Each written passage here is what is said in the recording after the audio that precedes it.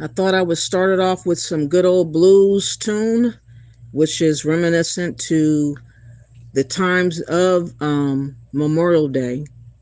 And speaking of Memorial Day, I would like to give homage to every service man or woman who has sacrificed their lives for the freedoms that we now have here today. And many people around the globe envies what our freedoms are all alike about. So salute to everybody and rest in peace to everybody's service people, family members who have sacrificed so much for us to be able to speak as we do, walk tall as we do, feel proud as we do, and everything that we're able to accomplish is all by the sacrifice of so many other people before us. So welcome all. I would hope that people that's going to listen to this as a replay would do me a favor and hit the like button. I don't know what I got to do to get people to hit that like button. It's as if I got to ask for me giving up a kidney or something. I don't know what it is. I guess my bluntness is not very liked, but nonetheless, I do tell the truth. And I hope that some people around the world would appreciate the truth because other people are lying all over the place. And it's nice sometimes to get the raw truth. So welcome all. Let me put this down. Please hit the like button if you would. What's up, Purple Rain? Thank you for being here. I appreciate you. I don't know why, but it slipped my mind that today was Memorial Day. And it is a holiday that so far so good, the Africans have yet to snatch from us. I mean, we have to look at everything else going on as of late. Juneteenth is being hijacked. Black History Month is being hijacked. Everything that we do, they are boldly and completely insane about taking over everything that is attached to us. And I'm really, really tired of it. There's got to be another strategy for us to deal with that. And we will be talking about that later. But first, I wanted to just go through what Memorial Day really meant and how it came to be for Memorial Day to happen. And it was a very, very genuine thing that free slaves did in honoring the fallen by showing respect and kindness. We kind of like showed the world how you should treat the fallen, how you should honor the people that sacrificed their lives. And our ancestors were the ones that taught that, not an African, not no other people from around the globe, not a Caribbean. It was our people. It was our people that did the deed of kindness. And it resonated so much to where they made Memorial Day. For many years, I didn't know that Memorial Day was started by freed Black people. I had no clue. And then one day I was on YouTube and someone mentioned the true meaning of it. And I looked it up and I was like, oh my God, we did that. There's so many things are hidden about what we have done in this country. And I want us to really absorb the fact that we had the spirit in us to be gentle and be like angels to the dead. We gave honor and praise to the dead for the people that sacrificed their lives. They weren't treated like trash or insignificant. Nowadays, when people die in other places, they're not treated so kind. But we have thanks to give to our ancestors and many other people that kept going this holiday. Okay, so let's get to the video. Fair use of all videos that I show for commentary and research, information, all the above, not meaning to impose, but to inform and enlighten for those that would like to know the true essence of what Memorial Day was all about, instead of it being told by other people's made up storyline. We gotta submit the truth as it is. So here we go. Imagine a hidden chapter in history, one where the first Memorial Day is not born from official decrees, but from the heart of freedmen in a war-torn city. This tale, lost to the history books and buried beneath the soil of Charleston, South Carolina. Join me as we talk about the forgotten story of the first Memorial Day. And if you like stories like this, you can find more stories like this at OneMicHistory.com. Also, you can support the YouTube channel, and I have a new channel, One Mic 2. Please subscribe. But without further ado, let's get started. Memorial Day's origins are shrouded in mystery and intrigue. Numerous towns across the United States vie for the honor of being recognized as its birthplace. Among those, Waterloo, New York, or Carbondale, Illinois stand out. Yet historians believed that the first continuous commemoration might be in Columbus, Mississippi, where in April of 1866, a group of compassionate women took it upon themselves to decorate the graves of fallen soldiers, turning their grief into a solemn tradition. However, a lesser known yet equally compelling tale comes from freedmen in Charleston, South Carolina. This hidden chapter came to light thanks to David Blight, a professor of American history at Yale University. On a fateful day in 1996, while digging through boxes at Harvard's Halton Library, he stumbled upon a treasure, a handwritten account of the first Decoration Day in 1865. Accompanying this narrative was a clipping from a New York Tribune labeled First Decoration Day. So, in the spring of 1865, the Civil War just ended. The city of Charleston laid in ruins, a somber backdrop against a slow march towards freedom.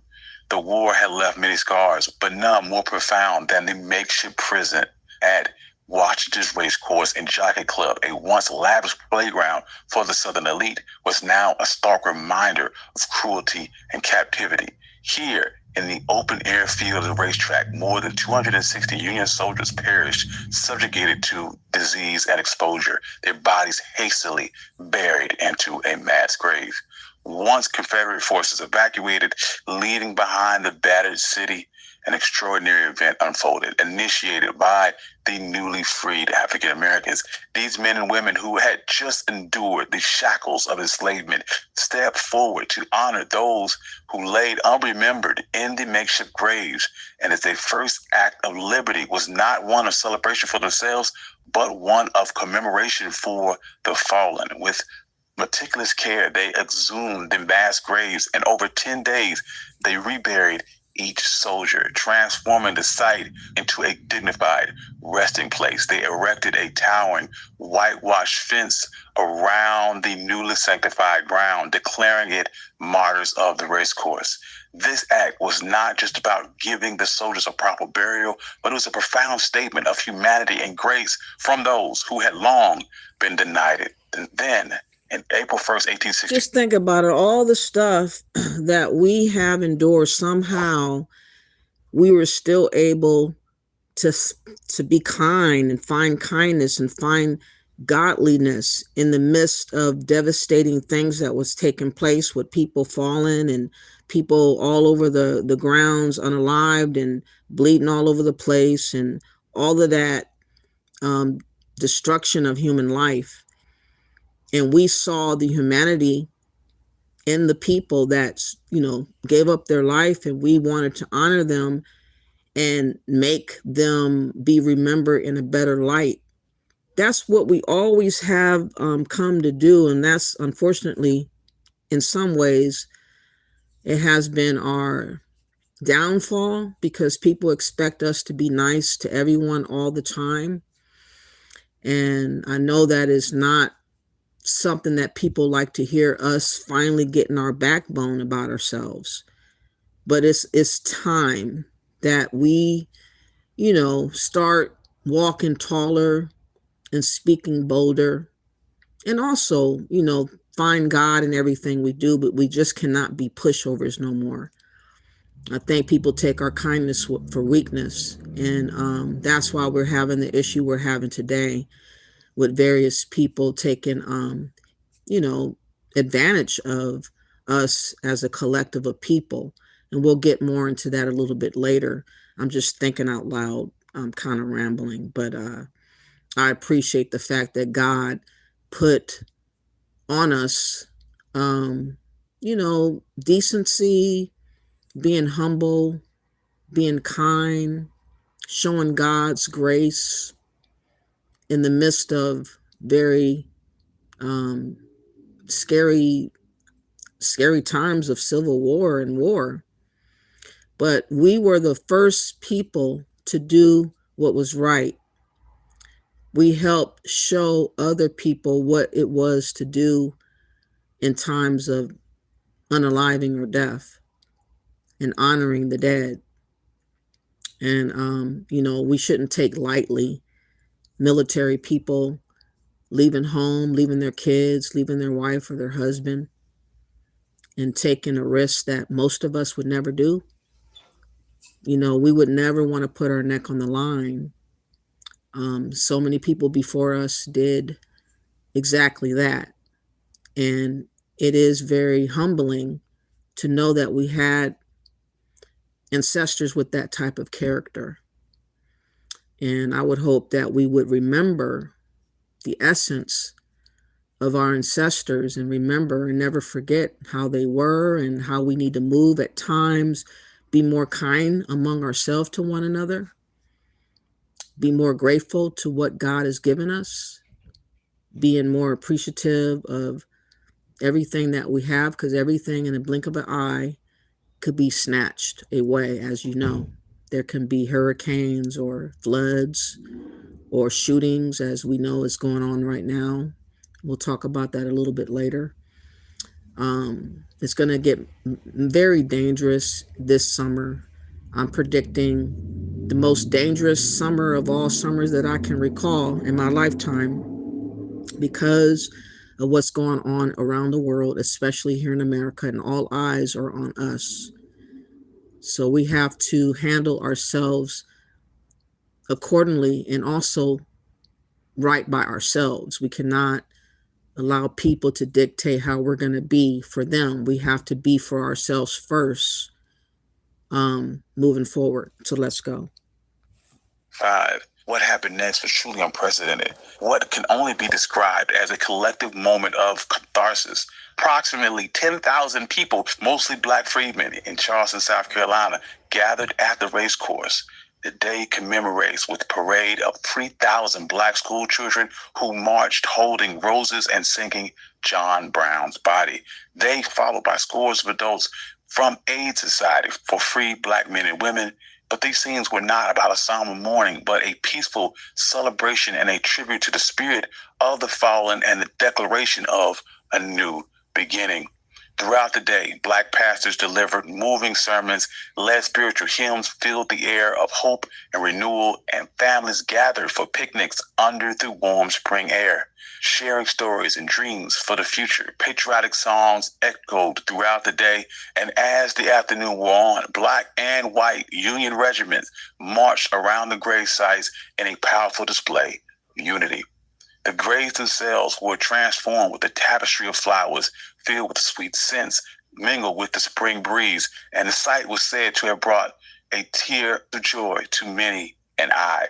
It was a heartful tribute, a moment of pure human connection from the depths of sorrow and strife. For many years afterwards, the story remained hidden, cloaked in the silence of the white community of Charleston. It briefly resurfaced in a forgotten correspondence in a 1916 letter from the United Daughters of the Confederacy in New Orleans, seeking information about a large parade of freedmen on a horse track at the end of the war. The reply from the Charleston chapter was regretful and evasive, stating that I regret I am unable to gather any official information in response to this. Decades later, Union General John A. Logan led a veterans group called for a National Day of Remembrance for Fallen Soldiers, which was officially marked as Memorial Day, March 30th, 1868. Celebrations began taking place at Arlington Cemetery, and with each passing year, the origins of the day in Charleston grew dimmer and faded from the collective memory of the nation. Fast forward to the 20th century, when the once sacred site of the old racetrack was replaced with urban development and the original graves were relocated to Beaufort's National Cemetery. Thus, the true origins of Memorial Day were overshadowed by a more formal national observance. However, the story doesn't end there. Many years later, at the Smithsonian's National Museum of American History, historian David Blight shared a forgotten history of the first Memorial Day. After his presentation, an older Black woman approached him, her voice tinged with curiosity and awe. She recounted her grandfather had told her stories of a parade led by freedmen on an old racetrack, stories that she always wondered if they were actually a part of family legend or something more substantial. She asked Blight, "You mean those stories are true?" Visibly moved, Blight confirmation, renewed interest, and validation to the legacy preserved through family tales but lost to the public knowledge. And as we celebrate Memorial Day each year, it serves as a reminder, not just for those who died in past wars, but also as a strength and resilience to who, despite being oppressed, have contributed profoundly to our shared history. Thank you. I'm your host, Country Boy. This has been One Mic History. This is the story of the first Memorial Day. If you enjoy stories like this, you can find more stories like this at OneMicHistory.com. Also, I have a new channel, One Mic 2. You can get audio-only episodes there. Okay, so like I said, I did not know the history of Memorial Day. To be honest, I never really thought much about people being unalived until I started hearing from, other people talking about it. And then I was more prone to research and understand the sacrifice. Like I said, many of us would never daringly put ourselves on our neck on the line. Everybody wants to get stuff for nothing. That's why so many people are flooding our spot here in America, because they don't want to do the sacrifice. And that's what I have been talking about. Most places that have change, blood was shed, war was fought, people were slain. And, we have to start honoring. I'm glad I'm older now and I can appreciate people now more than I ever have. So in salute of all our lost heroes, I'm going to play a little clip of this video. This was from today, where they saluted the heroes that have fallen, and have a moment of silence.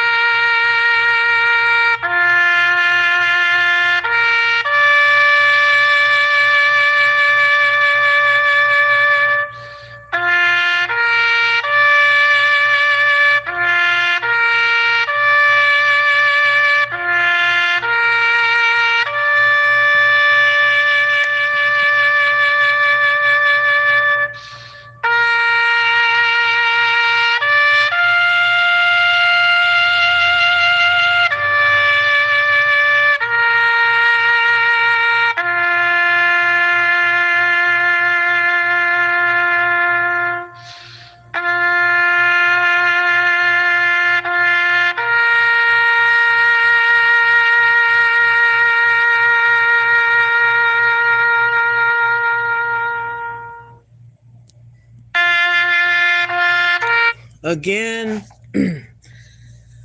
happy Memorial Day. Salute to the fallen, the heroes of America in times past and present, in present tense, and also future tense, because a lot of stuff has been going on involving the military as of late. And we also have a lot of heroes that are going to be helping to forward or stave off people from trying to do mass shootings and other things that they've been doing or think they're about to do. Our intelligence and people that's discerning, different things that's happening. We have to be very vigilant more than ever. We cannot take for granted anything moving forward because it's a very serious and trying time. I don't think I've ever been more aware in my life about what's going on around me, um, because so much is happening, whether we like it or not. Today, I really want to get into, because yesterday, I talked about Pan Africanism being used as a tool to colonize Black Americans. And I want to get a little bit more into that because I don't know what it is. I know I'm not the most entertaining, but a lot of people just want us to be used and abused by anybody and all people at all times. But we have to be aware of the games in which people are playing with us. A while ago, Tariq Nasheed, who coined the term the foundational Black Americans, did mention, and I absolutely forgot about him speaking about a chief or king of Ghana by the name of Alfred Sam, who did a scam coming to America, declaring he was gonna yet again get Black Americans to go to Africa. This has been a continuation upon history, upon different times that people have tried to get us to go to Africa, and they're not stopping yet. You see it happening even more with Ghana. They seem to want to take the place of the leadership and trying to facilitate our supposed return to Africa, whether we like it or not. And I wanted to go again and explain why Pan-Africanism doesn't work, but it is always used towards Black Americans. Nobody else. Nobody goes anywhere else to ask for them to return. It's always specifically for us to go somewhere that we're not from. And I am asking and begging Black Americans, do your due diligence and protect yourself, because there will be a time where we're going to have to stand up against these people that are causing themselves to, or calling themselves being over us. And we might have to go to the Supreme Court. We might have to sue the Democrats. We might have to sue the Congressional Black Caucus. We might have to sue Ghana. I say, please write a letter to somebody and certify it, whether it's Trump, whether it is a mayor, whether it is a senator, a Congressional Black Caucus member, or NAACP, somebody, to start a file that you can start building to showcase your distaste for what is going on around you in regards to everybody trying to regulate everything pertaining to us. Because like I say, people are trying to do a hostile takeover over our history, over our identity, over our future, and our goal moving forward. Everybody is decided for us what's best for us without our input, without our consent, and without our blessing. And, in my opinion, people are still on this high horse that, somebody out there is bound to get us to get up out of America, because that was written a long time ago. Say these people that are foreigners. Say these people that are also racist. Say these people that are in cahoots with the people that would like to see us go. And they're coming in the guise of unity and Pan-African talk nonsense to trick you and I out of our better thoughts of thinking for ourselves and seeing what we see and what we hear. I'm so tired of people taking advantage of us and expecting us to just play nice, walk softly, be sweet no matter what. We're not Jesus, okay? Yes, we know Jesus died on the cross for our sins, according to Christianity. I more or less believe in the Creator God being ever present in my life, showing me things at a nick of time before things happen to help me move ahead of what's to come. And I've always had this gift since I was a child. That's why I say things before they happen and it doesn't make sense or rhyme or reason at the time. But I see how Ghana has been ratcheting up their assault on us and doing all the things that we are not okay with. And people expect us nonetheless to still feel obligated somehow because these people claim now to be black. And they're really, in my opinion, and I hate to say it as bold as I'm going to say it, but they are arch enemies. These people want to destiny swap us out and replace our destiny, our legacy, with their non-active, productive existence. They haven't produced shit. They have not overcome nothing. They have not sacrificed nothing. And so they want to attach themselves to people that have done all those things and get cred and get credit for nothing. These people are deceitful, again, wicked, malicious, and in the end, you're going to find out that they're really not for our betterment. That's why I speak so boldly, because I know God has always shown me. Like I said, a couple of years ago, 2-3 years ago, I said first that Ghana was coming for our reparations. People laughed at me. Oh, you crazy. Laughed me off the panel. And 3 years later, they did exactly what I said. Started with President Addo, that came up with the bright idea of talking about our reparations. And now you have President Mahama talking about having a meeting next month, talking about our reparations. This man cannot gather these presidents from all over Africa to discuss Ebola. They can't gather, discuss how they're going to strategize to take care of themselves with all the large population that they have on the continent. They have a young population that's going to be way over the capacity to take care of, really. And they still are stuck on us. They're putting everything in the basket and they're putting everything on what they're going to do to us to make their situation better.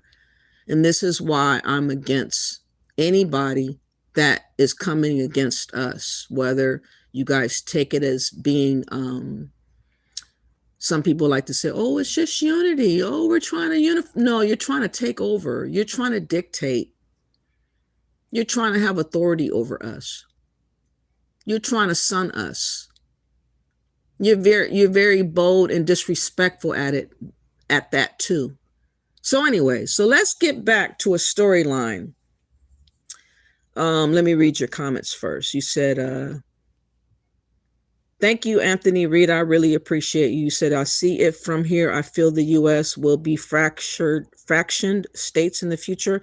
I hope I'm not alive to see all of that, Anthony Reed. I don't think I can take it. But how is the Republic of Colombia, by the way? How's the weather? Do you guys celebrate any of the holidays that we celebrate? Just wanted to know. You said, my question is, how will Africa make FBA go to Africa against their wishes? This is what, Anthony, strange enough, they keep attaching policies and making behind the curtain deals with the Democrats when it's all going to hit the fan, trust and believe. People are sensing what I'm sensing a little bit now. And when they try to come full force for us, we're going to have the word. Well, we're going to have a definitive rebuke and denouncement of all of these people. But people, for the most part, my people, for the most part, they trust a lot more than they should. And they believe people couldn't go too far until it happens. I'm kind of like the type of person that doesn't want things to happen and then I say something. I want to be ahead of whatever's about to happen so that I can be in tune with the action of what they're doing and also be able to take them to court if I have to. Because again, a foreigner in another country that I'm not from, I'm not allowing them to claim me. I don't give a damn what they're talking about. And I feel like, honestly, if every Black American individually would write letters, make a statement to Trump, and also the Department of State Department, and the mayors and governors and all this type of stuff, flood the system with our grievance against Ghana, our grievance against Africans and these Pan-Africans and these globalists and the Democrats. We would work so much better if we did that. I don't know how we lost our way and getting so comfortable where we don't feel like we have to do anything anymore. We always had to do stuff. Frederick Douglass did it. He did writings and speeches and met with the president and other advisors and everything like that. Malcolm X did, and Martin Luther King did. That's how we got things done. Now we don't have the leaders that's in the mud with us at the same time anymore. We have people that is far removed from struggle, and they're living on a high horse, and they're looking down on us like, oh, you're going to do what I say, not as I do. Martin Luther King and Dr. Martin Luther King, rather, excuse me for that, and Malcolm X, they were in tow with our struggle. They felt the heat. They were unalive. You know what I mean? They gave the biggest sacrifice for our cause. They were in the gutter with everything we were going through. There's nobody like that no more. Jesse Jackson didn't do that when he was alive. He was spared from any type of attempt on his life because he was in the back pocket of the Democrats. And we do not have an authentic leader for real for the last, since Dr. Martin Luther King died. We have not had no real man or women stand up for us where we are right now, here and now.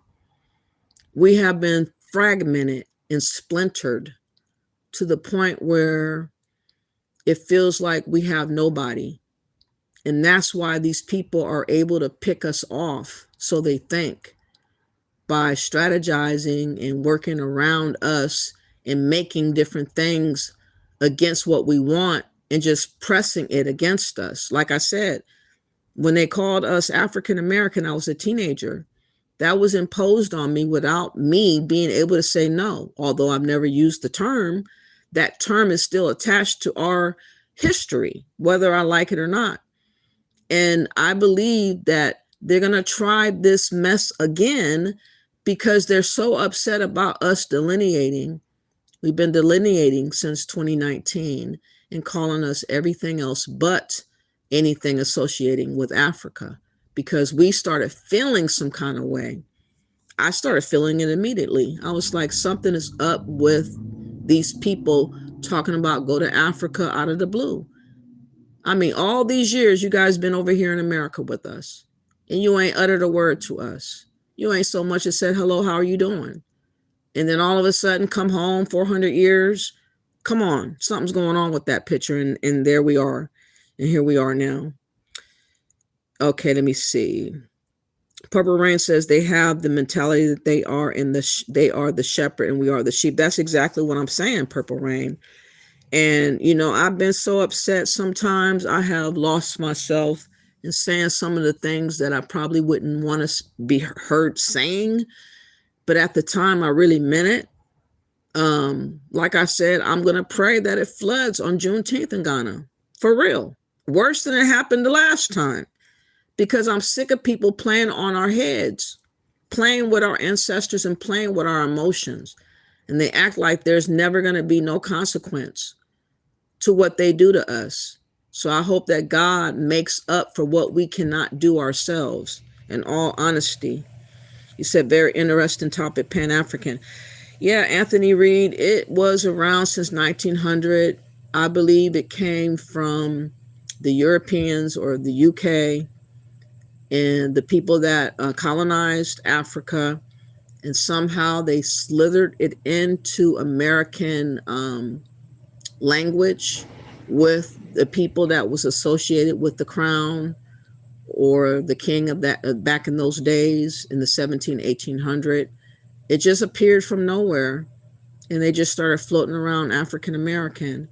But like I told y'all yesterday, Richard Allen, he thought he wanted to be called African American, and then when he realized that the American Colonization Society were trying to railroad him to Africa against his will, when other people said and protested against it, he realized it was a setup, and he had a second thought. And that's where we are now. We do not want to claim things that we do not want to have long lasting in our lives. People thought it was cute at times to associate yourself with Africa, because you didn't think you were ever going to have an issue with the things we're having now. But everybody is so serious about us being made over for them to have control and have access to our history and our money. That's why it's getting more serious today. You said this administration won't give them a dime. Oh, I know they won't give them a dime. But Purple Rain, I'm worried about if the Democrats get back in office. That's what I'm wondering about. You said, I'm an American. Colombia is great for food and cheap living, but security is a lot better in U.S. Oh, I can imagine. Is that where they do a lot of passport bros go to Colombia or whatnot, and they get drugged and put to sleep, and they get robbed and whatnot? Is that one of the places that it happens at? I think I heard about that. You said healthcare is better here than U.S. Is it? You said FARC, and ELN, which are communist groups, but are in the south of Colombia, also at the borders of Venezuela, Ecuador, Peru, but Trump's going to change that. Yeah, he is gun-ho and doing a lot of stuff. You said Colombia has been friends with the U.S. for 200 years. Is that right?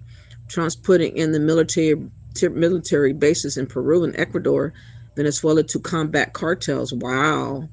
It's called, okay, yeah, oh, yes, I've heard of that. And a lot of those women, they wait for you guys to get a hold of them on those Tinder or whatever you call it, and you get all jacked up. But what I want to let you guys know is all the trickery that has befalled us. This is not, it has never been one and done. I thought Marcus Garvey, but I remember Tariq Nasheed did mention this King Alfred plan, and this guy was from Ghana. Again, everybody comes to America to hustle us. Everybody comes to America to talk about we need to go back to Africa. Everybody got bright ideas for us. They don't have bright ideas for Africans. They don't have bright ideas for people on the continent. They don't have no strategy. They don't have no solutions.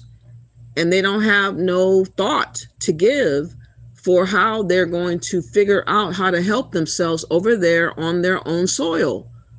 All they think about, all they obsess over is how they can somehow get ahead of us, get control and contain containment over us.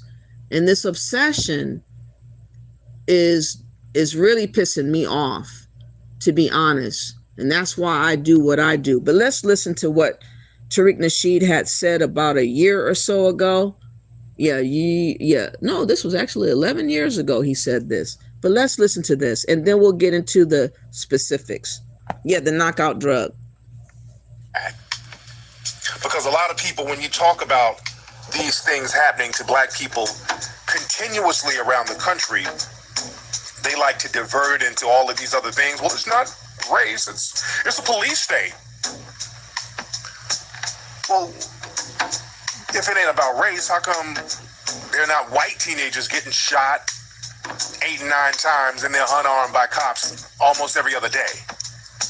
How come they're not rolling out tanks and police dogs on innocent unarmed white citizens? You don't see that ever. So let's stop with the whole thing about it's not race, because we have a race problem in this country that we refuse to address on a national level with those in the dominant society and many of those in Black America. You get shamed into not talking about the race issue. But again, I always acknowledge that first. You always acknowledge that first. Trying to talk about certain issues with the elephant in the room, and the elephant in the room is white supremacy, you're just going to be talking in circles and you never get it solved. That's why we keep going in the same circle. Over there in Ferguson, the other day, they had tanks and dogs out, and innocent protesters had their hands up. It looked like a scene. Hold on, let me make sure I'm on the right timeline. Oh, hold on, let me move this forward. Before I continue, there is a such thing called black supremacy that I figured out with what Pan-Africanism is all about. There's a hierarchy of people that are looking at us like we're still slaves. There are people speaking on against us having control over our own narrative. These Pan-Africans and others. Hold on, let me make sure I'm at the right spot. They wanted to do all this stuff, and they wanted to set it up so they can do it with minimal collateral. Come on. There's documents on this stuff. It's been renamed the Rex 84 project in the 8th. They had dirt. Over in Ferguson. Man, I just lost my spot. One little iota. The hell? Was they left the body in the street walls. Some that did not, but there were. Hold on, I had the spot verbatim and it erased my spot, and I don't know where the spot is at now. How come they're not rolling out tanks and? Come on. First of all, before I get into the game, don't forget to go to Hidden Colors Film now, and it could still have a few months from. I'm gonna have to look for that. I don't know how that happened, but I had it on the right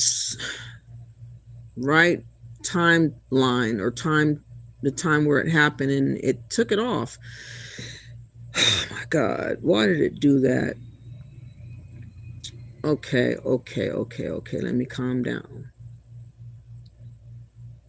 Okay. Everybody tries to make Pan-African seem as if it is the next go-to thing. It has always been the correct movement for us to do. But again, it's about us doing it and them not doing it. Nobody else from anywhere else is made or burdened to do what Pan-Africanism calls for us to do. Everybody thinks that we're supposed to be the person or the people that's a mule for everybody else's issue and struggle and plight. And again, it's about pimping us. It's about making us be less than for the sake of other people to be more than us. People are not comfortable with us being top-notch black folks like we have been always known to be for generations. You always have heard of Black Americans throughout the history of the world. No other group of black folks or so-called melanated people have ever had the luxury of being talked about. Every waking moment of every year, every day, every week, there's always somebody somewhere being brought up in regards to our lineage. Not so much when it comes to Africans and Caribbeans. It is hard pressed for them to even be acknowledged. And I think that this is why they are feeling like they have to do this to take away our shine and to shine the light on themselves. But again, it's out of jealousy and envy that they feel like they need to get ahead of us and push us out the way. They're not respecters of what we have done for the collective. They're not respecters of what our ancestors have done to sacrifice for everybody to be here and to thrive.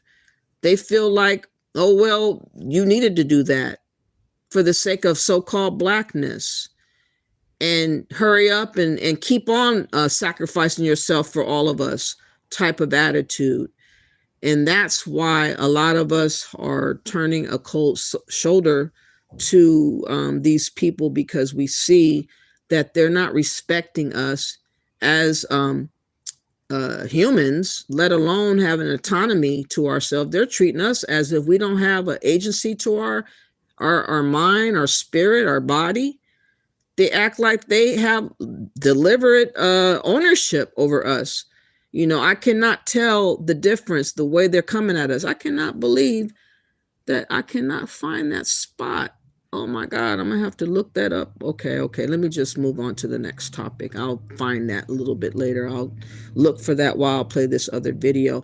Again, happy Memorial Day. I hope that everybody stays safe. I hope that everybody will steer clear of crowds. Like I said, there's always somebody waiting to maximize harming a massive number of people. As you guys know, there's been lately a lot of unalivings and other things that have happened. I think I can show a little bit of what happened recently before I forget. Let me get to this real quick. Hold on.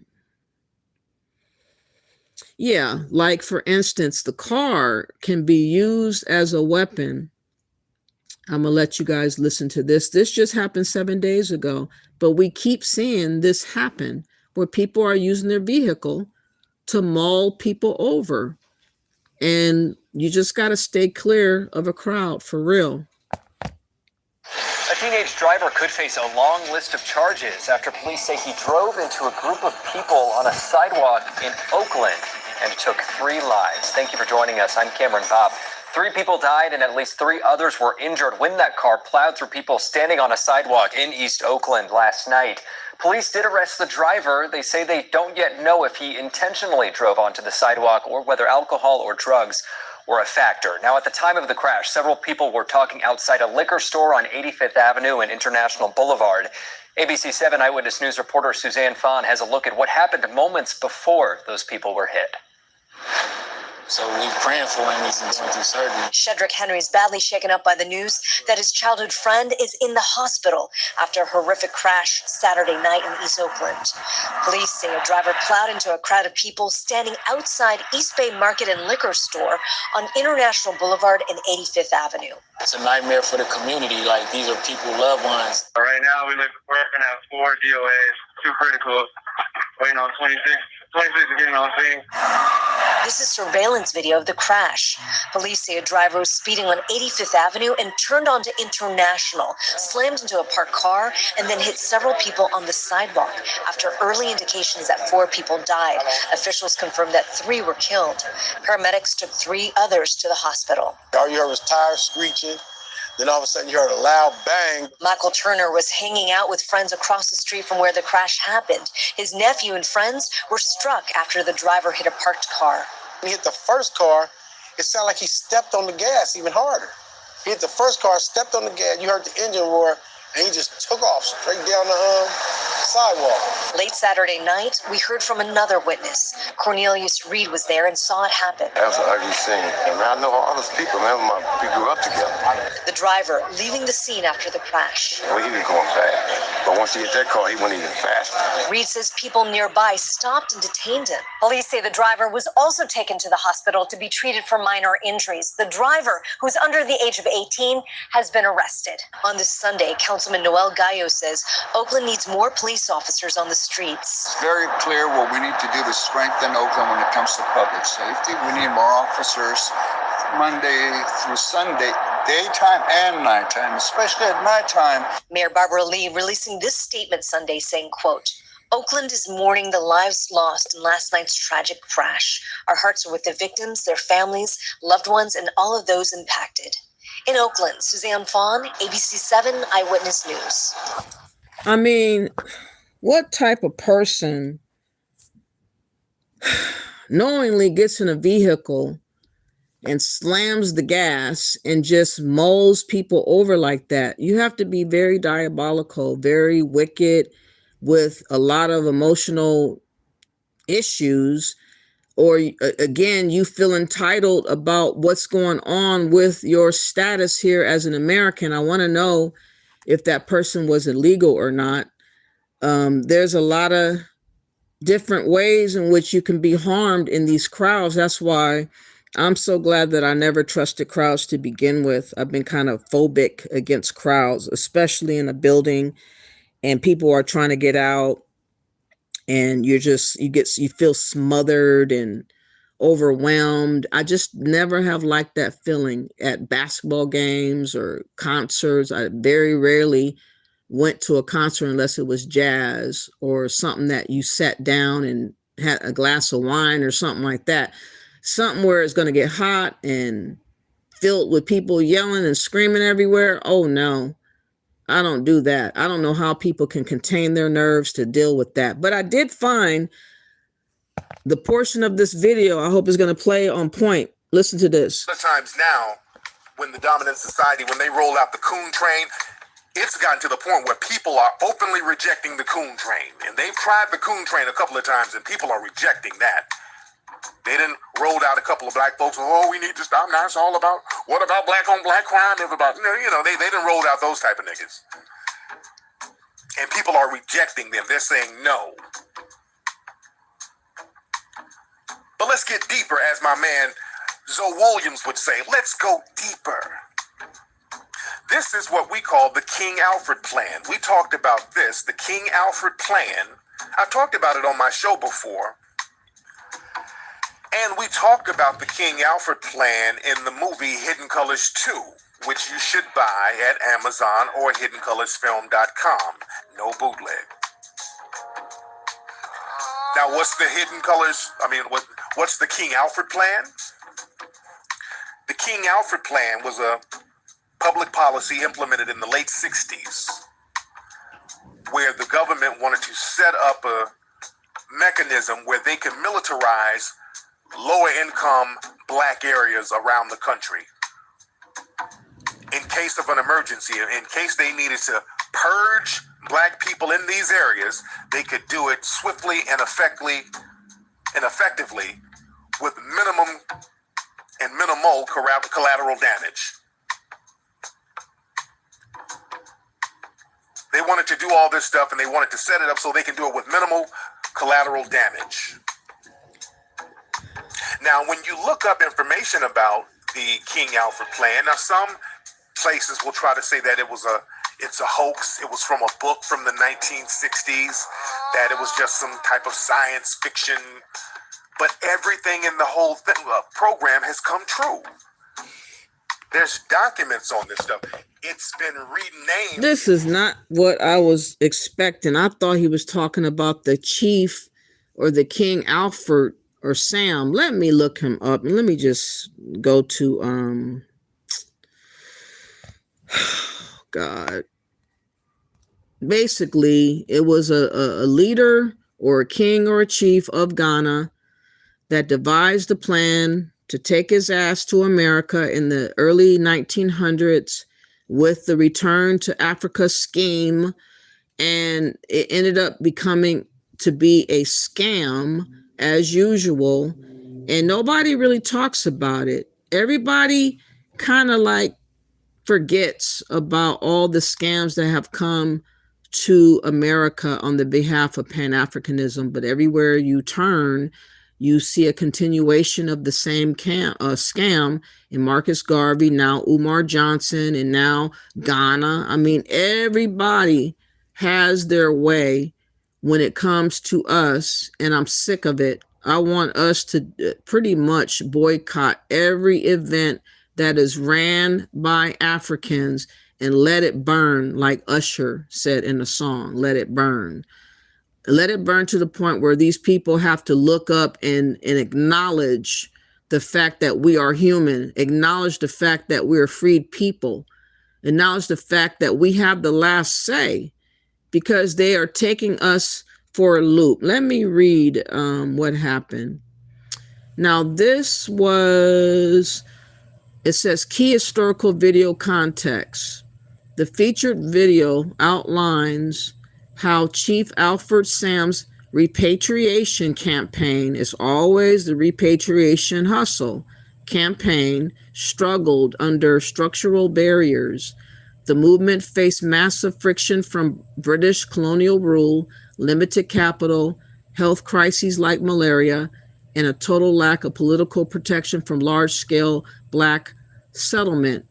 While the operation collapsed and left many investors devastated, historians emphasizes that the failure was structural rather than purely ideological. Of course, they want us to believe in the concept still, because that's what they keep bringing back every few years. It says his early efforts untimely planted the practical seeds for Black economic empowerment and global e-migration, paving the way for later figures like Marcus Garvey. Again, it was in the 1900s where this person came to be known. He came to America. Everybody always finds their way in America to try us for another lie of whatever. So this guy was around supposedly from 1881. They don't really know the time when he had died, but he inspired, supposedly, so they say, hundreds of so-called African-American people from Oklahoma to follow him back to the ancestral home, Africa, expounding the virtues of Africa's Gold Coast with tales of diamonds lying on the ground after a rain, trees that produce bread, and sugarcane as large as stovepipes. Sam, who claimed to be an African chief, sold passage to Africa in large camp-style meetings throughout Oklahoma in 1913 for purchasing $25 worth of stock from Sam's Akim Trading Company. An African American could retain passage for the whole family to the Gold Coast of Africa. Sam claimed he had access to land that the group could colonize. Hundreds of Oklahoma families not only purchased the stock, but sold their possessions to take the trip. Government agencies from Oklahoma, the United States, and England discouraged the enterprise, and most Black American newspapers attacked the chief in his scheme. Nevertheless, the adherents could not be swayed. One of the leaders in Sam's movement published The African Pioneer at the all-Black town of Boli to champion and defend the venture. Chief Sam raised enough money to purchase Liberia, an old iron-hulled, screw-type German steamer in New York.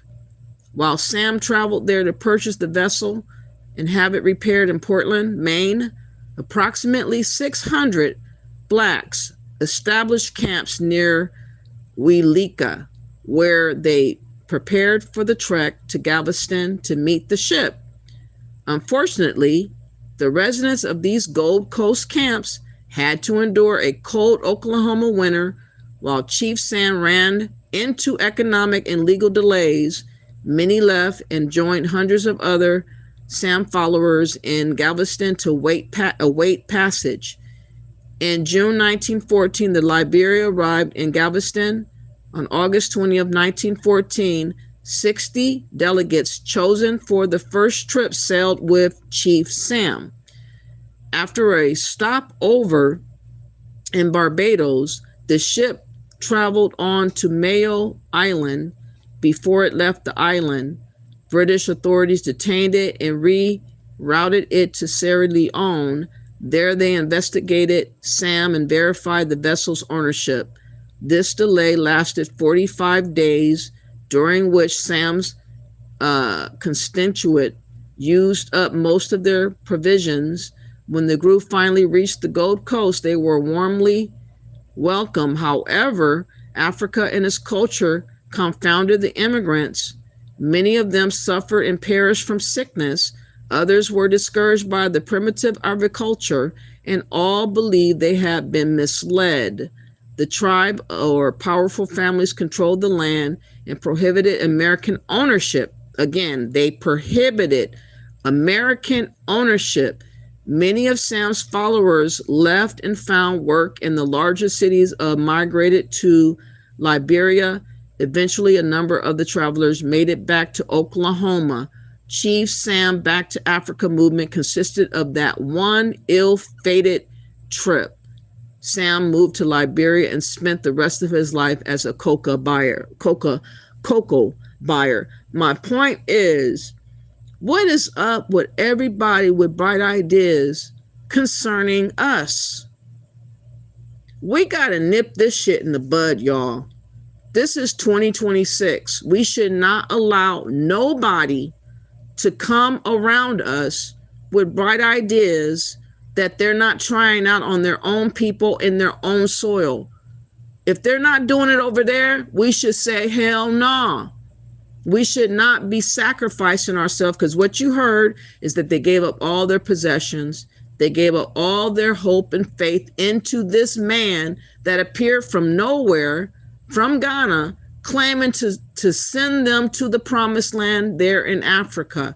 And every single time, we risk it all. And when we fall, we have nothing to fall back on to. And they know that. But they make a killing off of us being naive, being trusting, and giving up our mind to these people that have a bright idea. Enough already. Pan-African is over. Marcus Garvey failed.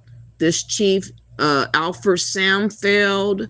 Omar Johnson's failing. How many examples do we need to understand that Pan-Africanism is not for us, and that it is a tool used to trick us out of money and also cause us to risk it all and get colonized or get ripped to pieces with nothing to show for? I mean, my God, how many ways can we go through it? So again, I talked about Pan-Africanism. I want to now have you guys listen to a conversation that was had on another channel.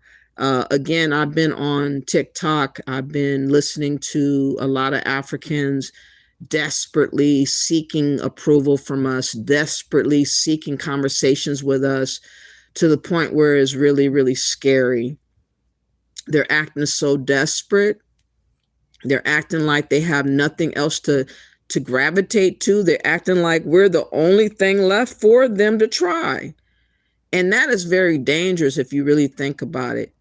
You know, you should not put all your eggs in one basket, but they're putting everything in our basket, and they're demanding that we deal with them and have them in our life when they're not a benefit to us at all. And they never will be. It's all about what they can get from us. And it's all about us losing what we got. And I just am tired of us being on the other side of losing while everybody else gains, while trialing and erroring with us. So there is a YouTuber by the name of FBA Gatekeeper. And he did, ironically, have a video on the same topic I just did yesterday about Pan-Africanism. And of course, you have a lot of Africans trying to convey to us how righteous and just Pan-Africanism is. although they don't practice it in their own home country. They don't go to Africa and tell the Africans how better it is for them to do. They're always solely in our faces talking about it. So let me get to that video real quick. If you guys could please hit that like button. I understand that I'm kind of redundant in this conversation, but the reason I'm being redundant because something major is going to happen soon. Again, next month, there's a whole lot of movement with people hijacking Juneteenth in Ghana, using our name yet again, using our history, and we got to start getting ahead of what's going on around us. So this guy asked the question, does Pan-Africanism work in Africa? Isn't that a just question to ask? If you are going to come to a people in a whole nother country or continent that is 10,000 miles away from Africa, if you're going to talk about something called Pan-Africanism, I believe you should be having it going on where you're from. I believe you should have some examples of how good it worked. If people don't have a history and examples of it working in their own home country, why would we believe anything that they say? There's so many people that blindly, like a mule, follow behind anybody that talks the talk of Pan-Africanism. And unfortunately, a lot of them are Black Americans. And a lot of them have the nerve to even be men. Like, my God, what happened to discernment? What happened to you, like, testing the spirit, like the Bible described? What happened to you being a protector over your own money, your body, your health, everything involving you? What happened to that? Why are we so gung-ho to give the best of ourselves to anybody that says, hey, I have a plan for you? We got to knock that out. We got to stop that. And we got to stop listening to these Negroes like Umar Johnson and others that speak of Pan-Africanism all the time. That does nothing for us. We have got to cut them off and tell them to go to Africa and make it work over there and come back when they have results to show and prove that they have actually accomplished something. If they don't have nothing to show, if they ain't got no receipts to show, we shouldn't be listening to them. Okay? Kwame Nkrumah became the first president, African president of Ghana in like the 60s. I believe it was like 1966 or something like that. Right. Sometime in the 60s. So with that being said, he was a Pan-African, famously. He started off good, but he ended up turning into something like a dictator. So the reason I asked you that question earlier is because... And that's another thing. Hey, what's up, AI? How are you doing? Happy Memorial. I hope you're safe and staying out the way tonight. In case you are celebrating or drinking, and anyone listening, if you are drinking, definitely be mindful not to drive. You know, there are going to be many police people out, probably setting up shop, you know, down the street and around the corner for you to make a mistake, for them to get you and cuff you up and fine you or throw you in jail. So don't let that be you. You know, anybody out there listening, please be careful and just do right by yourself. Always think about, you know, how one day can change into a lot of circumstances that just mess up your whole life. I've heard of many stories of people that had DUIs and they ran into other people and they unalived people and they got charged for manslaughter and all these other type of things behind them drinking one night too many and making the wrong mistake and going behind the wheel. It's best to be safe and not sorry. But yes, you said this story is giving me a headache. I know it is, AI, and the reason why I'm being kind of redundant, because again, if it was not for Trump, to be honest, we would have been in a lot more trouble with the Democrats in power. I'm trying to get ahead of things because I don't know what will happen in the next couple of years. So we have to get it right in the next couple of years before any Democrat has a chance to get back into office. so that we state our own claim and we make what we desire known, so that when they come back into office, they can't just push us aside and force us into something against our will like they thought they were going to do. Again, we have so many different enemies right now surrounding us. It is unbelievable. Everybody's circling us. Everybody has expectations about us. Everybody wants us to do this and that and the third. They want us to be used up and spat out for them, but they don't desire for us to have anything good for ourselves. Nobody wants us to claim anything as our own. Everybody's trying to strip us without anything to hold on to, and it's ridiculous. But listen to this. We're going to get into this conversation. You're going to hear the Africans come on the platform, and they're going to try to speak good and well about Pan-Africanism. It sounds good, but it just ain't true. It sounds good. It's just not applicable in Africa, and it's definitely not applicable here, because everybody comes to America to take. They don't come to unify and join forces with us. They come to outdo us. They come to strategize, to snatch from us, and they come to try to be overlords over us. They're not here to unify. They could care less about Pan-Africanism. They want us to have the mindset of a Pan-African so that we can be dumbed down and foolish for them to just take candy from a baby. That's all it is. But let's get to this. Over 60 years is a long time to be trying to practice Pan-Africanism. And I think from that standpoint, it's more than fair to look at it and judge it. 60 years is a very long time. That's a whole lifetime. Some people don't live to be 60. I'd say a minority of Africans are Pan-African, though. So to ask if it's working out, it hasn't even started yet. It hasn't even been implemented in our systems, in our political systems, or anything like that. So you can't really judge it off of, it doesn't make any sense. It does, though. It doesn't work. It doesn't work. I think it's fair to judge it at this point. I mean, and let's be for real, Pan-Africanism has been around since the 1800s. Martin Delaney started it. So y'all had more than enough time to know what Pan-Africanism is and to come together, and y'all haven't. Africa is, by and large, tribal, and y'all know this. Even in Nigeria, their own president says he doesn't believe in a one Nigeria. So there goes your Pan-Africanism. You talking about people not giving it a chance, but your own people are not giving it a chance because they don't want to come together.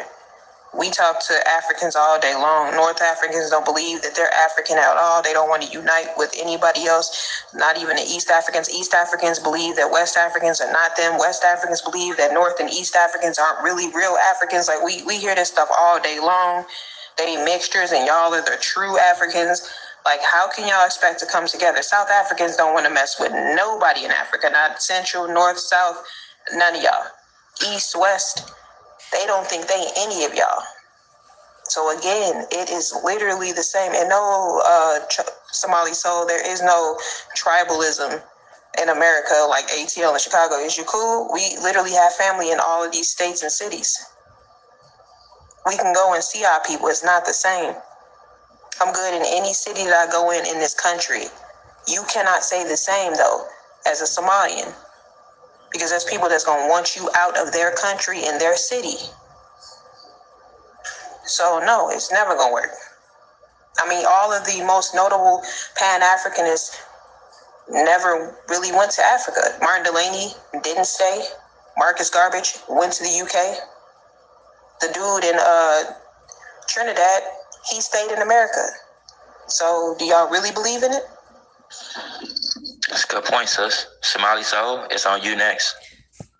Before I let that continue, I wanted to ask y'all, do y'all know anything about how to cease and desist somebody? Is there specific lawyers that we can contact? Because I believe that we should possibly look to cease and desist Ghana and the Congressional Black Caucus, the NAACP, the Democrats. I want to look into that. and get one of those people. I think that if we all contributed to finance a cease and desist to somebody to put it on the record that we did this year, we have to do a lot before any opportunity for a Democrat to get in office. And I've never done a cease and desist before, but I know that people have done this all over the place. I've heard people, even on YouTube, use a cease and desist on people. I just wonder if you guys have any information that you know about, or how we can go about seeing who we need to cease and desist, because I'm sick and tired of these people just running amok and nobody checking them. I'm sick and tired of them circling us and acting like, just flies in our face all the fucking time. I'm sick of it. What's up, The Rock? How are you doing? You said contact the lawyer in your area that deal with civil litigation for Black. I look into it for you. I appreciate that, Reed, because I really, truly, I wish we could just class action suit somebody. We need to start defensively attacking back somebody that's doing too much.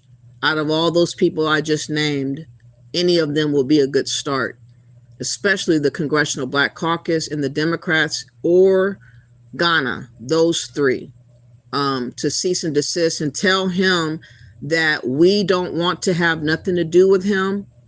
And in fact, we'll be talking about Ghana or any other law or provision or policy that they come up with. It cannot be involving us, because in my opinion, if they're talking about going to Africa, start with the Congressional Black Caucus. Whoever signed off on a policy, those bitches need to be going back to Africa, not us. And I bet you they will look stupid as hell if we tell them, if you believe in Africa so much, you first, you take your ass to Africa, because none of them want to go. They just want us gone, okay? You said it is more of an internationalist. Yeah, I believe it is. You're right about that. It's okay. Legal international issue. Okay. Yes. Tell me where to go. Please. Anything you know, please let me know. Anybody on how to keep my mind from tripping. I'm tired of feeling this anxiety. I'm tired of people playing in my face. I just don't like stuff to go on indefinitely. So let's get back to this. What's up, Somali? Go ahead. Hey, hello. And first of all, yeah, I'm Pan-Africanist, but I'm also Pan-Black Americanist. So I'm both. Come on now. Both black. Okay, I get what you're saying. Okay. And secondly, what I meant by, in America, people, for example, represent their cities. You're a Black American, but maybe you're from the South, maybe you're from Atlanta, maybe you're from the Midwest. In Africa, that tribalism is kind of like that. You're from which region of Nigeria? I'm from the West, I'm Yoruba. I'm from the North, I'm Fulani, whatever. So it's just a representation.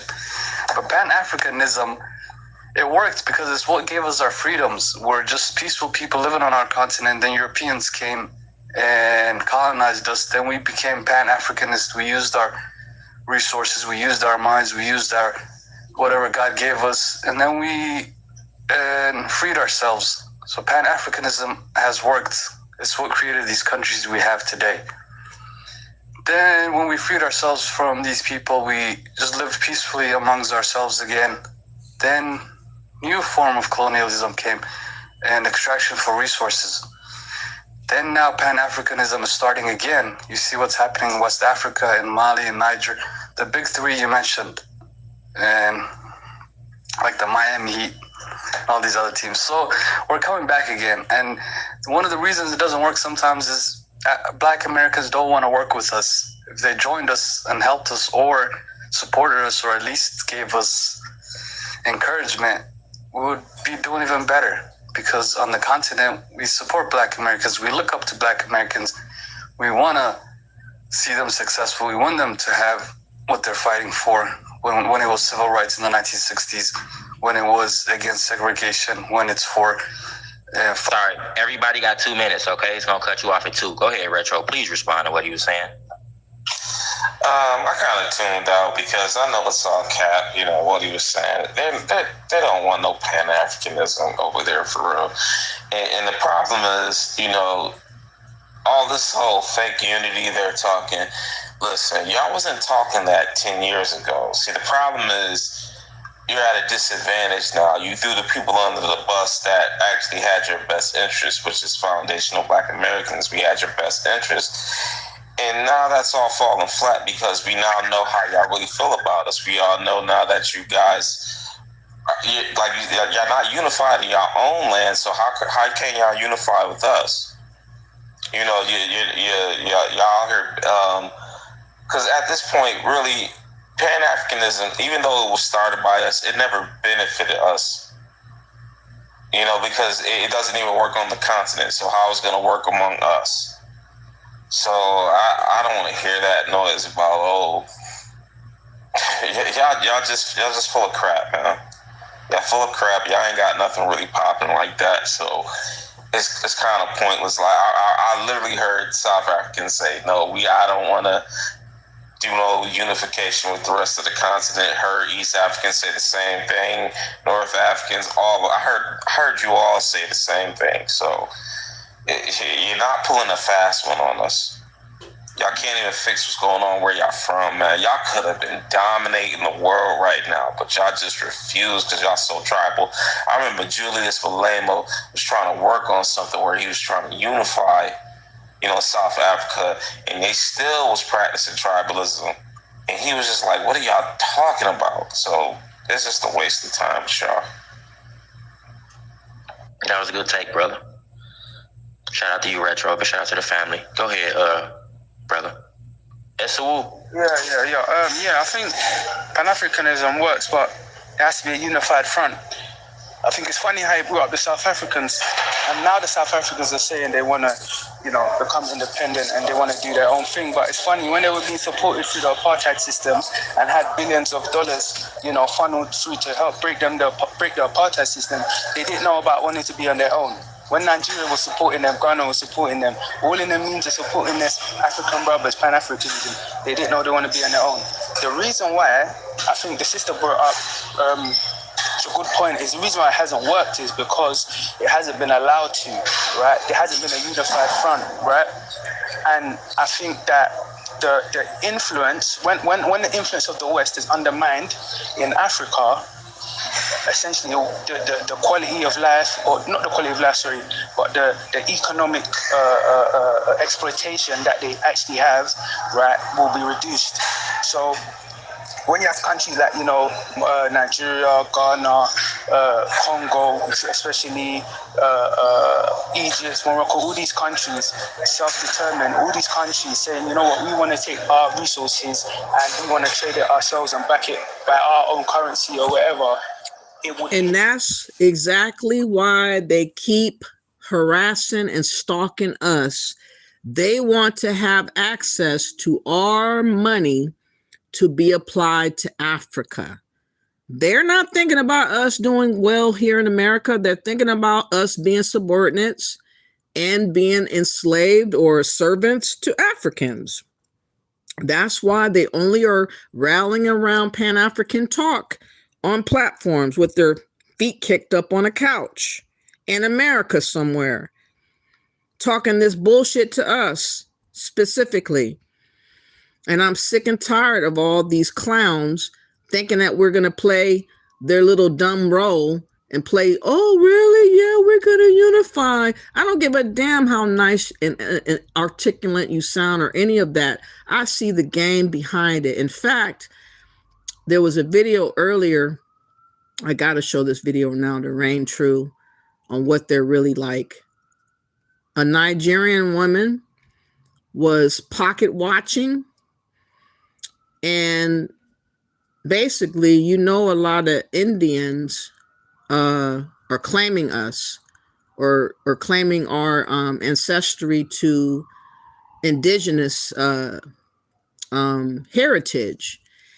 And this Nigerian woman had the nerve to say she was concerned that we were being recognized as being indigenous, because they won't have the leverage to fuck with us like they want to about us being African versus us being indigenous to America. And they're very, very anxious about us claiming any other heritage other than African. But that's the truth. The truth is we're not one thing. The truth is we are a melting pot of races within us. There's nobody like us here in America with all the mixes that we've had over the 400 or 500 years here being in America. You can't duplicate us like that. You have to have centuries of us having our admixtures and whatnot. And they don't want us acknowledging any other admixture. They said, well, if you recognize the white man, are you in support of you being raped? It's like, we don't think about all that. We're just letting you know we're not you. We're letting you know that we have ties to this land more than y'all. We're letting you know that we consider ourselves American first. And that is a problem to these Africans that are trying to colonize us. And they're going to have to get over themselves, because like I said, if I get the right lawyer, man, we're going to do magic on that ass. I would be the lead person to sue. I don't give a damn. I'm tired of y'all messing with us.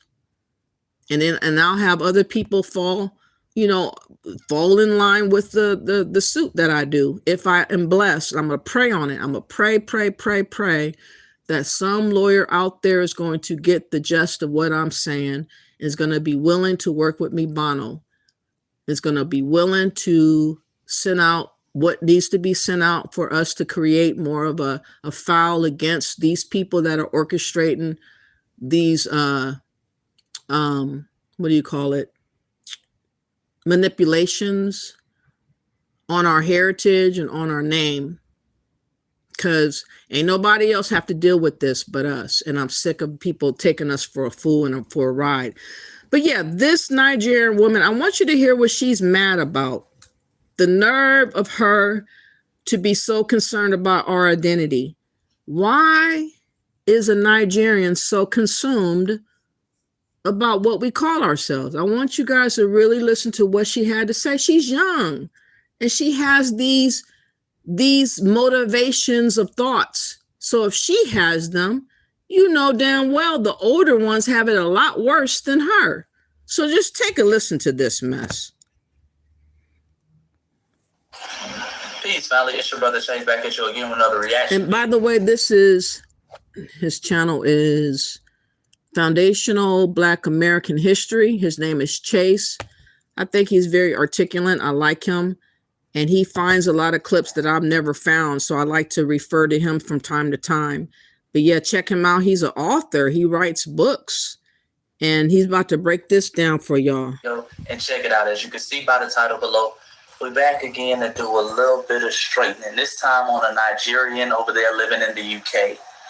Who was very concerned that a lot of these so-called indigenous tribes have come out recently and acknowledged, Black Americans' indigenous ancestry. And this is very concerning, allegedly, for people in the diaspora, like these Nigerians living in the UK. So they're asking. First and foremost, we are not a part of a diaspora. They made it up. They placed us in a diaspora we are not belonging to. Most people that's a part of a diaspora are actually from the continent, and they migrated somewhere else and they have a home country to call home. We do not have no such thing.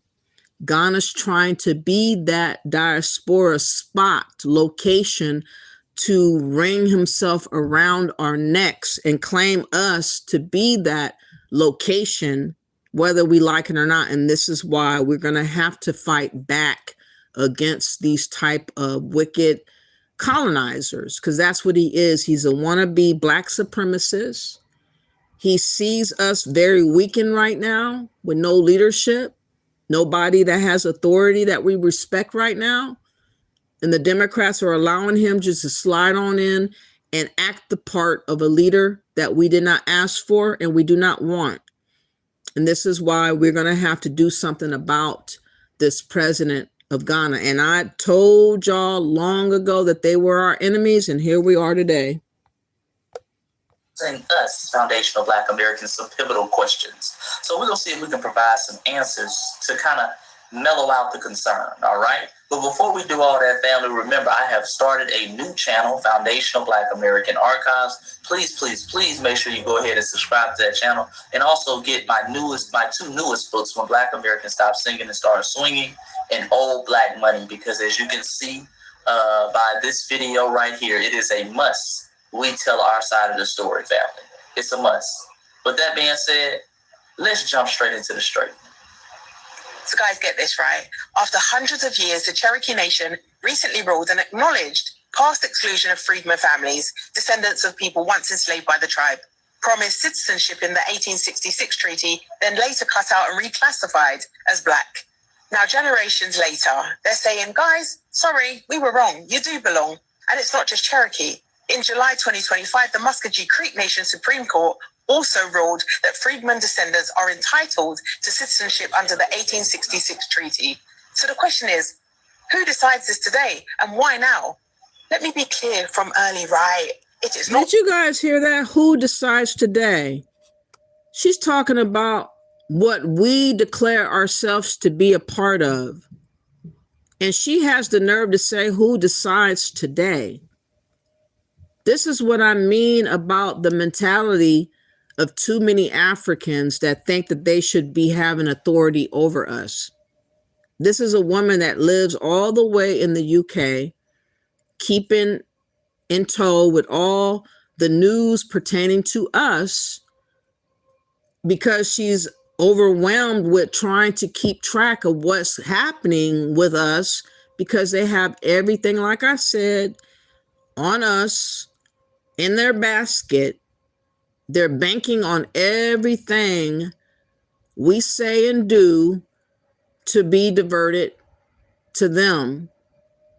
And they had the help of the Democrats, the help of the Congressional Black Caucus, the help of the CARICOM, the help of all these other nations that have made deals behind the scenes. The only people that have not been talked to about anything is the actual people that is us. But she is concerned about who will have a say. Why would she even say such a thought? This is how they are. They think that they should have authority over us. And this is why we need to do a cease and desist. We need to bar and block all these people from having access to anything pertaining to us, because they're very dangerous. Listen to this bitch. It's my fight to say who is or isn't indigenous to America or Africa. That is not the argument here, and I'm not questioning anyone's roots. What I am questioning is timing. Black America is at its most successful point in history. Census data shows a growing share of Black households now hold net wealth above $1 million. Though the exact numbers are debated. You see how she's counting how much money they have figured out. They have done talks, what do you call it, case studies, looking at our money, looking at who has money, who does not. I mean, they're counting our dollars before we count it. I mean, these people right here should not be trusted. These people right here are not our friend. They're not our family. They are our actual foe. And you're hearing her being emboldened to talk this crap because everybody else is on her side. We're the only ones that are the last Mohegan that's against these people that's trying to just take control over us. But listen to her.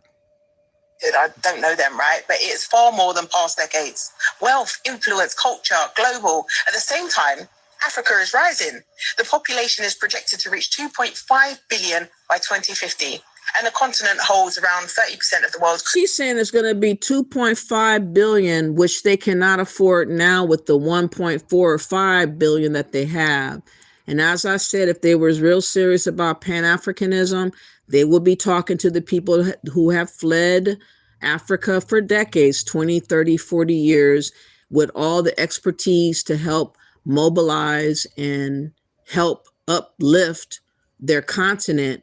They need the engineers, they need the builders, they need the doctors, they need the scientists, they need every one of them that has been benefiting the West to actually go back to Africa and put and apply their skills on the ground to help with the plumbing, to help with the flooding that's happening in Ghana, to help with the buildings that keep collapsing in Nigeria, to help with all these people that are creating life and they cannot support by feeding them year to year and year. There's so many people starving over there, but they all are banking on our money. They're all banking on being able to pimp us. And they think that they are going to be able to have access and control over us. This is why I say what I say. And this is why I talk about what I talk about, because these people are highly consumed over us. And it's not cute. Critical minerals, with governments negotiating harder than ever with the West. For the first time in centuries, Africa has real leverage. So why is it only now that Black Americans are being publicly re-recognized as indigenous? Could it be that it's too risky for them to let them fully identify as diaspora with roots in Africa? Because if the wealth, the skills, and the brains of Black America start flowing back to Lagos, Accra, Nairobi, that's a power shift that maybe the West can't afford. No, ma'am. First and foremost, let's be clear, family. Y'all know this is Foundational Black Americans. Foundational Black Americans have been fighting, to reclaim their indigenous heritage for decades now. This is not a new fight, ma'am. Maybe you're just now being aware of this because you're way over in Britain, okay? But again, sticking your nose in our business, and you're so concerned about what Foundational Black Americans, what lineage and heritage and identifier we choose, that you're all up in our mix, okay? But Foundational Black Americans have been fighting to reclaim their indigenous heritage for decades. We can go back to recent cases in recent decades, like Cherokee versus Nash, Muskogee versus Graham, and also Grayson and Kennedy versus the Muskogee Nation. A lot of Foundational Black Americans have been taking these tribes to court, over being robbed of their heritage, lineage, and identity, and their rightful resources that belong to them. This has been an ongoing legal battle since really 1866. You can go back to the days of 1904, more than 100 years ago, where you see the Cherokee versus the United States. And the United States and the Cherokee Nation were battling in court because they were kicking freemen out the tribe and denying freemen of their resources and rights that were supposed to be granted to them due to the Treaty of 1866. A lot of those land allotments, a lot of those reparation monies that Native Americans still receive to this day was also supposed to go to the so-called quote-unquote freemen. But these folks were racially kicked out of the tribe due to the Dawes Rose Act. And I actually break that down in my first video on the Foundational Black American Archive page. So go subscribe to my channel, go check out that video for more details on that. So again, ma'am, this ain't an all of a sudden thing. They love to do that. Well, all of a sudden, why are they recognizing this all of a sudden? Well, this is an ongoing. And what I don't like the most is these Africans act like we don't have a mind of our own. Each and every time we declare our identity, or we have an emphasizer or of research, a lot of us found out we have Cherokee, Indian in our blood, or other races of blood, because we have a name and a time attached to the people that are on our paperwork. And we find out that they're either multi-raced or biracial, mulatto or white, and so forth and so on, Indian, or part of the Dawes Rolls or whatever like that. And we are more connected to people that have a connection to us with their name and how it coincides with the people that help us be alive, whoever that is. We're not looking backwards to 400 or 500 years and imagining this long lost ancestor that was so nice and respectful and loving, because they didn't exist. Like I said, if you sever ties with us 400 or 500 years, and I happen to have someone from Africa You severed the ties. You can't just pick up where you left off and tell me it's water underneath the bridge, whether I like it or not. Who are you to tell me we are beyond whatever happened and that it's all good now moving forward? No, we can have our ill will feeling about y'all for eternity. It's our prerogative to accept you or not. It's not up to you to accept me. It's up to me accepting you. And that's where they got it all twisted. You can't demand me accepting you. You know, the way they're acting is reminiscent over people that were a part of capturing people, about people that ransacked villages. They're acting the same types of people. And I personally don't want nothing to do with people that act like this, because eventually they're going to switch the switch of being very more disrespectful and more greedy than ever. As soon as they think that they have a clear way of doing whatever and however they want to do us, they're going to do it. Just imagine all these people that's going to move to Ghana, getting these citizenships and whatnot. Can you guys imagine in the next year or two if another Republican gets in office, and how frustrated Ghana would be if they don't have access to all the funds that they used to have access to, and how they would maybe take it out on Black Americans by seizing their businesses or kicking them out? They could do that very easily. They done that with Nigerians and other people that come to Ghana. They have been doing that for years. I remember a time where it said Ghana must go from Nigeria, and then they turned the tables on Nigeria to say Nigerians must go. They do this back and forth. You see what's happening in South Africa. These people are tit for tat type of people. These people are not of God. These people are about trying to colonize and be Black supremacists. They are yearning and longing for the moment to have a domination over somebody, because all these other people, all these other groups of people have dominated all over the continent of Africa, and they're licking their chops, waiting their turn to be able to so-called reverse and dominate us. This is what I see. This is what I discern, not just by me guessing, but what they say and don't say. And especially people that is all the way over in the UK. Why are you worrying about what we call ourselves and who we claim? Because you know that if we claim indigenous, we're not looking to you. You want us to be centering Africans. You want us to exalt Africa, and we're never going to do that. Anybody with half a brain would not do that. You guys have not earned us revering you. I don't give a damn about a long lost story of somebody out there long ago that might existed and I never knew. The fuck? I don't care. But these people think that they can narrative our history, narrative our focus and our future, because they are in cahoots with all the people that have the power, and they think that they can just push us right along with what they want, whether we like it or not. And this is what I don't like about Africans, not all, but the ones that are carrying themselves in this spirit right here. There's too many of these types that are like this. They're not outright saying it just yet, but you can get a sense of it at the tip of their tongue. Right. And now we're starting to see the fruits of our fight. Now we're finally seeing the truth come out. A truth that, ironically, people who come from your lineage, okay, West African, Africans in general, people in the Caribbean and the diaspora in general, have been denying us for years. Oh, we ain't forgotten. You know, these same Negroes that sit over there now and they want to, it's the CIA, it's the FBI, they are trying to confuse you. They've been denying our indigenous ancestry for years, family. They've been saying, oh, we just don't want to be African.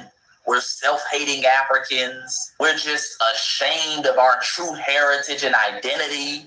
They've been creating all of these narratives anytime we want to highlight our indigenous ancestry. But now that our indigenous ancestry, okay, and our citizenship is being proven, now they have an issue with it. Now they have to approach it from another angle. Because one of their biggest fears in the so-called diaspora is foundational Black Americans laying claim to our unique heritage, lineage, and culture. That petrifies them. So now, and the worst thing that ever happened was Trump letting it be known that we have a birthright and our citizenship that nobody else that is an immigrant have. We didn't appreciate our citizenship until all this stuff came to head. We never fathomed people being deported. We never fathomed people losing their green card and access to visas and access to college and different jobs that they were easily able to get by the Democrats. We see now how of a blessing, of a gift that our ancestors have sacrificed for us to have that nobody else has. And these Africans hate that fact. They was hoping and wishing and praying that we were going to put Africa above our citizenship.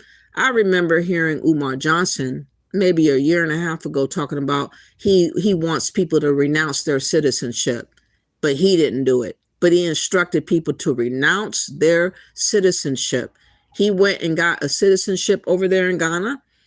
And I pray to goodness that he has to choose when they come up with a new law to say you have to have only one citizenship, pick one. Because you know damn well he's not going to pick Ghana. And that's going to blow up everything, all the lies that he's been telling to us all this time. Because it's going to be shut up, put up, or shut up. You know what I mean? Period, dot. And this is why a lot of us have apprehension in dealing with Africans, because we see their desperation to want to corner us. And again, they're trying to dominate us. And it's just like, who wants to be dominated by people that have never earned anything? Come on now. Yeah, you earned maybe a degree or in college or whatever like that. What did you do over there in your country, though? What did you do back home?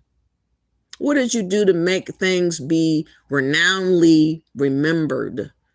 What have you done to put a spotlight on you? One thing I could say is Kenyan, they shocked me because I will say, out of all the Africans besides South Africa, they definitely were the ones to showcase their willfulness to sacrifice themselves and show their disdain for the French president that did come over there in Kenya, talking about he was a Pan-African. If you guys didn't know, there was actually a large, massive protest in Nairobi. Shout out to the Kenyans. Not all, I would say Kenyan and South Africans, out of most of them, have more of a ballsy spirit within them. But what we're talking about primarily is West Africa. They don't want to sacrifice for nothing. They want us to be the sacrifice. They are sacrificing people. That's been their tradition and their culture. And they want us to be the sacrificial lambs. But look and check out Kenyan. They protested against France President Macron, whatever his name, that came to Kenya. Why can't the West Africans act like this?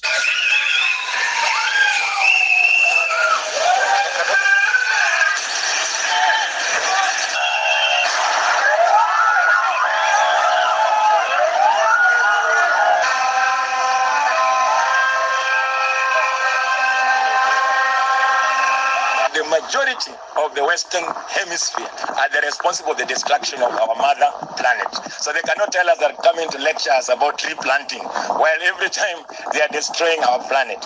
So we are going to the street today to demonstrate to the Kenyan people that there are some sane people in Kenya who are able to advance an anti-imperialist agenda.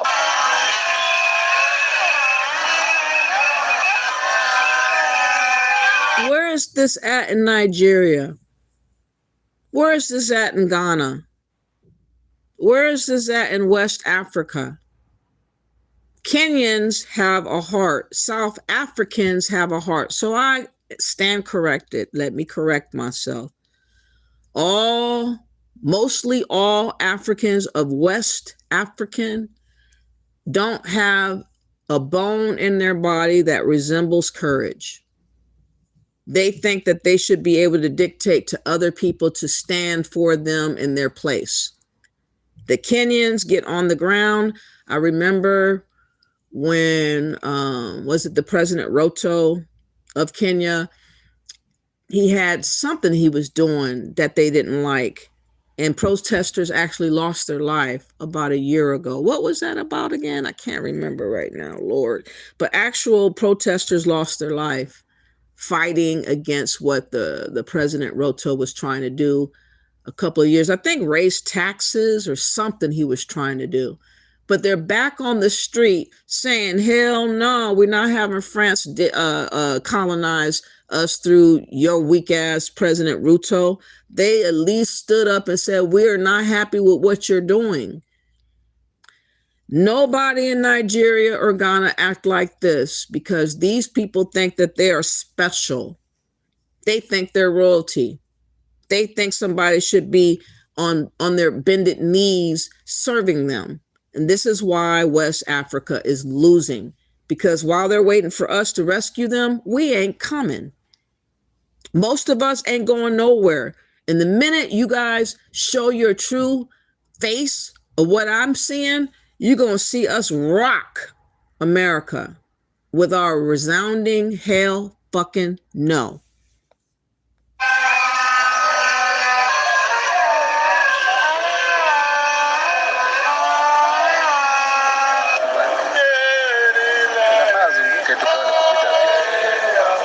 Emmanuel Macron represents French imperialism, not Pan-Africanism. He is not a Pan-Africanist, he is an imperialist. What have they done to the Sahel? What have they done to Cote d'Ivoire? What have they done to Gaddafi in Libya? That's the heritage of French imperialism, not in the 19th century, not even in the 20th century. That's all in the 21st century. That's what their face is like. There's no development. When they say development, it's development of their military bases, not development for the Kenyan people. It's not Pan-Africanism.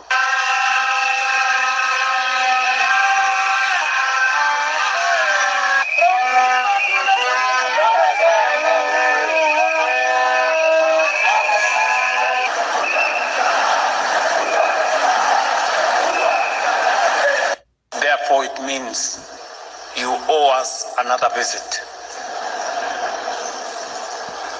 Thank you very much. Let me now request my co-chair, President Emmanuel Macron, to come. You see how accommodating the President Ruto is? And they got triggered behind that. And I would have too if I was them. So shout out to Kenyans. I'll take that back. It's not all Africans. It's the West Africans that do not have no balls. They do not have no courage. Again, they're looking at our money. They're looking at our numbers. They're looking at what we've done. They're trying to siphon everything about us. They're trying to act like vampires upon us. And it ain't cool. We're not going for that shit. And let me see what you said in the chat room. Anthony Reed says, let me go back up. You said, I got my Seminole citizenship last year. Oh, did you? Okay. I'm glad to hear that. And Jim, was it a Jim? AHA's World says FBAs need to stop supporting other groups and go back to doing business among our people only. We have to. We must. The Rock says tethers over here are doing Uber Eats with their fake degrees. Their so-called skills and success over here is a big lie. I think we should let it burn. Everything that they're trying to do, we have to do the opposite. We cannot support Essen Fest. We cannot support the Juneteenth in Ghana. We should not be touring over there in Ghana. We shouldn't be giving them a damn dime. we should let them feel the loss of the fact that they disrespected us for too long. But many of us are submitted to these people that do not give a damn about you. They're basically using us for leverage.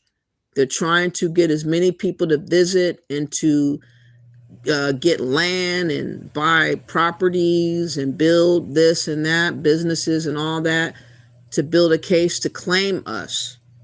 And so you idiots that are nilly-willy believing the hype and the lies of this malicious individual and this President Mahama, as you did with President Ado, you're basically leading us to a burning house.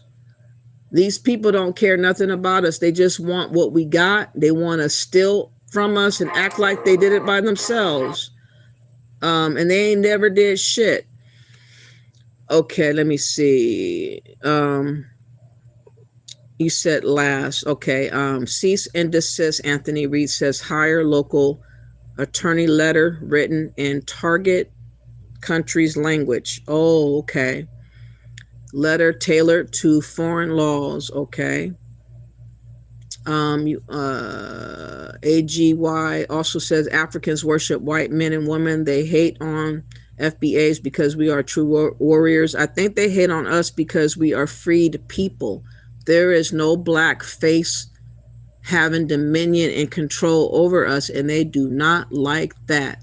Think about how other melanated people are ruled by other melanated people, whether they're good or bad. Most of them are bad leaders, and these people are under the thumb of these bad dictator or lousy, lame-ass leaders. And here we are sitting pretty with white folks that are managing this country a lot better than all the other countries combined. They have a lot of jealousy about us sitting pretty and not having the struggles and the and being without, lights and water and, new clothes and disease free and all these other types of things. They think that they should be the ones in our place and we should be trading places with them. They think that they're superior over us and we need to go back and struggle just like all the other Africans, and they should come over here and live pretty off the hog of our ancestors' work. That's what they're on. I know exactly what they're on, and it's not going to work. Anthony Reed says, draft clearly and professionally ID of parties, misconduct, the demand, deadline, consequences. Okay. Ensure formal delivery. Consider digital delivery, which is cheaper. There is your short version of a cease and desist. But you basically said that I need to have a lawyer pretty much do it. So I would imagine it would have to be a few $100s probably to even get him to write one letter for me, perhaps. You said letter cannot be threatening. Of course not. It's just going to speak the facts. It's just going to say, look, I know that you guys are, in so many words, what you guys got going on in Africa is your business. It's not Black Americans' burden to be concerned with. We're not connected by jurisdiction or by blood. We wish for you guys to cease and desist all interactions with people that are supposedly our leaders in Congress or government, trying to get policies that are somehow getting us tied into you. We don't want no part. We want you guys to be able to do whatever you need to do with the Pan-African stuff over there in Africa while leaving us alone, because we are sovereign here in America and we are citizens of America, and we do not desire to be claimed by you here or ever. So in a nutshell, that will be my letter, something like that, for them to steer clear of mentioning us, to steer clear over fancying, having a fantasy over our money, telling us that we should dream the dream of building up Africa. They have the nerve to have a slogan called the Africa we want. And we ain't ever said we wanted Africa. They're just pushing that shit on us. And we're not liking it at all. You said West Africa is the shithole of shitholes. Exactly. Use platforms like Martindale, Humble, or International Bar Association for a list of letters. Okay, let me write that down. I think that's important. I won't remember this. You said Martindale. Is that a common let me see. Martin. I never heard of that before. Martin. Yeah, I'm just tired. I'm losing patience of these people. I don't give a damn that they're so-called melanated. These people are not trying to be cool. They're trying to get ahead of us and call themselves regulating us. Okay, you said it is platforms like Mundell or International Bar. Let me see what this says.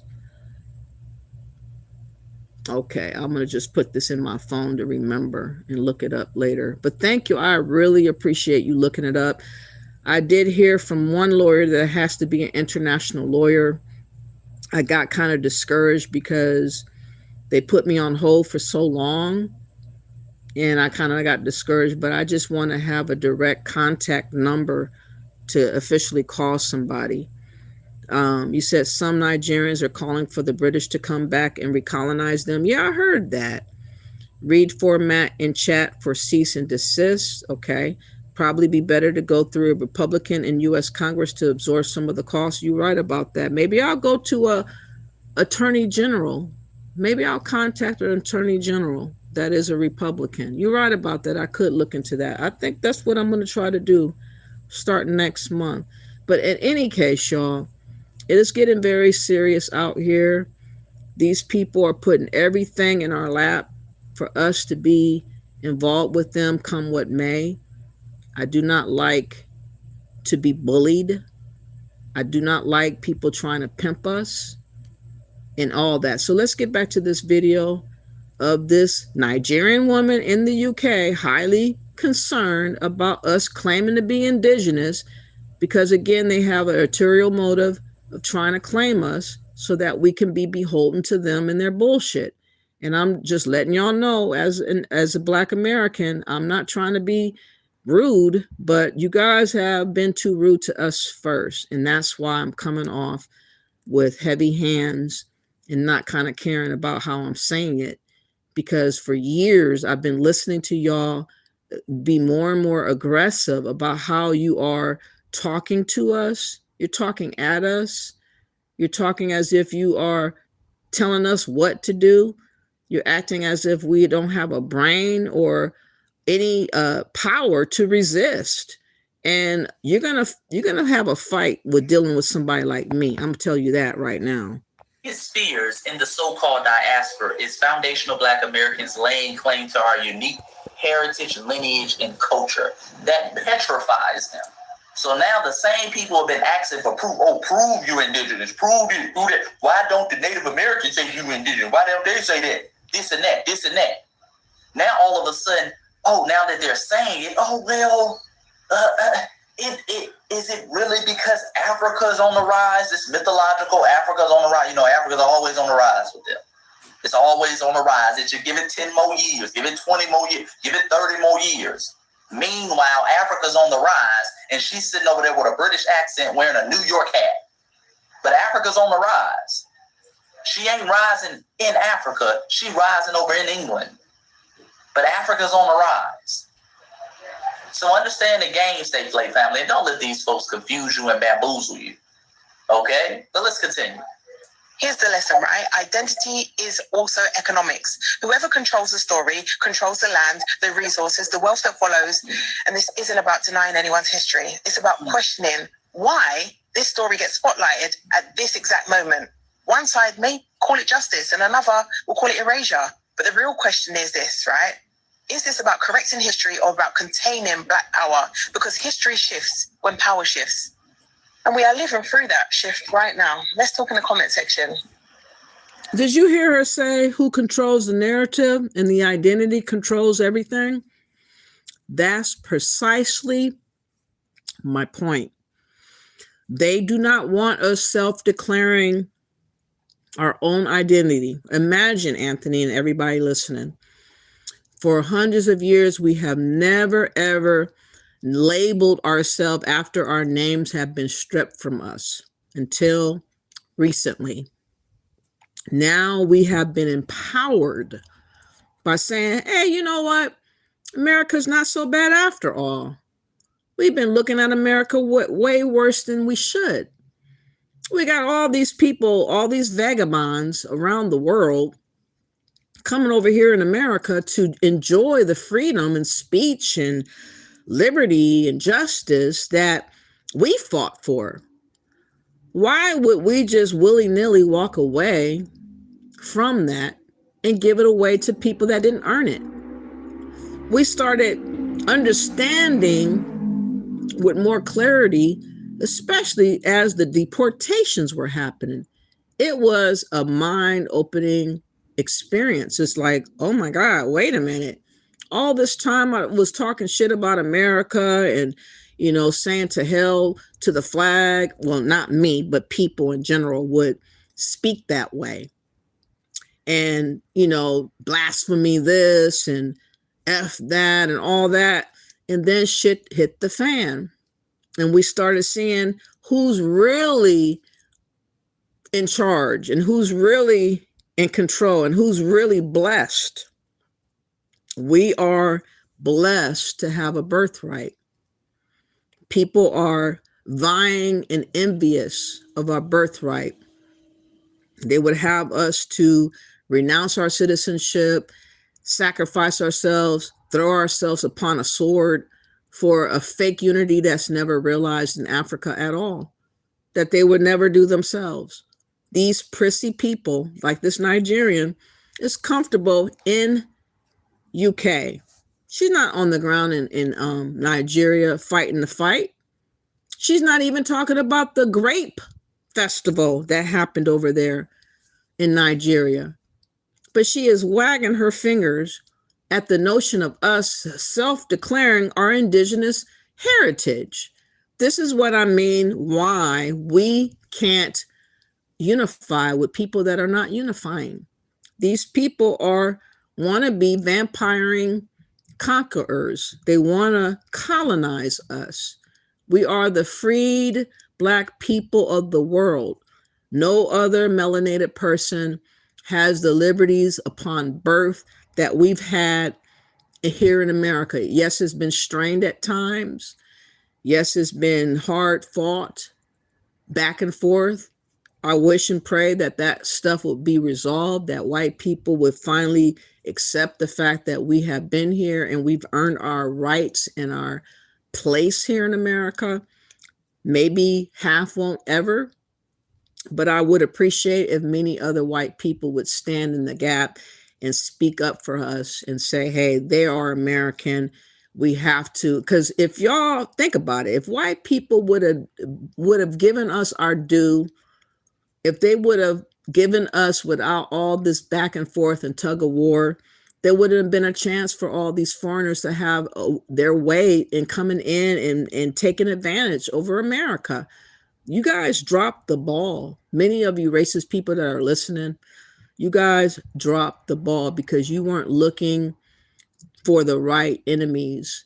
We have never harmed y'all in a collection of us. Yeah, there are solo idiots that's in the community, yes, but I'm talking about collectively.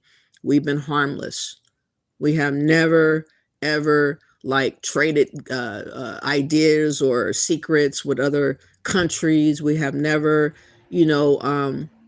done malicious mass murderings like other people have done and come over here and had like slave rings or human trafficking and drug stuff and all these things that are top notch. We didn't do all that stuff.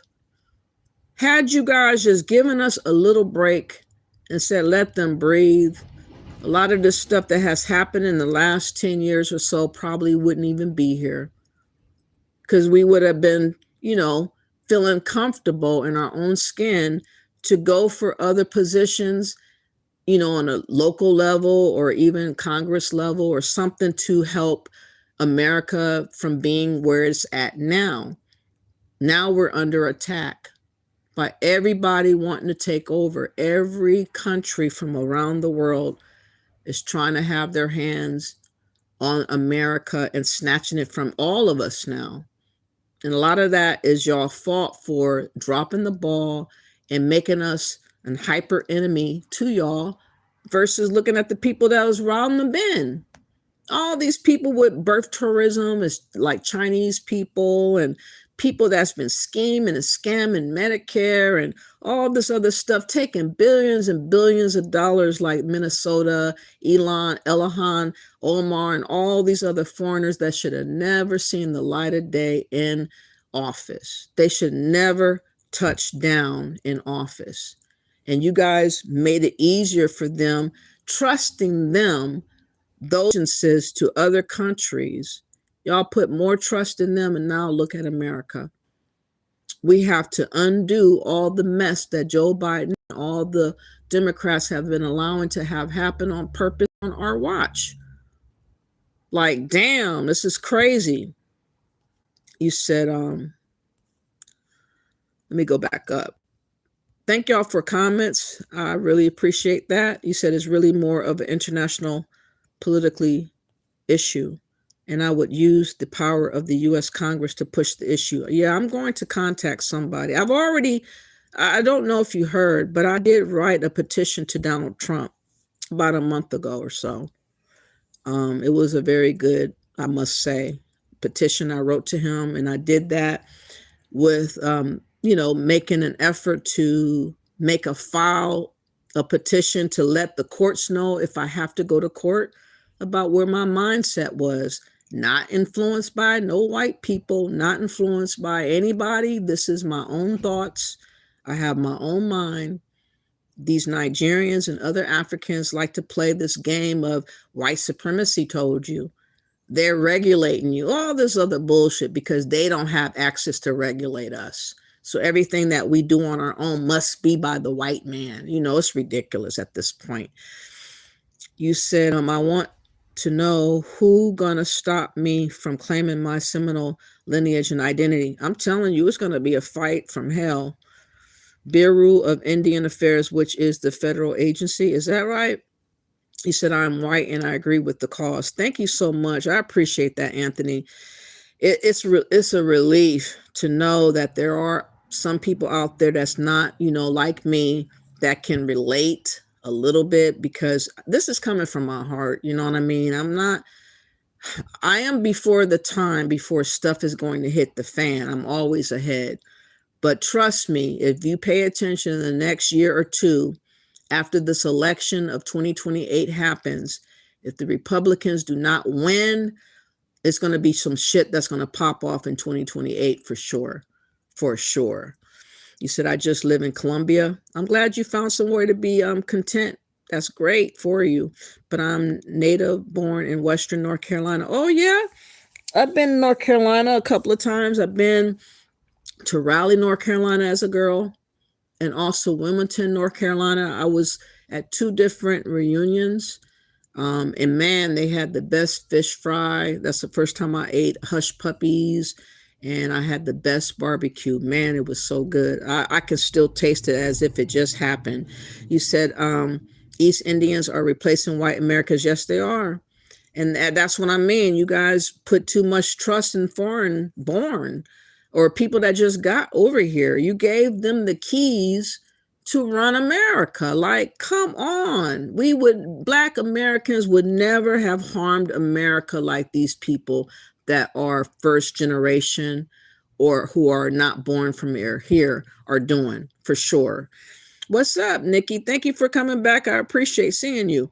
You said document every time you talk to a member of federal government. I do. I get everything certified mail. I even got my petition notary signed and dated in front of a notary signer. So yeah, I did that. You said who, what, when, where, how, exactly. You're right. Yes, they identify with them because white people are really immigrants too. Okay. But they thought that they had so much influence to these foreigners that they would never dare try to do anything against America. And they were sadly mistaken. You said 4 Black. To my surprise, on my father's side, I got strong Native Hawaiian lineage. Is that right? When you gonna start your channel? You said, what's up from Baltimore? How are you doing, Eric Rogers? Thank you for being here. I appreciate seeing you and everybody that's here spending the day with me. I'm just trying to put it, I'm trying to get our mentality right, because everything follows after the mind. If you can make corrections with the mind and also settle your spirit, then you can move according to what you need to be like without anger, without animosity. It's about taking care of business, and it's about telling the truth. These people are not on our side. They never have, and they never will be. They are trying to make sure that they got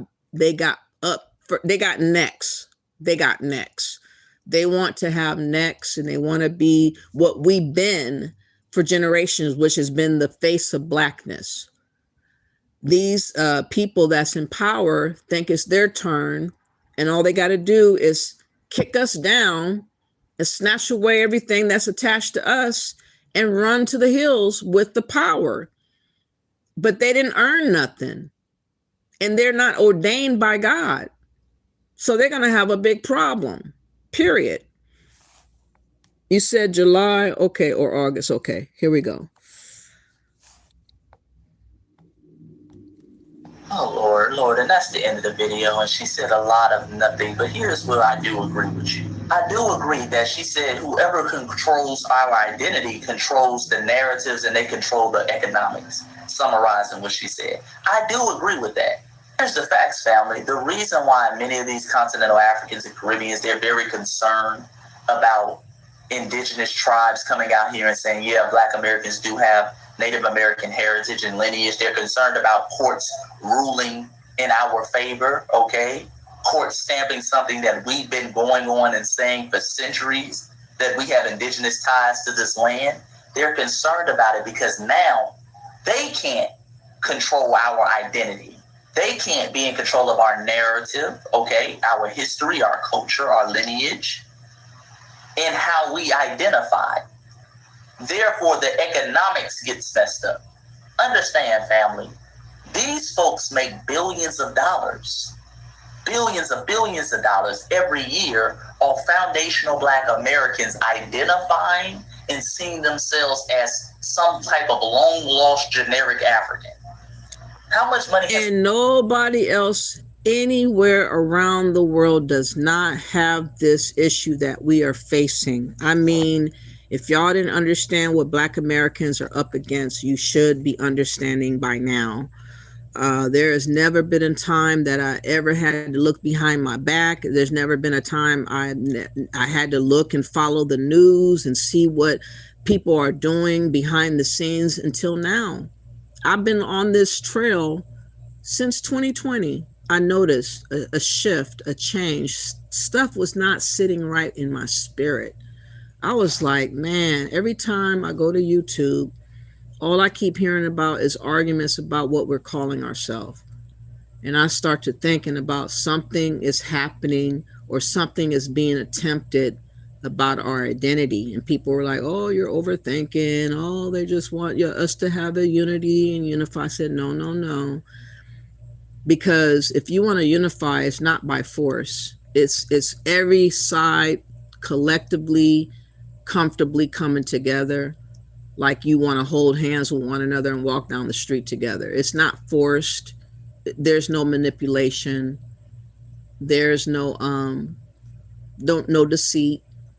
And everything that Africans, not all, but the ones that are doing what they're attempting to do, is all surrounding in deceit and manipulation and wickedness. There is no good to be found with some of these people, which I want us now to listen to a couple of these Pan-Africans that are very popular. Of course, you know of Umar Johnson. I do not call him a president, or not a president, a doctor, because he's not. But it's interesting. He did a short video where he blamed Black Americans for everything going on with Black people. And that's how he makes his money, by badgering and bashing us.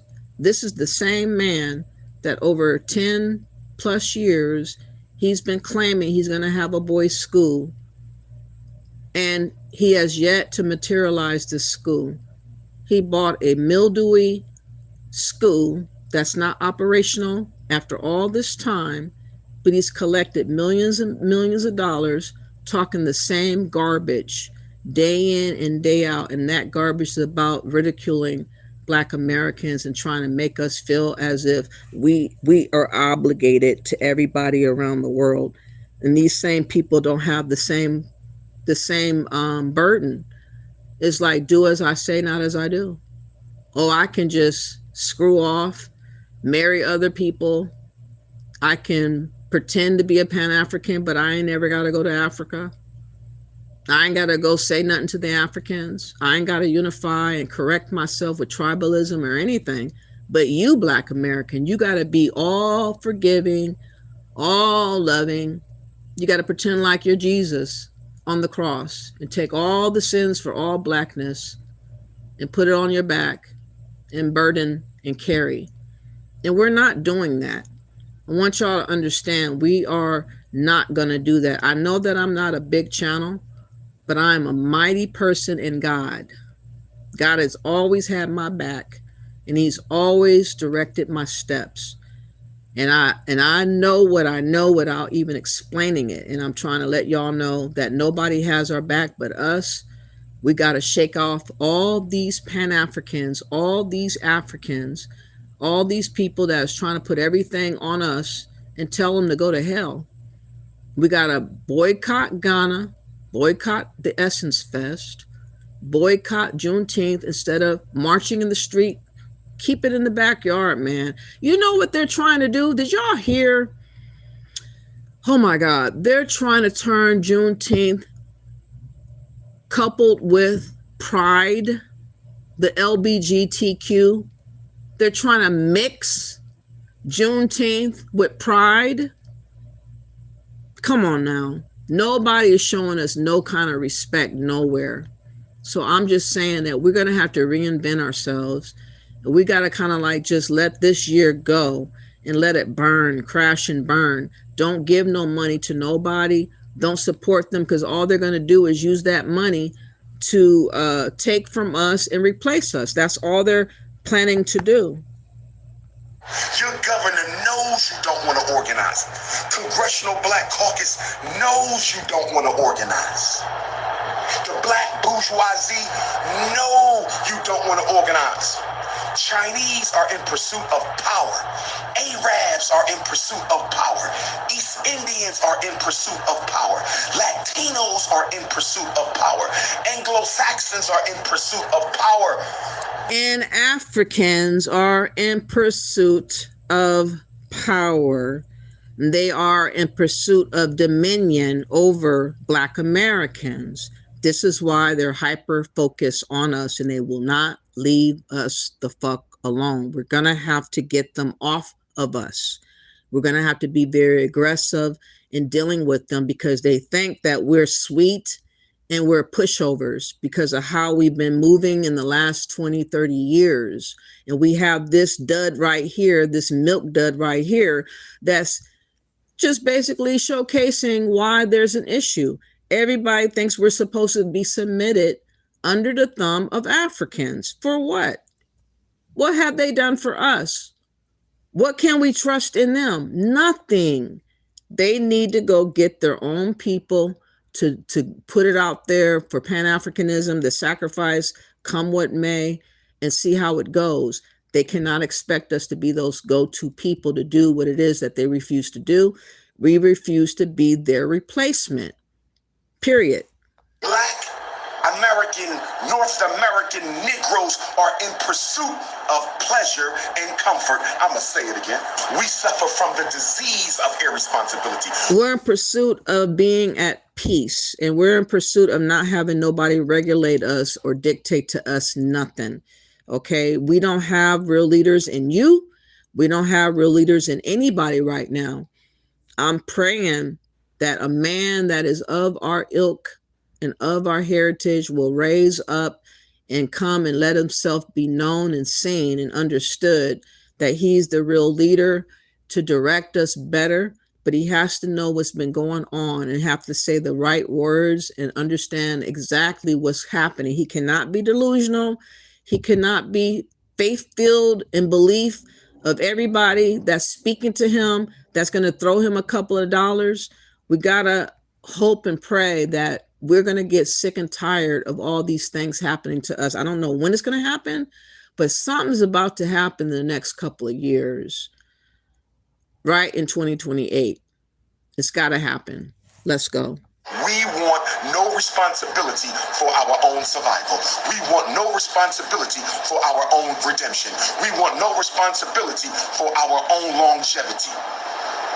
Our behavior is not consistent with the gospels of Christ. Mind you, this man is not taking care of his own kids. He has abandoned 2 or 3 of his kids to talk about raising up a school for boys. He had his daughter come on YouTube a year or so ago declaring that he's a deadbeat. Literally. She ended up becoming homeless, even beat up. And he hasn't done nothing for his daughter, but yet he sits his pompous fat ass on platforms, wagging his finger at us. And guess who benefits off of it and loves to hear him do this? Pan-Africans and Africans. And people that are self-haters of Black Americans. They love to hear him do what he does. He doesn't have no accountability for anything that he does not do and complete. And this is why we have an issue. As written by the Caucasians. We have been brainwashed into believing that if our behavior isn't consistent with the gospel of Christ as written by the Caucasian, that we are somehow ungodly. And we have been so brainwashed with this Christian Islamic concept of ungodliness that we would... There it is, the brainwash. Every time you turn around, Pan-Africans love to throw around brainwash. They can never give us credit to have our own mind and thoughts. They do not treat us like we're intellectuals, that we are spiritual people. They're talking to us and treating us like we're kids, like we're their children. It's disturbing and disgusting. There is no reason in God's green earth that you should link or want to link up with this type of man or any other person that is representative of Pan-Africans, because this is all you're going to ever get from them. Everything is about what we do wrong and how they need to correct us so that they can get what we got. That's what it is. And I'm sick of it. I'd rather see every African on earth before we disobey the laws of the New Testament. So the Bible as a book printed by Caucasians is more important to African people than the survival of melanin-dominant people. We could care less if there was an extermination of melanin-dominant people as long as the Bible. I only concern myself about my own in America. They are concerned about their own kind in their own land and among themselves over here in America. Did you forget? We've seen time of examples after time, how they've been over here for 60 plus years, and they never so much as reached out to give us a hot dog or a hamburger barbecue hot dog at a picnic. Okay, not one time did any of these immigrants that came over here and benefited off of our struggle have never so much as offered us hot dogs for the kids over a summer. Okay, not a turkey, not a nothing. And now he wants to play dumb and act like all of this is our fault. No, they showed us who they were for 60 plus years. At some point or another, you have to start believing who they are. You have got to take their actions as being the receipt of what they're about. You cannot go off of their struggle and say, oh, they got it bad because of Trump, and now we got to be all sympathetic. No, because if they were having Democrats in party right now, do you know they would be laughing in our face, making videos, mocking us, talking hella reckless to us? They were doing it back in 2018-19. That's what drew my attention to YouTube because of how reckless they were talking us, calling us slave babies and rape babies, and you ain't nothing but a slave, and you gotta get your mind right. You bring all this madness that they would bring to us. And now that we're clapping back, everybody got a problem. Oh, fucking well. Is being upheld. A book has become more important than black people. I said a book has become more important than black people. And you keep running around telling... And that Christian book or Bible, as you says, has spared me from allowing myself to become anybody's fool. So the book has been a lot better than your bitch ass, okay? The book has been a lot more firmer than the school that you never raised up to have the kids up in, okay? But nobody wants to talk about what he don't do and how he's getting all this money because he talks so boldly. That's all they need him for. And that's why Pan-Africanism is empty. It's an empty shell of nothingness. There is nothing that is materialized behind the words in which he speaks. His bitch ass, if he's really true about what he's talking on, why is the school not up, and why didn't he just sell it and go to Africa? He got a citizenship in Ghana. Take your ass over there. Show them the way. But you won't, because you don't mean what you're saying. You want us to be saddled with the burden and nobody else have a burden to be concerned with. We're not doing that. We're not going to be guilted. We're not going to allow ourselves to be pimped by any moron such as Umar Johnson. Me how much you've been saved. No disrespect. But how you going to be asking me if I'm saved? Because my next question, after you ask me, have you been saved? My next question, saved from what? From disease, Negro. You out here, what do you call it? Mongering all over the place, sleeping with all kinds of people, all kinds of women that you claim that you want a wife someday, slinging your thing all over the place, never committed to a woman, never married, yet we're supposed to follow your words when there's no example for you to showcase that you're following. This is why Pan-Africanism is dead, because all you have to do is look the part. You don't have to be the part. You don't have to put the work in. You don't have to do the sacrifice. All you got to do is be long-winded with big eyes like him and hair all over the place, looking crazy as fuck right now, talking reckless. And everybody will receive you because you're speaking up about Africa. You are worshiping Africa. You're centering Africa. That's all you have to do. And I'm so sorry I cannot allow myself to get there. Africa hasn't done a damn thing for me and mine. I will not be bowing down to Africa or Africans under no circumstance, okay? Exactly have you been saved from? You got Negroes running around with a modified Kemetic Ankh called the Christ, the cross, the crucifix, fabricated Ankh, plagiarized Ankh, bootleg Kemetic Ankh, saying you've been saved.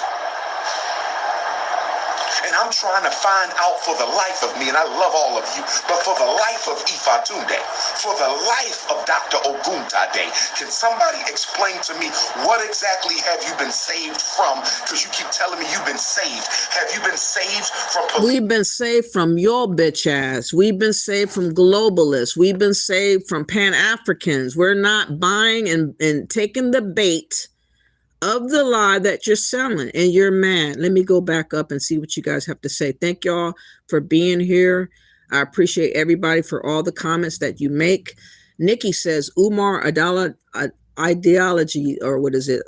Idolizes. I can never say the word. Marcus Garvey was on the same Pan-African nonsense as Umar, trying to make us feel inferior and convincing us to go to Africa. You know what? When I first heard Marcus Garvey speak, I was really annoyed. If somebody spoke like that to me, I would feel like they're doing too much, man. His words and his pitch and how he spoke was so annoying and piercing of the ear. I don't understand how he ever got that off. I don't understand how people could have listened to that and believed in what he was saying, because he was sounding like a rabbit, or like just persistently annoying when he spoke. I don't get it. But that's what Omar Johnson does after him. You said, I don't spend my money with them. I shop at well-known American business or smaller Black American-owned businesses. I'm glad you do, Nikki. Shout out to you. Umar is coming unhinged, and I'm here for it. I feel bad for his daughter, though. Yeah, that was really eye-opening. I'm glad she did that, though, but it did not deter most people from supporting him. That should have been the end, to showcase his own daughter coming on YouTube, revealing the fact that he's a deadbeat. He doesn't pay child support. He doesn't ever visit him or her. And none of the kids, she didn't even know her other sister. She had to call him to figure out who her sister was and whatnot. I think it said that he has 3 kids, 2 or 3, but he doesn't look after them. He just runs around whoremongering, sleeping with all kinds of different women. When he travels to different cities, he finds different people to hook up with in hotels, and then gets online talking shit to us. Like, come on. We got to stop allowing these people to pimp us like this. It's ridiculous. You said tethers don't care about their own. They really don't. Umar is Cuban. Who is Cuban in his family? Is it his mother or father? Because I thought his father looked kind of American to me. I don't know. He was light-skinned and everything. You said, I heard of Dr. Umar, but don't know much about him. He's a fraudster. He's another one of those Chief Alfred Sam characters that always talk about the brilliance of Africa, how it's growing and it's going to be the future. And we got to look to Africa because that's where our roots are. And if we don't look to our roots, we'll never find ourselves, and we'll never know what our purpose is. And we'll be lost in America for good and be slaves to the white man. And at the same time, his Black ass won't take his ass away from America. He won't renounce his citizenship to go to Africa. He won't live the dream and the talk that he's talking. He's telling us to do what he won't do. That's my point. They all tell us to do what they refuse to do themselves. They say, do as I do, not as I say, but you need to do it because we said so. We have authority over you. You're supposed to listen to our voice, just like you used to back 100 years ago to Marcus Garvey and this Chief Alfred Sam clown. No, we're not doing that no more. We have more of a Harriet Tubman free spirit now. Think about Harriet Tubman, how she was in her own right. She had her own swag. She had her own strength, and she was connected to God. And she had a mission and a purpose about her own particular people. She didn't care about everybody else in other countries. She cared about the people that was in front of her face. We need to get there. We need to care about the people that we can actually physically touch, that we can actually see, that we can converse with, that we can relate to. Not people that's way yonder that don't give a damn about us, but they want to see what we got and how they can get to it. You know what I mean? That's not what we're on. You said, I'll always ask myself, who the fuck does he think he's talking to? You know what? I don't understand why people pretend like he's all that. I mean, the first time I heard him speak, I said, he's a damn fool. I never took him serious. You said, I can't tell he don't even comb his hair or brush his teeth. Boy, please. The Rock says, for Black, we are the First Nation people. We were here since the beginning and built this country. I know that. I know that, The Rock. Everybody's been trying to tell us we're nothing but the roots of the movie that was shown to us back in the late 70s and early 80s. Remember that? When they put that movie in front of us and required all of us to look at that movie. Do you guys remember where you were when everybody sat around the tube and they imposed that movie on us and told us all to watch it? Do you guys remember where you were? I remember when I first seen that movie, I was so angered, I couldn't believe that they sat me down to watch that. I couldn't believe it. I was a kid, pissed.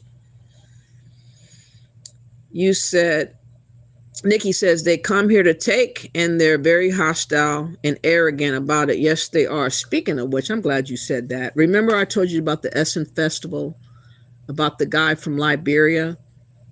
He is banking on us to repeat what we used to do. Last year, it was a bust at the Essence Festival, and he's praying and hoping that it won't be a bust again. But take a look at this. Hold on. Summer is coming, and that means that Essence Fest will be here too. With that, Essence Fest is looking for some $12 million in funding for the city of New Orleans, also the state of Louisiana. They say to confirm a long-term deal. They looking for $12 million out the gate. And guess who they think they're supposed to get that money from? They think they're supposed to get that money from us. We ain't spending a dime. Listen to this again.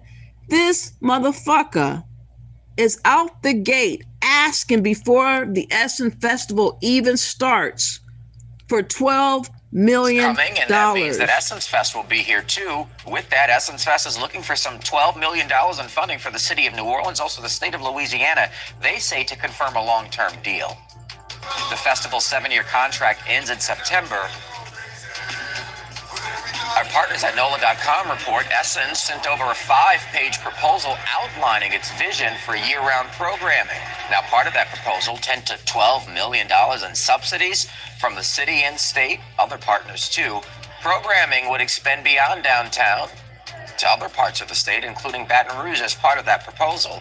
Mayor Helena Moreno reportedly told officials from Essence that before those negotiations could begin, she wanted to make sure that this year's festival was a success. Essence is scheduled for July 3rd through the 5th. Summer is. And I hope and pray that it fails. As I said, all they are takers. He wants his cut first. Last year, it was a bust. So this time, he's trying to get ahead of it and demand to get funded $12 million. This Liberian clown who is trying to replace us with African and Caribbean artists. That's what he called himself doing last year. And we found out in the nick of time, and people did not show up. Some of the caterers for food that were there for decades upon decades, because the Essen Festival is like 30 years long or something like that. And they had the same people that were well known to cater. They blocked them from being there at the festival. They told them, they uninvited them. The long-staying caterers of in Louisiana, you know how they have their Creole food, they have their crabs or whatever, what do you call it, gumbo and all these things that we're used to. They canceled them. And now they're acting surprised that nobody wants to rock with them because they disrespected the foundation, the foundational Americans. And I think that we should let them burn. Let me look up something about the Essen Fest real quick, because I'm sure there'll be some news on the Essen Fest. But again, they always want something for nothing. This is what they are about. They don't want to do the sacrifice. Why can't they get Africans to pay that $12 million? Why can't they get every collective nation in Africa contribute $2 million apiece to pay their own way for this Essen Festival to go the way they want? Then once they pay all the money, then they can put whatever artist they want. The problem is they want us to spend the money to be replaced. That's the issue. And this is what I mean about the disrespect of these people and how they want to use us and then spit us out as soon as they get the leg up. And that's why we should let it burn and not give them the opportunity to do us dirty like they think they're about to do. These people are foul. You said Essence Fest seeks okay, so they're looking for long-term funding to build. I wanted to talk about the caterers, the scandal. Hold on, let me see if I can bring that up. Essence scandal.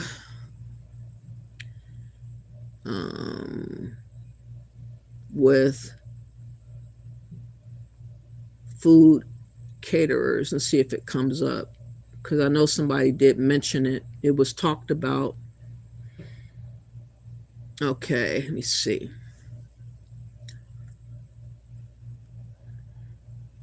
Okay, here it is.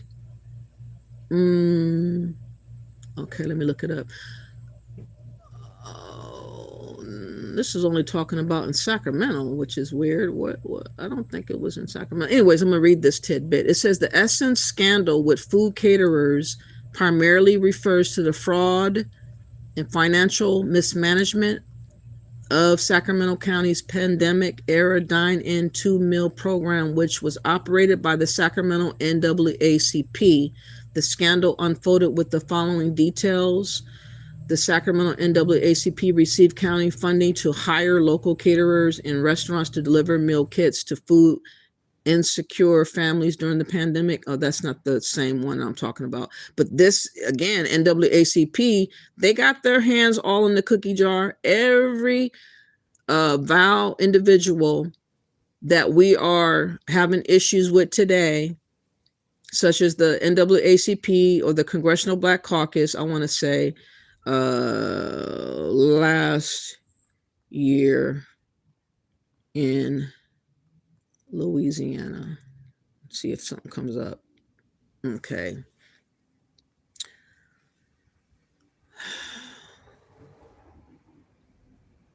Okay, here it is. It says, if you're referring to Louisiana, the situation involves unpaid bills and vendor payment controversies surrounding the 2025 Essence Festival of Culture in New Orleans. It says the primary controversy stems from financial mismanagement, still the same thing, by the festival's parent company rather than a single catering scandal. Unpaid convention center fees. It says that in the early 26, public records revealed that Sundial Media Group, the owner of Essence, failed to pay over $456,000 in operating costs to the Ernest N. Morrell Convention Center for hosting panels and workshops during the July 4, 2025 weekend. After public pressure, a small payment of $50,000 was made, leaving over $406,000 past due. Local contractor debt beyond the venue itself. Sources inside the New Orleans event industry revealed that Essence allegedly owed more than $1 million to a local production company and other regional vendors who helped staff and execute the 2025 festival. See what I mean? These people are going to make sure they get their cut. They don't care about the history. They don't care about the sacrifices that it took to have these people come. But like I said, the normal caterers, a lot of them were disallowed. That was one of the top stories that a lot of people was talking about last year, how it was the I guess the main caterers that were known to come every year somehow weren't allowed to come. And then it says the impact on state funding. The failure to pay local vendors sparked a major backlash from Louisiana lawmakers. The chairman of the House Appropriations Committee publicly warned Essence officials that they would have to answer for the delinquent payments before the state would approve any future tourism or cultural funding for the festival. General vendor backlash. The 2025 event also saw significant online backlash from local food and marketplace vendors who opted out of the festival or reported losing money. Many small businesses complained about a growing corporate disconnect, sky-high vendor fees, poor foot traffic layout, and a shift away from celebrating local Black American culture. See what I'm saying? They're just lying in wait, hoping that we're going to pay for our replacement. Under no circumstance we should be going to the Essence Fest. Let them burn, and let them burn, and we can try to mobilize and get our old people of Black American heritage to replace next year. I say let it burn. If y'all go and contribute to paying $12 million to them, all they're going to do is get the money and run. They're not going to care about the singers. They're not going to care about the vendors. They're not going to care about who's hosting it. Just as it read, they let you know they owed over $400,000. Why would we turn around and invest in people that are not trustworthy? And again, they all try to make this seem like Pan-African, like, oh, we're going to have Africans perform and Caribbeans perform. Oh, this is going to be a collective effort. But all it really was trying to be a hostile takeover. Luckily, it busted. It went on, it flopped.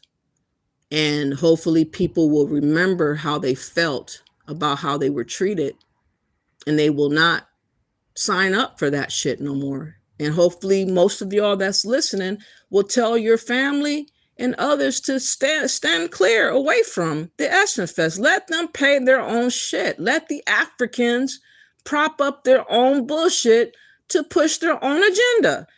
We should not be paying for their takeover. I'm sorry.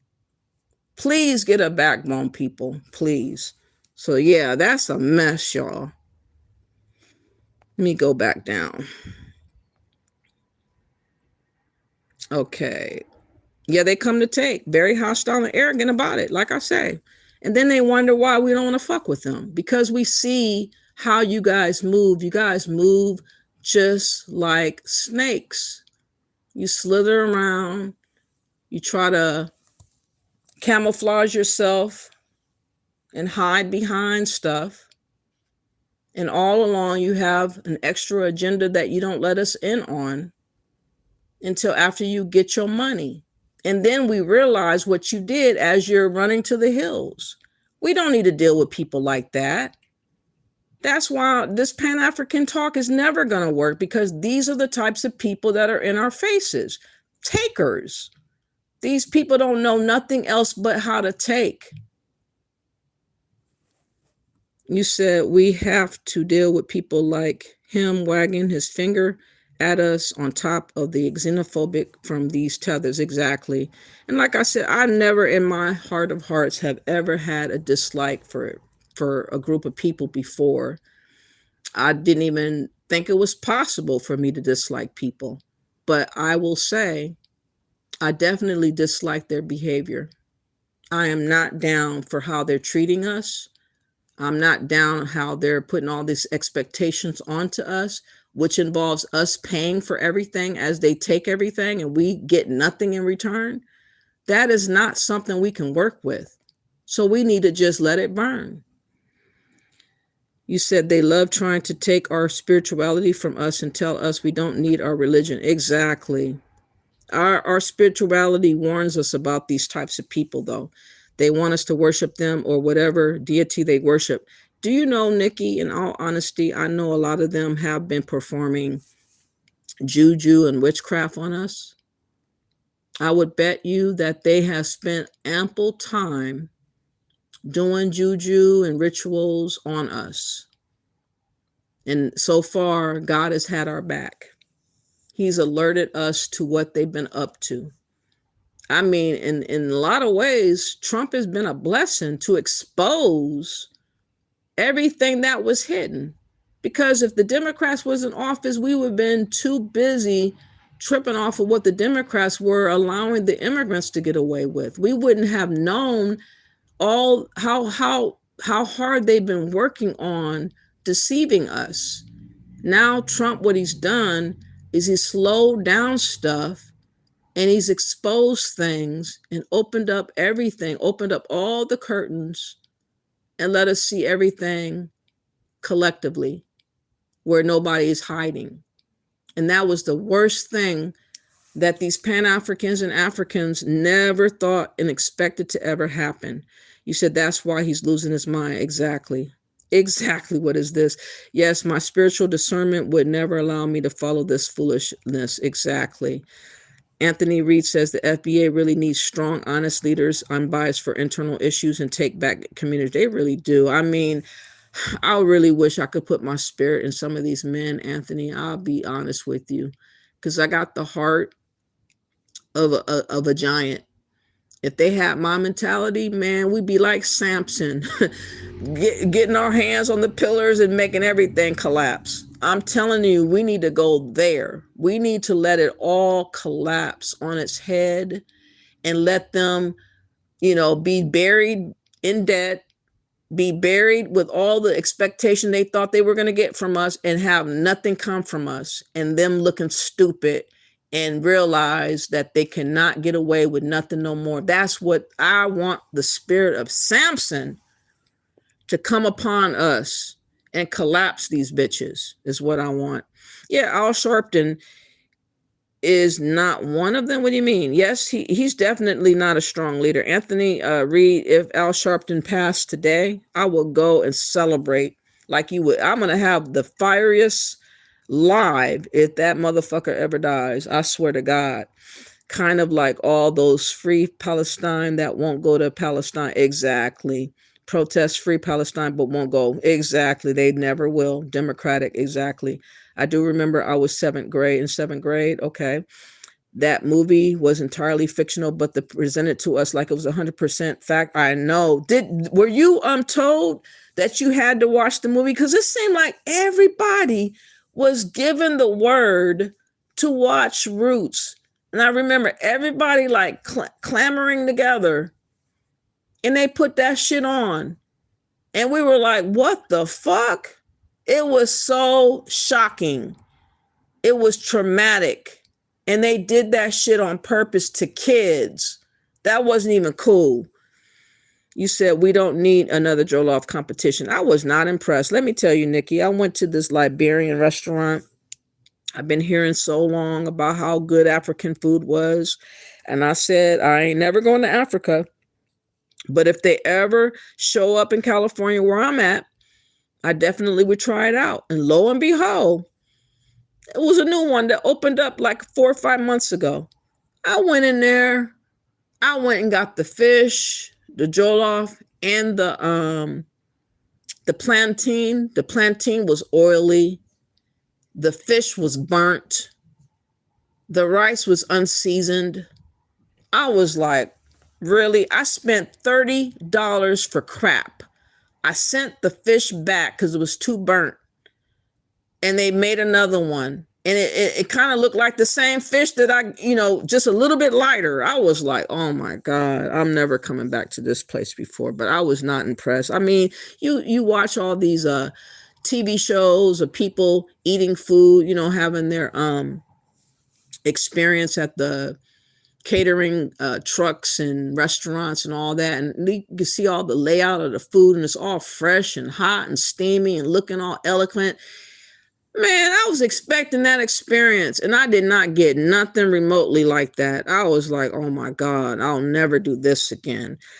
Black American women who went last year were very disappointed and said they wouldn't go back this year. A lot of the vendors pulled out too. Yeah.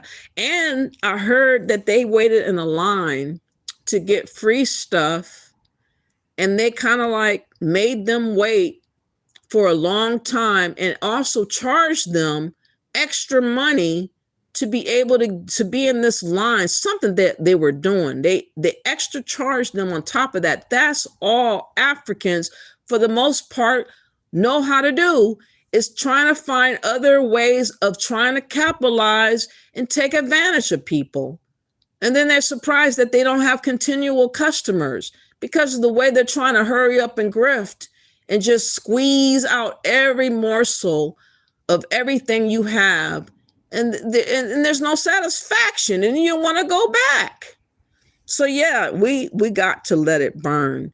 You said them white people in Louisiana ain't giving Essence feet a damn thing, and Black Americans do not contribute nothing. Oprah Winfrey has never identified as Pan-Africanist, but supports it economically. Does she? I hope she leaves it up. Let her pay for that shit. We ain't paying. You said write a letter to them racist white Republicans in Louisiana to defund Essence Fest and let them know this is African mess and not FBA. Okay. Well, The Rock got news for you. I am white. The Rock, go to sleep. It's just really a thing of good and evil. Yes, unfortunately, you have no pull, so they won't listen to you. I mean, somebody, I'm telling you, how many times, John, do we have to be burnt before we realize that it's just not for us? These people are not for us. Do we always have to be victimized before we finally understand what's going on? My God. You said us normal Black Americans don't hate other Black people more than these Trump racist inbreds. I hate their behavior though, John. I don't want these people around me under no circumstance. It'd be wealth transfer event exactly for Black Americans to give money to hostile Africans exactly. Then we'll complain about reparations exactly. Don't do it. You said, I think there should be reparations. This should strengthen the U.S. as a whole. Yeah, it would, but you know, oh man, sometimes reparations is kind of a cop out and not keeping people held accountable for how they treat us.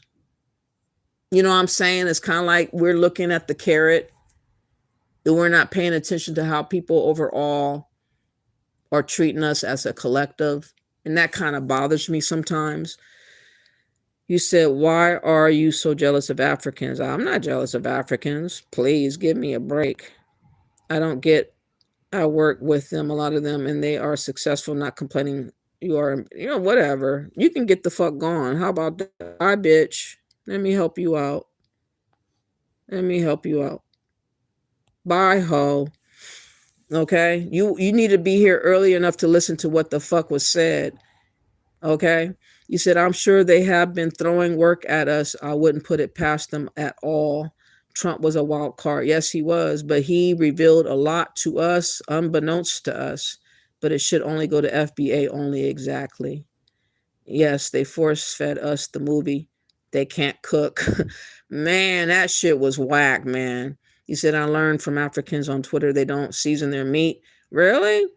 John, if you will listen to her, fuck him. He's a cone. I don't give a damn about him. Nikki said the reparations conversation feels like a grift at this point. Exactly. A lot of these channels don't talk about doing anything but asking for reparations on the internet. It has become a crutch.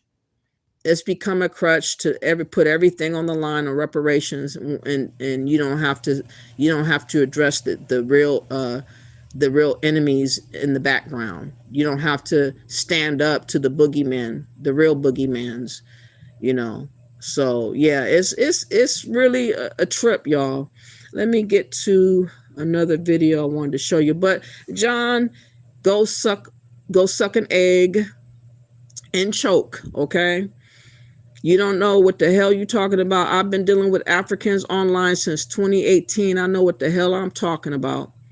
You're just jealous that I ain't kissing up to them like you probably do.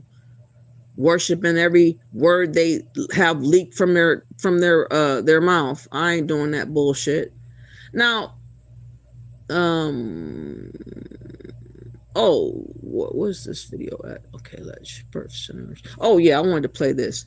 It's gotten so bad, y'all, that even the Chinese people were busted for having birth centers found hiding in America.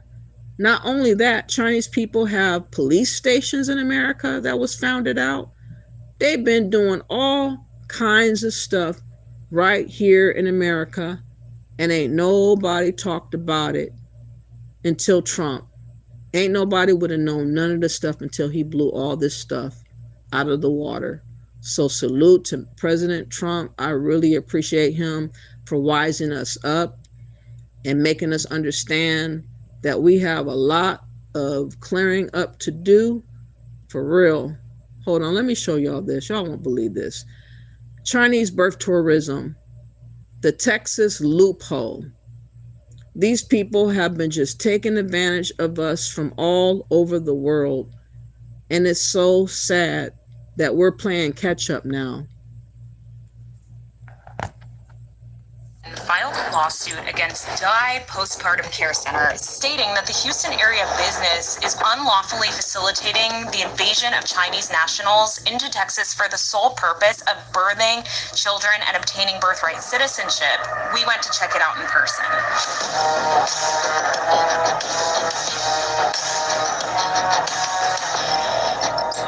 This new lawsuit comes amid growing national alarm about so-called Chinese birth tourism. In March, Peter Schweitzer, president of the Government Accountability Institute, testified to the U.S. Senate that up to 1 million babies have been born to Chinese parents in the United States in recent years, with the intention of manipulating immigration laws and obtaining U.S. citizenship for the children and potentially the parents. What is birth tourism? Birth tourism is essentially an industry that provides concierge service at every step of the way for a foreign national, in this case China, to pay the firm roughly $100,000. They will transport them to the United States, arrange medical care, arrange for citizenship for the child, and as soon as the child is old enough to travel, they will return back to China. At one of the homes allegedly operated by Dai for Chinese birth tourism, we were struck to find exactly what you'd expect to find in just about any quiet tree-lined suburban neighborhood across America. It's not immediately apparent that anything is out of the ordinary here at all.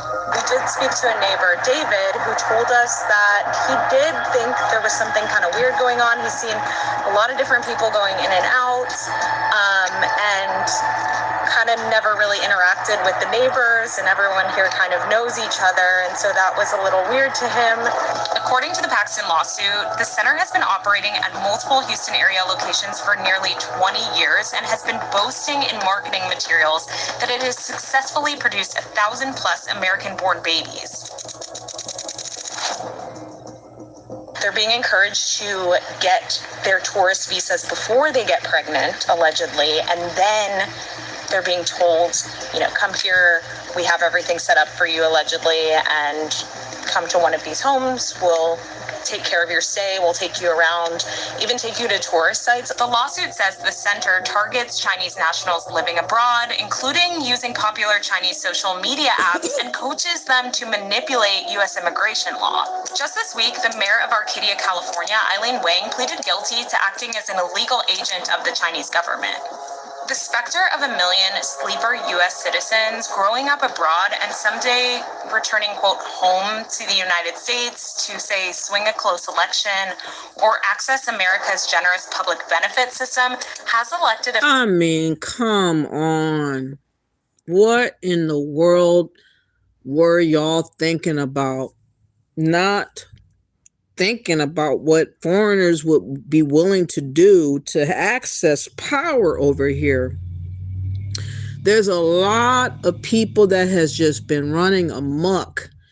And I know that Trump, I pray that the birthright citizenship will be satisfactory in pulling out all these citizenships that these people have fraudulently brought to America. These same Chinese people will be running for mayor and governor and president eventually.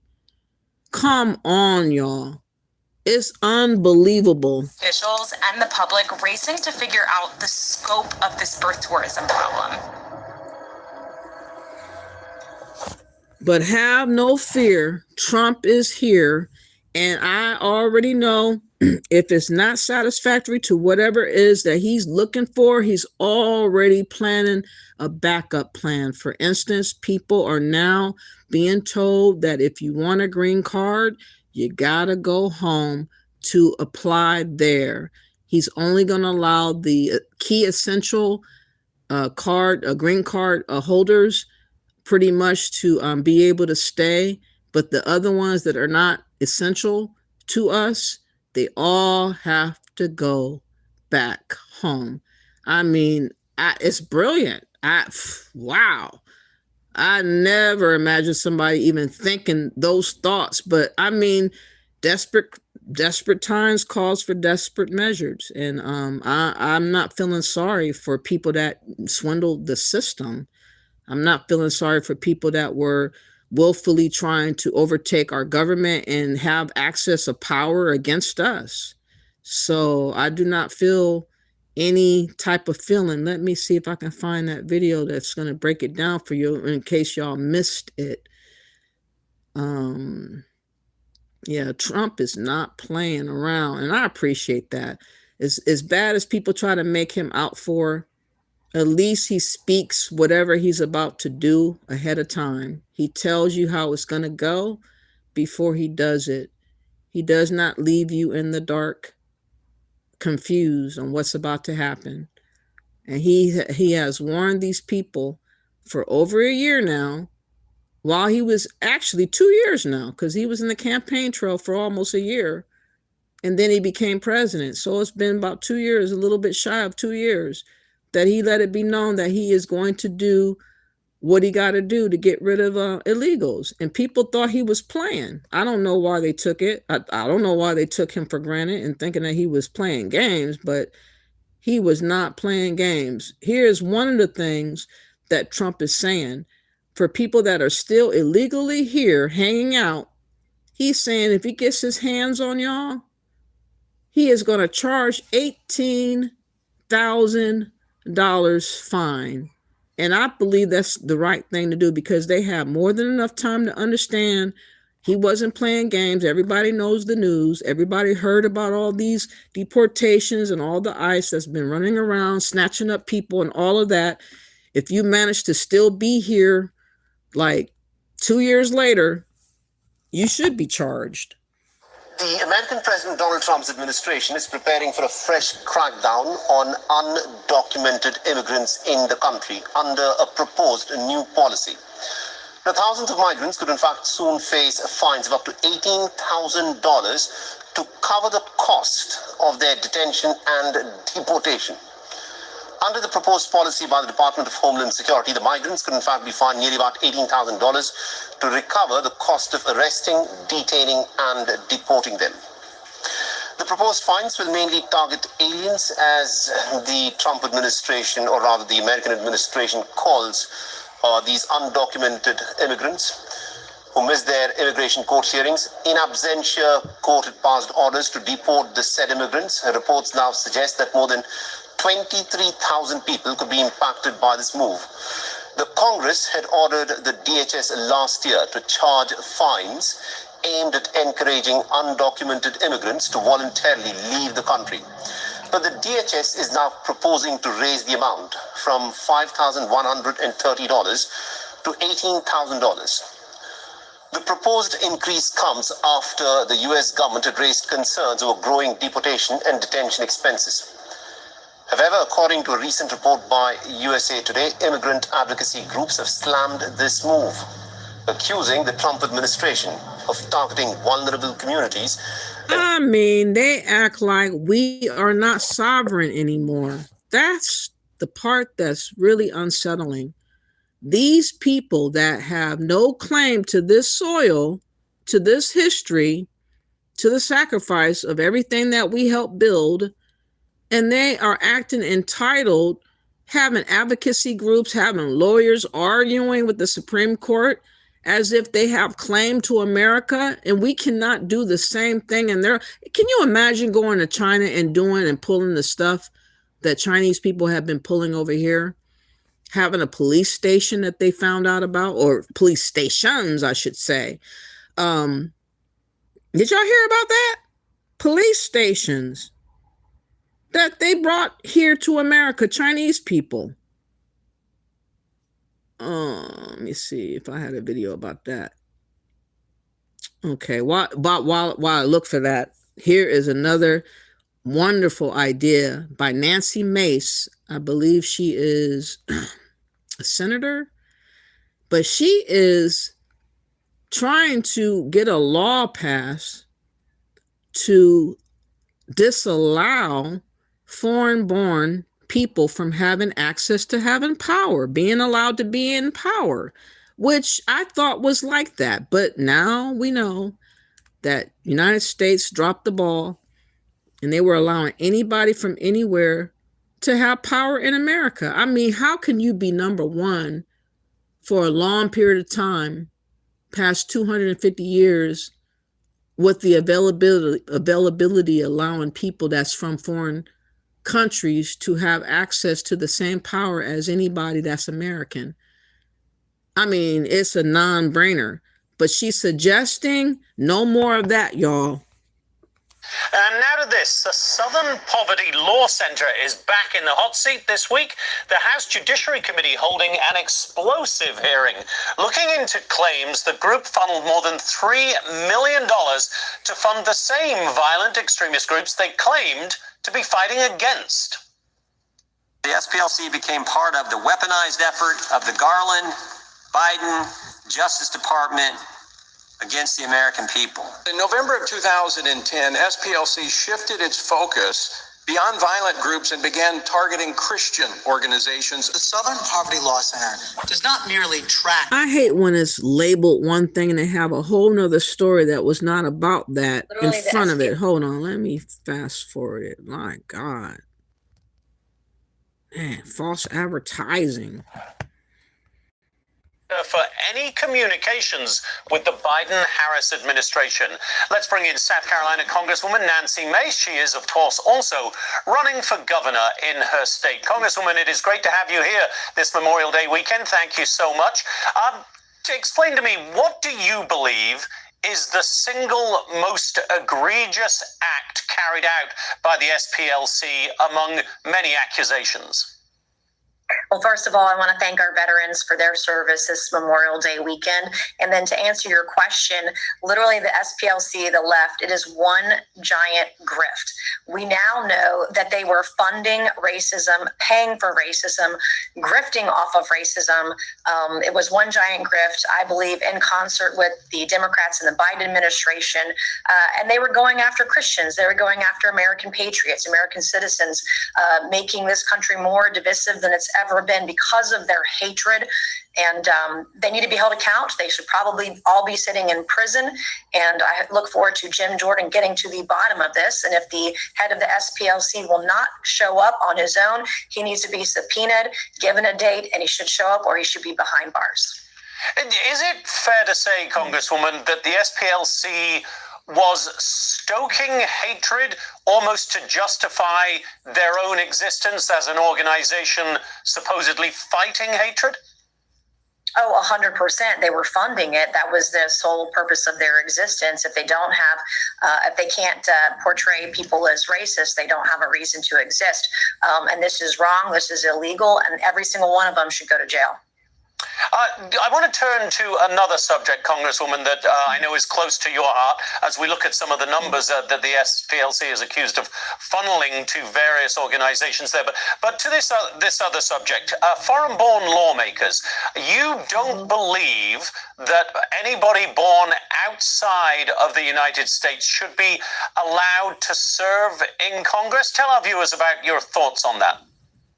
Correct. We don't have to look any further than Ilhan Omar or that guy, I can't say his last name, Shri. These are people who've pledged allegiance to foreign countries.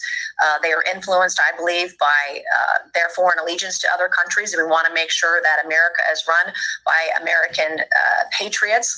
And if the president has to be natural born, so too should members of Congress. So too should our judges. That's what my legislation was about.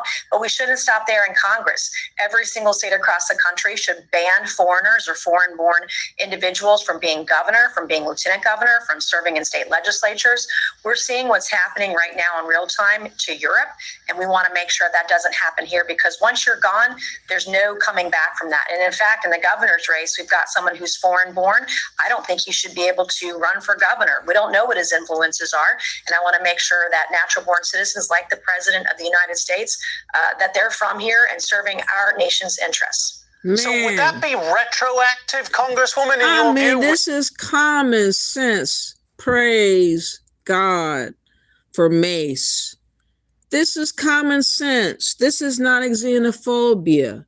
Nobody can go anywhere to take over the government, to become a governor, mayor, president, anywhere else. Why would they be allowed to do it here? I mean, we're risking all our accomplishments, our freedoms. I mean, hell, there's share law. that I discovered on one of the videos where people are actually practicing Sharia law in America. I mean, people are gone ghostbusters around everywhere. We can't keep track of all these people that are doing all this stuff in our country that does not align with our culture, our principles, and our future, what we would like to see happen here. You know, it's crazy. And she came up with this idea. I hope to goodness it happens before 2 years is over. I pray that Republicans will win office next election to make sure that the accomplishments that Trump does do is not undone. It's very important that we continue with the Republicans. We just got to get somebody that's going to be about America first and not allowing us to hand over America to anyone that has money, because that's what's been going on. Do you actually throw people like Ilhan Omar out of Congress if you got this legislation passed? Well, I've tried to throw Ilhan Omar out of Congress and have been blocked every time. In fact, I tried to subpoena her and her alleged brother husband's immigration records and was stopped from doing that too. I would be fine if we made it retroactive, but at least going forward, if this thing can happen, then for the next election cycle or re-election cycle, it would apply to those individuals who should not be serving in Congress. Congresswoman Nancy Mace, a pleasure to talk to you. For less, people that will steal a bag of chips will have to go to jail and face a judge, but you cannot get Ilhan Omar, who has allegedly married her brother and who has allegiance to Somalia, to not be kicked out of office based on treason. I mean, what are we doing? I feel like I'm stuck in a dream. I hope I get woke up and this is not real. Oh my God. So there's something else I want to show y'all. It's gotten bad. So for all the people that is trying to bogart Black Americans to see it your way, all you immigrants jumping on platforms, arguing with us, talking about Pan-African unity and all that, it's too late. You guys showed your hand, you showed your ass for a few years prior to now. We know what you guys are on, and we're not falling for your sad song and story. We want y'all to go back home and do what you need to do home and stop allowing us to be the crutch in your story, because we're not going to be the people that's going to save you. We are not no longer Martin Luther King or Dr. Martin Luther King Jr. We are not walking in that spirit. We're actually walking in Tupac's spirit, and we're walking in what's her name? Harriet Tubman's spirit, I would say. We are self-determined now to see that America does right by us and right by America. Now, get this, y'all. A couple, yet again, Asian, they got denaturalized living in America because they were stealing sensitive secrets. So, you know, you guys don't want us being a part of the government, which we would never be blamed for these type of atrocities. But because Chinese people talk so subtle and you hardly ever hear them, they're always seen and never heard. Somehow you guys put all your trust in people like that, knowing full well that the real danger is the people that don't speak at all. You guys got it misconstrued. We speak a lot because we let you know what's on our heart, what's on our mind. There ain't no secrets. But you guys want to trust people that don't hardly say anything. And they got all kinds of bad and ill will intention. I mean, catch up, y'all. Figure out the spirit of discernment. Pray to God that he reveals to you how to discern stuff. And he'll open up your eyes if you ask for him. In a rare case of denaturalization, a federal judge has just stripped the U.S. citizenship of a Chinese couple, a Chinese man and woman living right here in America. This came after this husband and wife dynamic duo were convicted of stealing medical trade secrets from America to China. Now, interestingly, the couple actually pled guilty and served several years in prison. But even after that, the DOJ, the Department of Justice, they felt that their crimes were so morally reprehensible that they could not remain here as naturalized U.S. citizens. Let's go through the details of what actually took place together, what this couple did, how they came to. My question is, are they going to jail?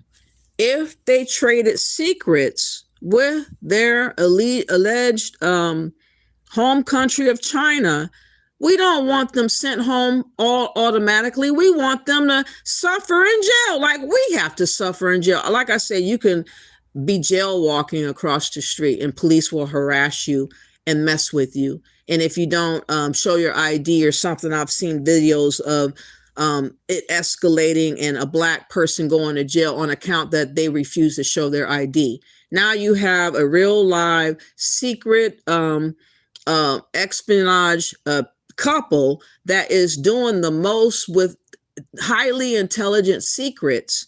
And we're talking about sending them back to China without any consequence. I mean, come on, y'all. America, and why it was so, as the DOJ put it, morally repugnant that they had to not only serve several years behind bars, but also literally get booted from the country. And as always, if you appreciate content like this, please do take a quick moment to smash those like and subscribe buttons, which will force the YouTube algorithm to pick the episode up and share it with ever more people. Thank you so much for that. Now, to start with, these are the two individuals in question. They're up on your screen. You have Miss Li Chen and Mr. Yu Zhou. In terms of the wife, Li Chen, back in 2007, the Nationwide Children's Hospital in Columbus, Ohio, sponsored her to come here through an H-1B visa, meaning she was able to come here to Ohio to work for the hospital because the hospital claimed they were not able to find an American to fill that research role. How ridiculous does that sound? I mean, you can raise anyone up and train them on how to do their job. You could pick an American-born person to make sure the secrets stay in-house. What I find puzzling, a lot of, call centers are now being answered by international people from India, people from, where else? Like Africa. And they have your personal sensitive information. Then we wonder why people have our identity and they're claiming to be somebody that they're not. When we are allowing anybody from all over the world that are desperate for opportunities to have our important information that's supposed to be secured. I mean, in a lot of ways, America really effed up, man. I'm embarrassed that they allowed this type of stuff to happen, because you would never imagine a country that's number one in the world to be so loose with how they maneuver and who they allow in their country and what they're doing. Then in 2011, Ms. Chen got a bit of an upgrade. She filed a green card application using Form I-140, claiming to be an alien worker of extraordinary ability. It basically means she is at the top of her field. She has some kind of an unusual, rare talent or ability. Of course, people are going to say they're rare in their expertise in this and that and the other. And just because, again, it is the fact that Asian people are seen and never heard. And somehow a lot of you white people take that as being trustworthy people that are reliable. Yeah, they come to work on time. They're never sick, but they're doing other things that they shouldn't be doing behind your back, collecting all the data and spreading it all over to other people to secure for another day.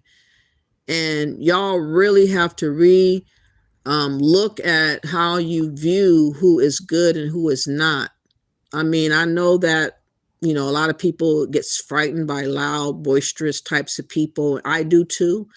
But you want somebody kind of like in the middle that kind of speaks what's off their chest and in their heart. But you don't want them to be overbearing. You know what I mean? But you don't want them to the point where they're so quiet, you don't even know they're there when they're in the room. There's something wrong with that spirit right there, where they could just be standing right behind you. And you don't even acknowledge their presence. You're like, oh, there you are, Cindy. Oh, excuse me. Let me bypass you. I mean, there is, I don't get it, man. I don't get it. And therefore, she should be granted a green card to stay here in America. U.S. Immigration Services approved, and she was granted a green card back in the year 2011. Her husband, Mr. Yu Zhou, who was also working for the Nationwide Children's Hospital over in Columbus, he piggybacked off of her application. Because she got a green card, he was able to become a permanent U.S. resident as well. Then eventually, that led to citizenship for the both of them. Ms. Chen, she became a naturalized U.S. citizen in 2016, and Mr. Zhou, he became a naturalized U.S. citizen in 2017. And so far, so good. You have a true, basically American... Exactly, Nikki. Like monitoring spirits. I told this story before. I used to live in this one apartment years ago. A white lady, I used to go to the computer room and look up stuff and play like word games and stuff to pass the time. They had like a computer room where I used to live. And this white lady that looked eerily like a witch, literally, she had strings of white and black hair, a crow nose, a wart on her face, literally to the T. She could have played the witch without even trying. Anyways, she would sit in a chair and I could feel her looking at me, like burning my skull. And I would turn around like looking like, what is it? What are you doing? So a couple of times she did that. Maybe a week or so later after that, you know, she comes in there, taps me on my shoulder, talking about, I have a gift for you. It was a bracelet that looked real pretty, except with a broken skull that had like chipped skull falling, and it was like in gold. I said, you know, this is nice and all. I don't know why you thought of me because it's not Christmas. She's like, oh, I just thought that this would look so nice on your skin. It fits your color. I was like, what? And I was like, okay, I'm not going to put this on my arm because I don't know what this skull with a loose jaw and a piece of it cracked is, what it means. I went back and I looked it up. Do you know, it was like saying that it was putting upon me a spirit of looseness, like sexually loose, and like me, like going for broke with being like very sexualized and reckless. She was trying to put that spirit on me. Literal people are out here doing stuff like that. Once I found that out, I went back to where she lived. I threw that bracelet at her. I rebuked her in the name of Jesus, and I stormed off. Do you know, an hour later, that same bracelet was in a field. I picked it up with a tissue and tossed it in the garbage can. But I was like, oh my God. But yeah, they act as if they have a monitoring spirit. They're taking notes. They're highly calculating. You know, a long time ago, I used to think that, you know, Asians were like aliens. I thought that they were a part of that because of how they move. You never hear from them. They're just there. I always wonder, do they ever have friends and talk about what it is that's on their mind and in their hearts? They never reveal anything. And I just was like wondering as a child, I probably was like 13, 14. You know how you think about God and you think about life. I don't know how this crossed my mind, but I was like, is aliens real? Are aliens Asian people?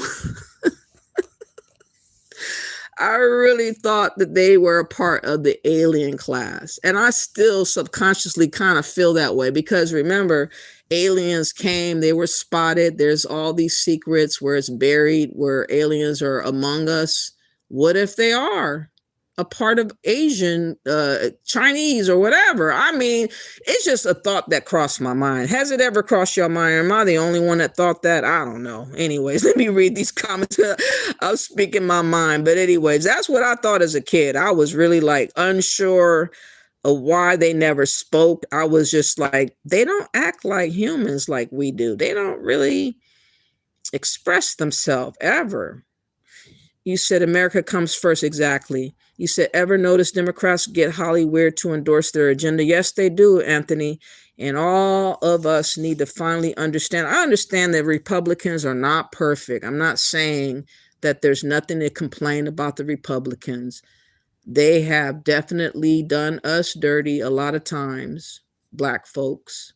They have put other people that's not of this soil ahead of us, and now they're suffering the consequence. And they're going to have to undo all the stuff that they did, and they're going to have to start trusting some of us again, the ones that are trustworthy. And there are a lot of us still here among y'all. You guys have not given us an opportunity to show you, like we used to be able to show, the gifts that God bestowed upon us. You know, God has always had a presence within us to bless this nation. And y'all have got to return to the truth of that and understand that y'all went wayward and trust in all these others that will never, ever do us right in the end. You said, Holly Weird, damn sure don't speak for common people. Exactly. You know, I stopped really I did watch the Michael Jackson movie. That was a nice movie. It got emotional and stuff. I really miss Michael Jackson, but I really haven't been watching too much TV for years now. I every now and again will watch sports. Every now and again, I normally just looking up stuff, researching stuff, paying attention to what's going on in the news more so than ever because of all the stuff that keeps going on around us every single day. But no, I'm not lost on Hollywood no more. I don't worship any of the actors or have them put up as something to reverence or any of that. I never really reverenced anyone like that, except for like Prince and Michael Jackson back in the day. Whitney Houston, I used to love. You couldn't tell me nothing about Whitney Houston. Luther Vandross, I loved Tupac. But I wouldn't have worshipped them. I didn't have like posters of them on the wall. You know, I didn't know all their songs to the 10th power, none of that. I never was a fanatic fan. I was always someone that admired their gift. You know what I mean? Something like that. You said, nor can they relate. Exactly. Yep. Whenever I call my bank customer service, I always get an Indian who barely speaks English. You know, a lot of times if I get someone that can't really speak, I'll just hang up and try again. I am so frustrated. I think a lot of times when I call, who is it? The electric company, or it's a bill that I pay every month. And every time I call, they always Indian people answer. I'm like, what the hell? They have our name, social security, date of birth, home address. Imagine this, Nikki. The sickest thing that they could be a part of, and I thought about this, they got all our information. They could take out insurance policy on us and then stage an accident and collect. Think about that. Think about how some of these people that have become unalived mysteriously, and maybe it was staged. You never know. It brings me back to another incident. This woman, you know, I used to walk my dog everywhere. My dog has passed away a year now. Anyways, when I walk, I kind of zigzag. I don't really go one way.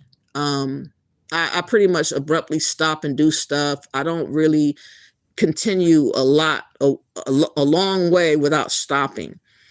Anyways, I was passing through the parking lot to Rite Aid. Do you know this white woman hurried up and I don't even know how to describe it. She screeched the car so fast, and she thought I was about to continue walking in that diagonal direction, but I stopped to look at my phone, and she parked thinking I was there. Do you know she hurried up and back, and I said, "Demon, you missed." And she peeled out and went as if, you know, to run away from the scene, and everybody was like, "What the fuck just happened?" I was like, that person was trying to hit me. You never know who knows your information, who's trying to stage an accident, who has a life insurance on you. Think about all these people that have your information, know where you live, could be sitting on you for a couple of years, and then they do a drive-by and they unalive you. In 2-3 years, they get all this money on behalf of you, and nobody knows nothing because there's no connection, because you never talked to this person never talked to you. This is an unsolvable case. You know what I'm saying? It's crazy. You said, so it was very easy for them to steal our identities. Exactly. They are very odd. Exactly. You said NAFTA, North American Free Trade Agreement, what caused outsourced jobs to foreigners brought to by Clinton administration. Man, they really did a number. I'm going to show y'all in a minute this case that just got discovered, Medicare, with foreign call center. And this guy got so much money. Let me hurry up and find it. I couldn't believe that.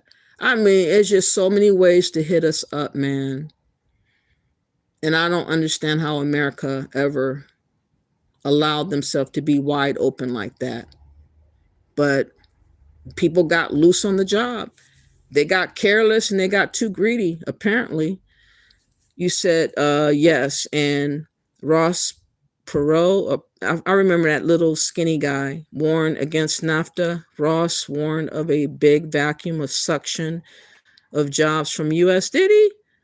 The eyes give it away too. Exactly. Don't they look like aliens? I'm not lying, man. Did you ever think that, or am I the only one? You said, I do agree. I don't think the creator would have put so many different races of people on the same planet. Imagine this, Nikki. A lot of them are hyper intelligent, right? There's no bottom, middle, or hierarchy with their race. A lot of them are all high functioning individuals, like higher intelligence. That's what made me think of that. I was like, am I tripping? I was 14-year-olds thinking this shit. I was like, oh my God, I'm tripping. I don't know. You said they seem different. They do. I'm trying to tell you. It's called NAFTA, brought to by Bill Clinton. NAFTA outsourced jobs in USA. Wow.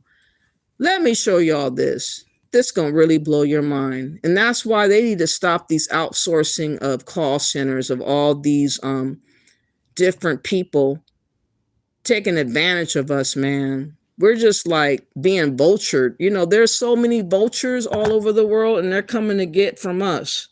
Just in time, as I'm sure both myself and everybody watching this video dutifully paid our federal taxes last month, the Department of Justice just released a statement announcing the conviction of a man at the center of a giant billion-dollar Medicare fraud scheme. Specifically, Mr. Brett Blackman, the CEO and owner of a software company called Health Splash. He was just convicted in federal court for his part in this sprawling industrial scale fraud empire. The scheme, it involved using foreign telemarketers to aggressively call hundreds of thousands of elderly Americans, get their Medicare beneficiary numbers, push medical devices on them that they don't really need, things like random things like orthotic braces. Then he would generate fraudulent doctor's orders for those devices. And then, with that fake doctor's note in hand, he would use his platform to give it to a pharmacy or some kind of a supplier in return for a kickback, and that supplier and or pharmacy would in turn bill Medicare for the full amount of the prescription. For, again, things that the Medicare recipient never even needed. In total, Mr. Blackman, alongside his co-conspirators, billed Medicare and other insurance companies a total of over $1 billion, and they were actually reimbursed roughly $450 million. Let's go through the details together. And of course, if you appreciate content like this, please do smash those like and subscribe buttons so this video can be picked up by the algorithm and shared out to ever more people. Thank you so much for that. Now, to start with, the man, as I mentioned at the top of the episode in question here, is named Mr. Brett Blackman. As you can see by the photo that was provided to the public by the Department of Justice, Mr. Blackman isn't exactly shy about the money he's made, lavishly displaying his wealth, including in a music video featuring a waterfront mansion and an ostentatious $ gold chain necklace, which I'll say is all well and good.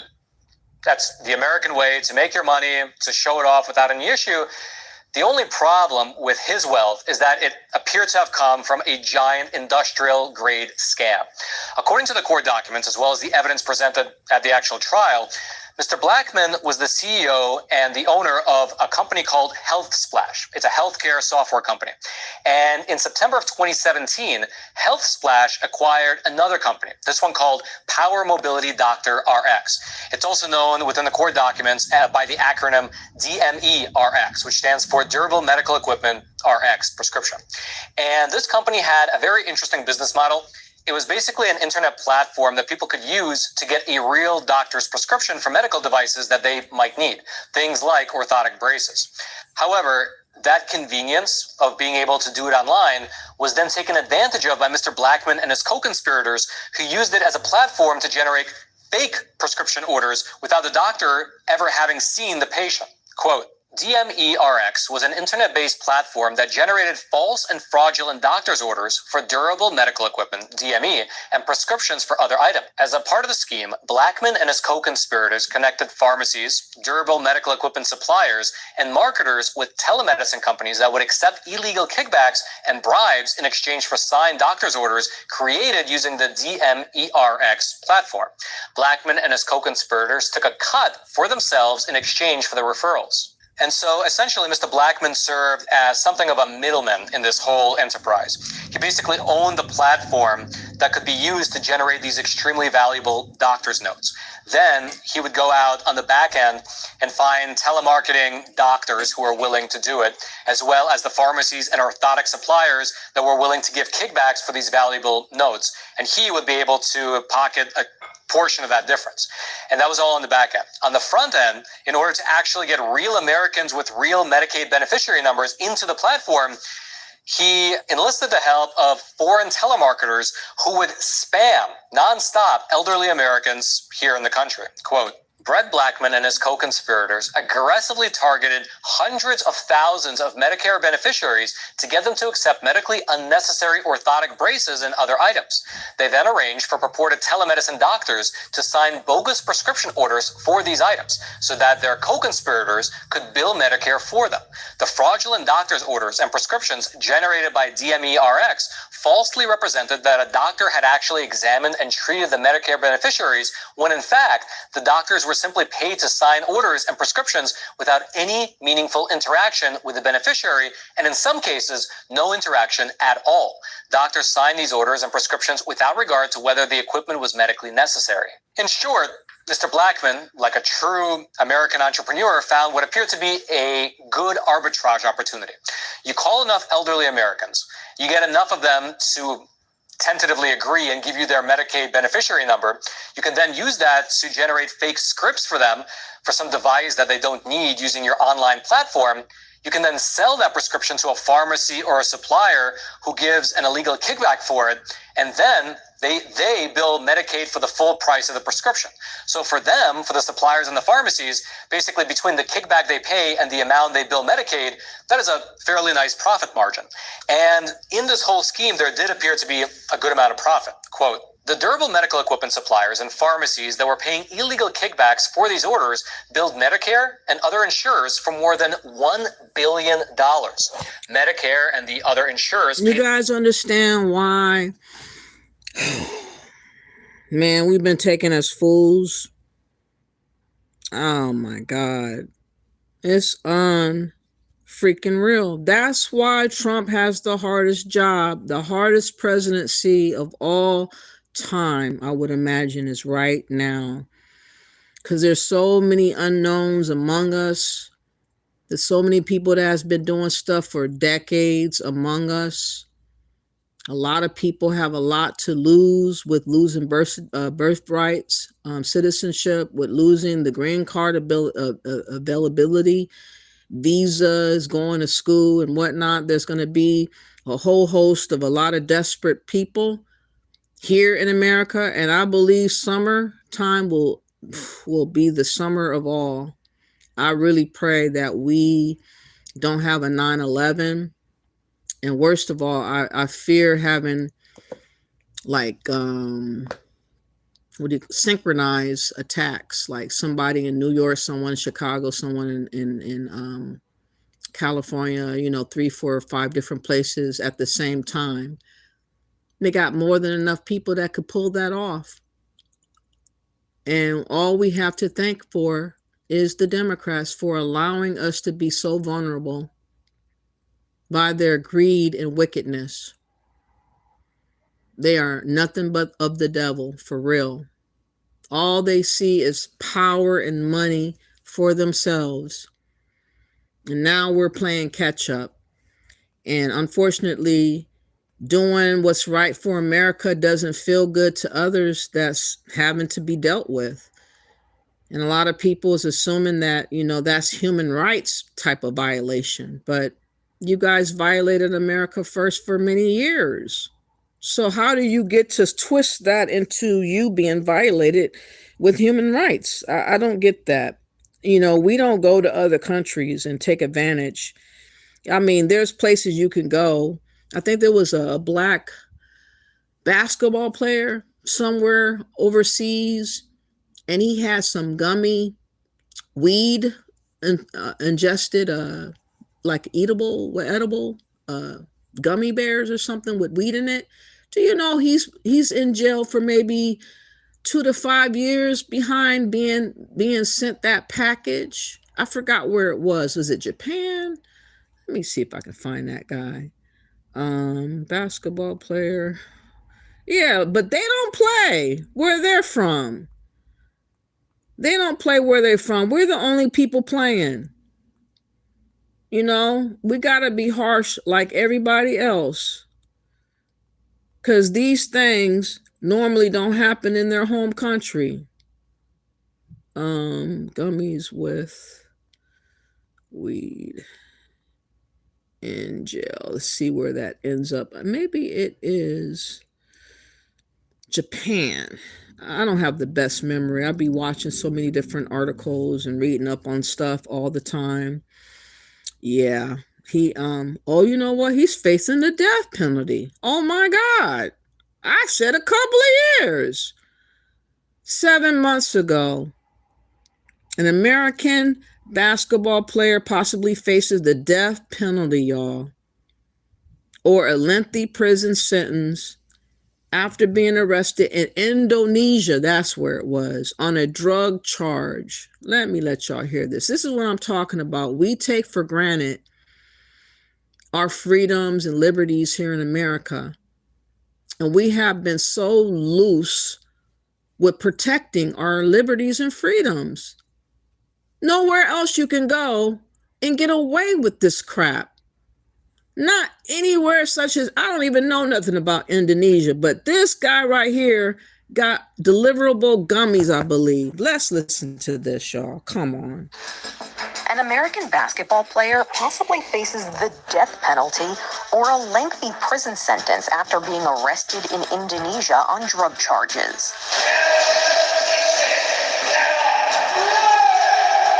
35-year-old Jared Shaw used to play in the Indonesian Basketball League for the Tanger Hawks. That was until May, when reports say he received a package in the mail from Thailand containing 132 cannabis gummies. Cannabis is decriminalized in Thailand, but not in Indonesia, where some offenders have been sentenced to death by firing squad. In a recent interview with The Guardian, Shaw said he used the cannabis to treat his Crohn's disease, for which there is no cure. He added that he made a, quote, stupid mistake. And being held in detention for the past 5 months has caused him to go to a dark place mentally.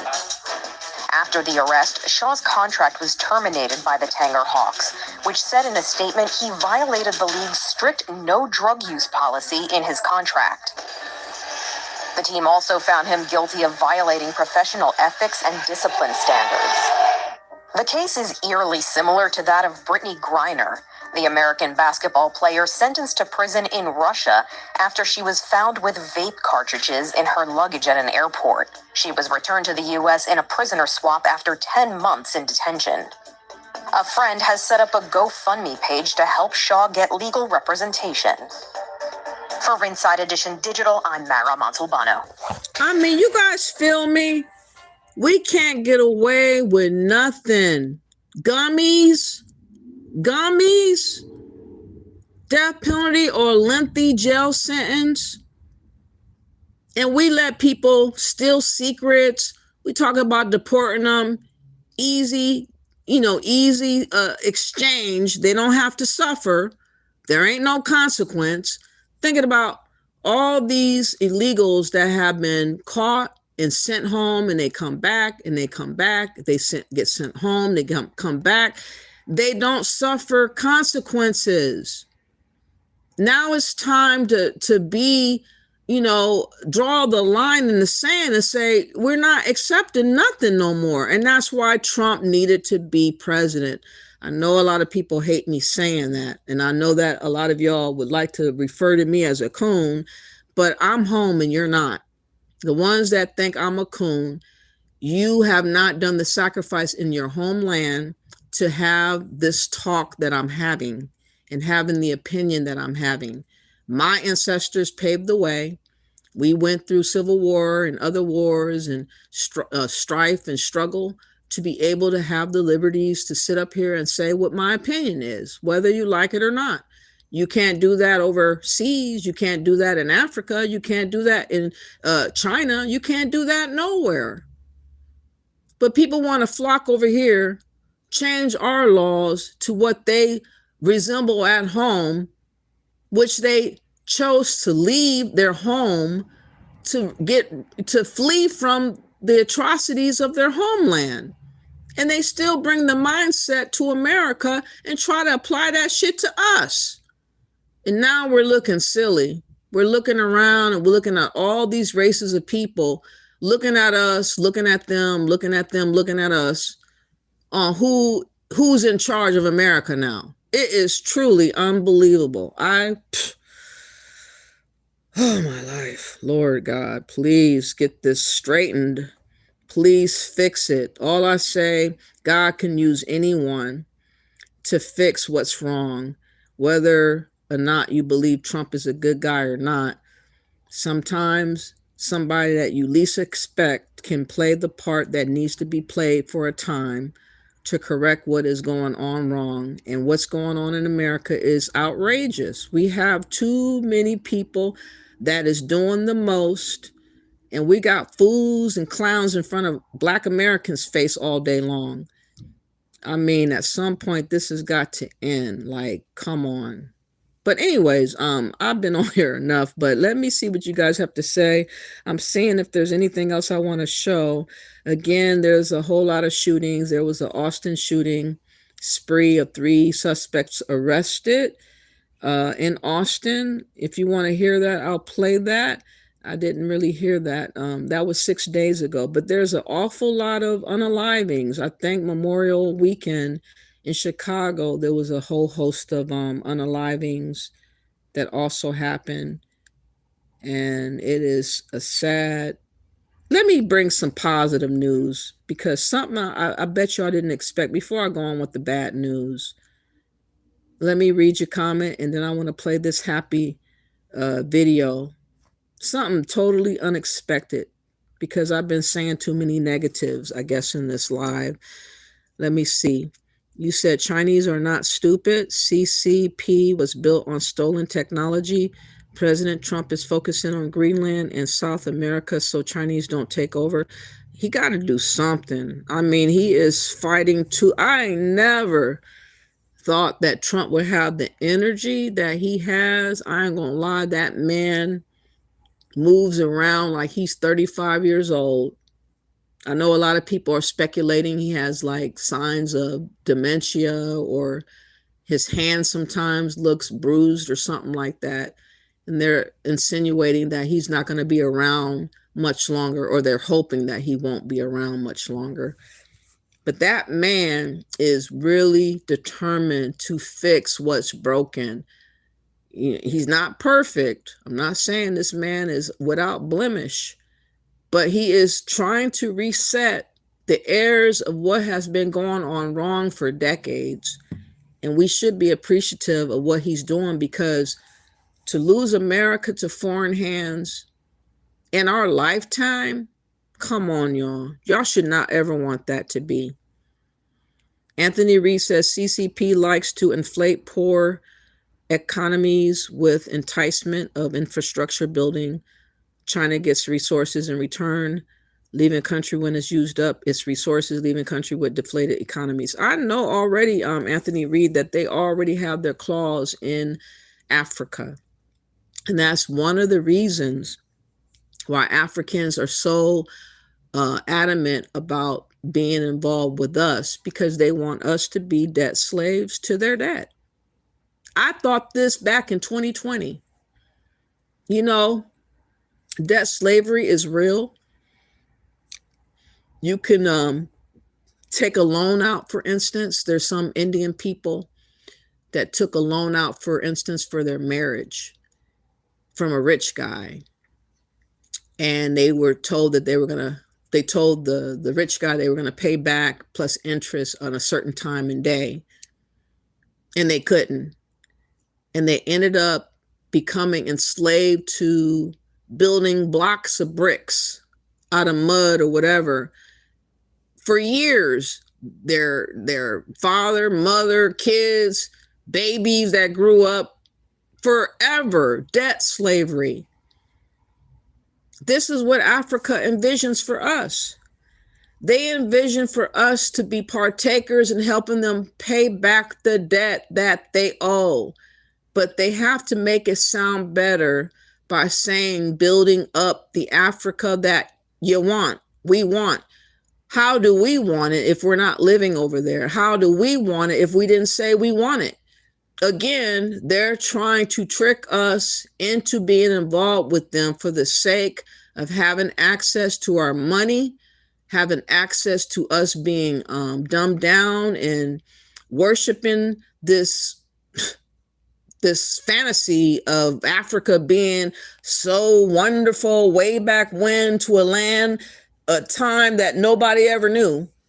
Somehow we're supposed to envision harder that they had a brilliant time 2,000 years ago, and somehow that's supposed to make us feel how happy inside about Africa. Come on, give me a fucking break. Again, ain't nobody fooled by what you guys are calling yourself doing. Not nan one of y'all have ever been able to pull a fast one on me. I see y'all for what y'all doing.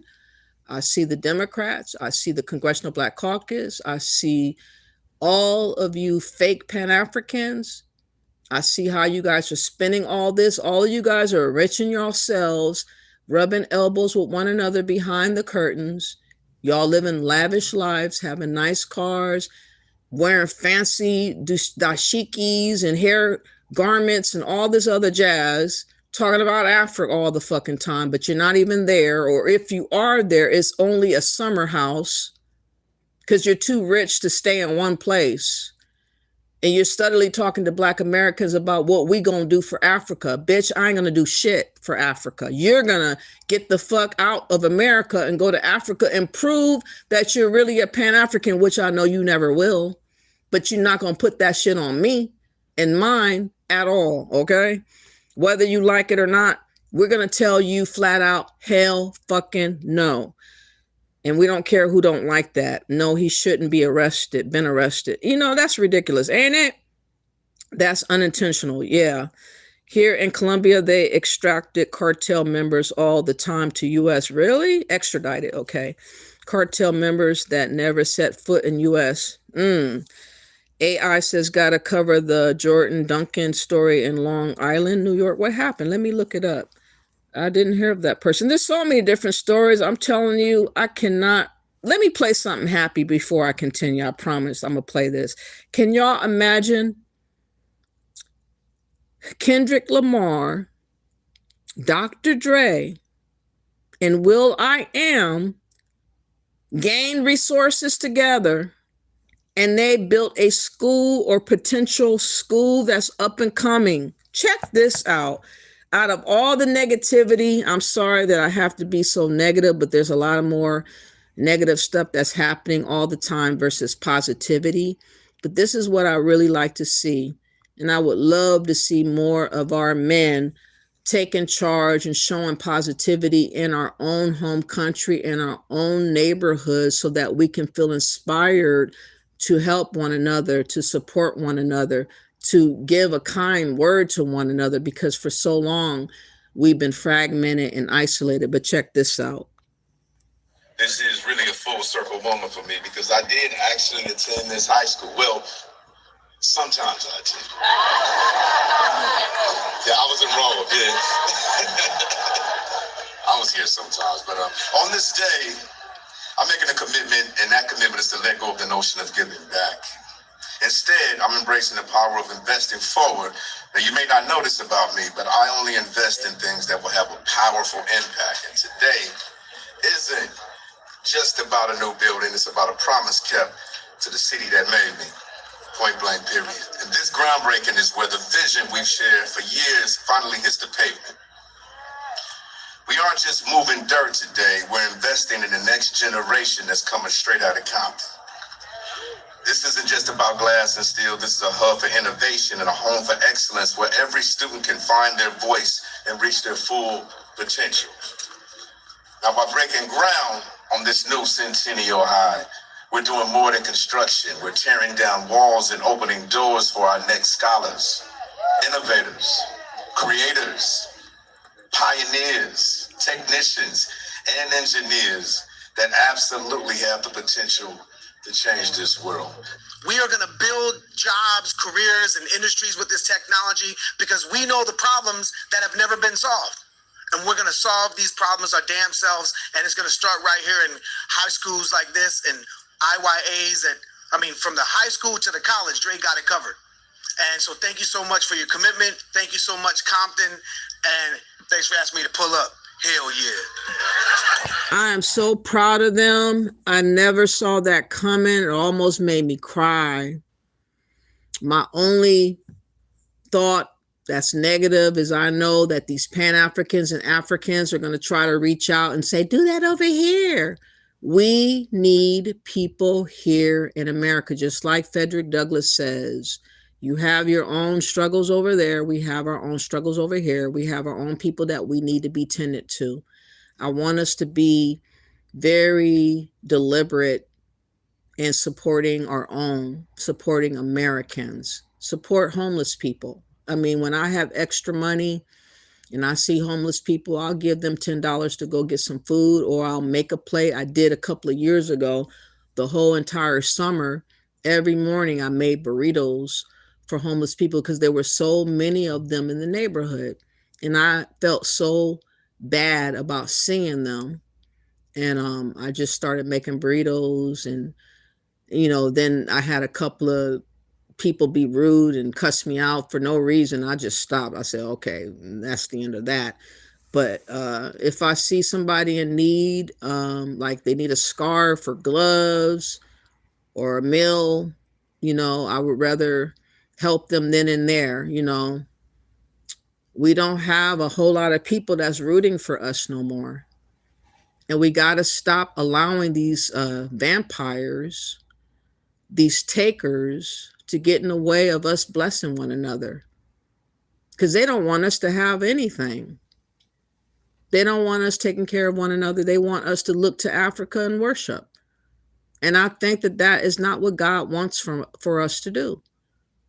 The Bible describes not worshiping no man. Put God first. And then you should put yourself. And then your family. That's the order in which it should go. It should stay at home where you are. We should not be allocating our monies to strangers that never appreciate anything to begin with. In my opinion, Africans got to get off their hands and get busy doing what they reluctantly, unwillingly want to do. They act like everything's supposed to come to them, like they're supposed to be ordering people around. I see the spirit. They want to be able to do this. I believe today that they still have servants in their houses and whatnot. They believe that people are supposed to be serving them. And that's why they have the wrong spirit to mesh with our spirit. because we're not here to serve. Not somebody that's like that. If you're needy among us, because in my opinion, if you help out people that are homeless near you, it will lessen the chance of violence. Imagine people on the street aimlessly looking for a break. They hit rock bottom. They're so hungry. They're so weak. They're so desperate. And then they commit a crime because they got to get water. They have to get food or something.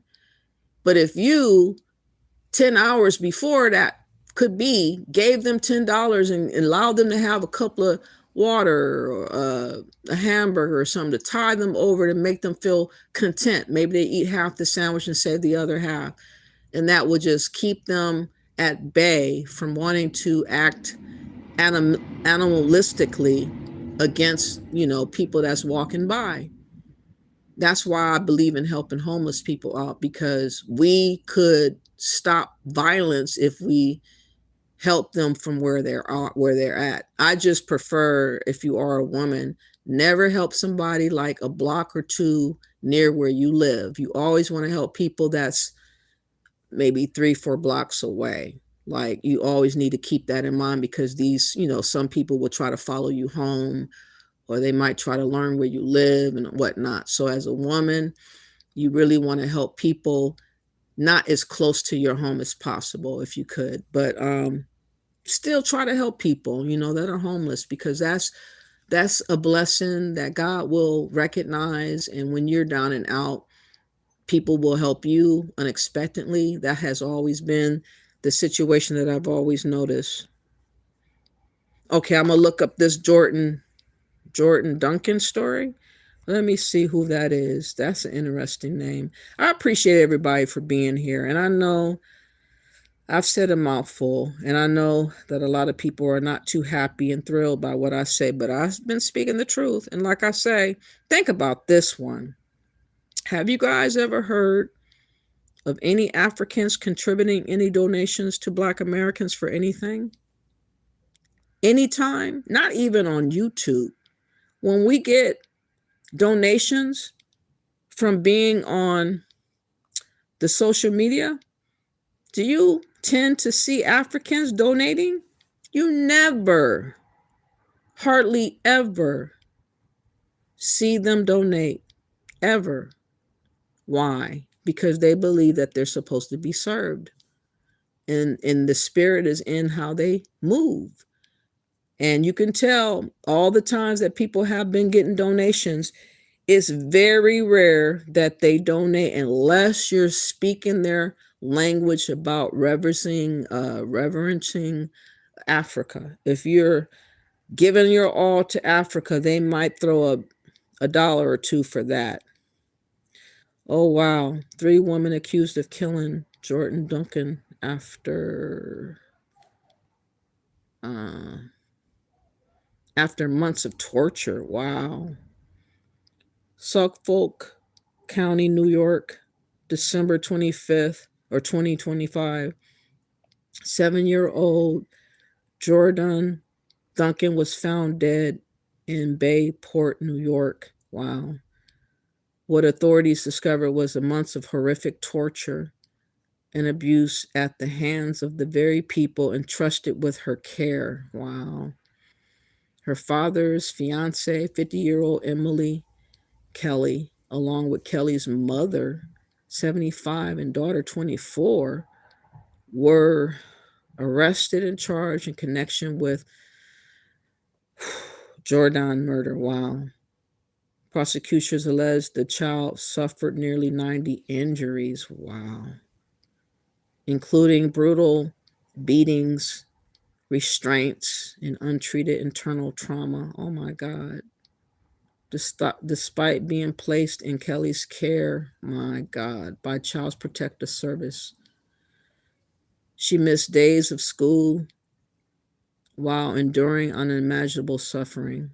My God. That really hurts me. I told people my story before. I was I was a child in a children's ward or children's home before, and also foster care. I had a lot of things wrong happen to me.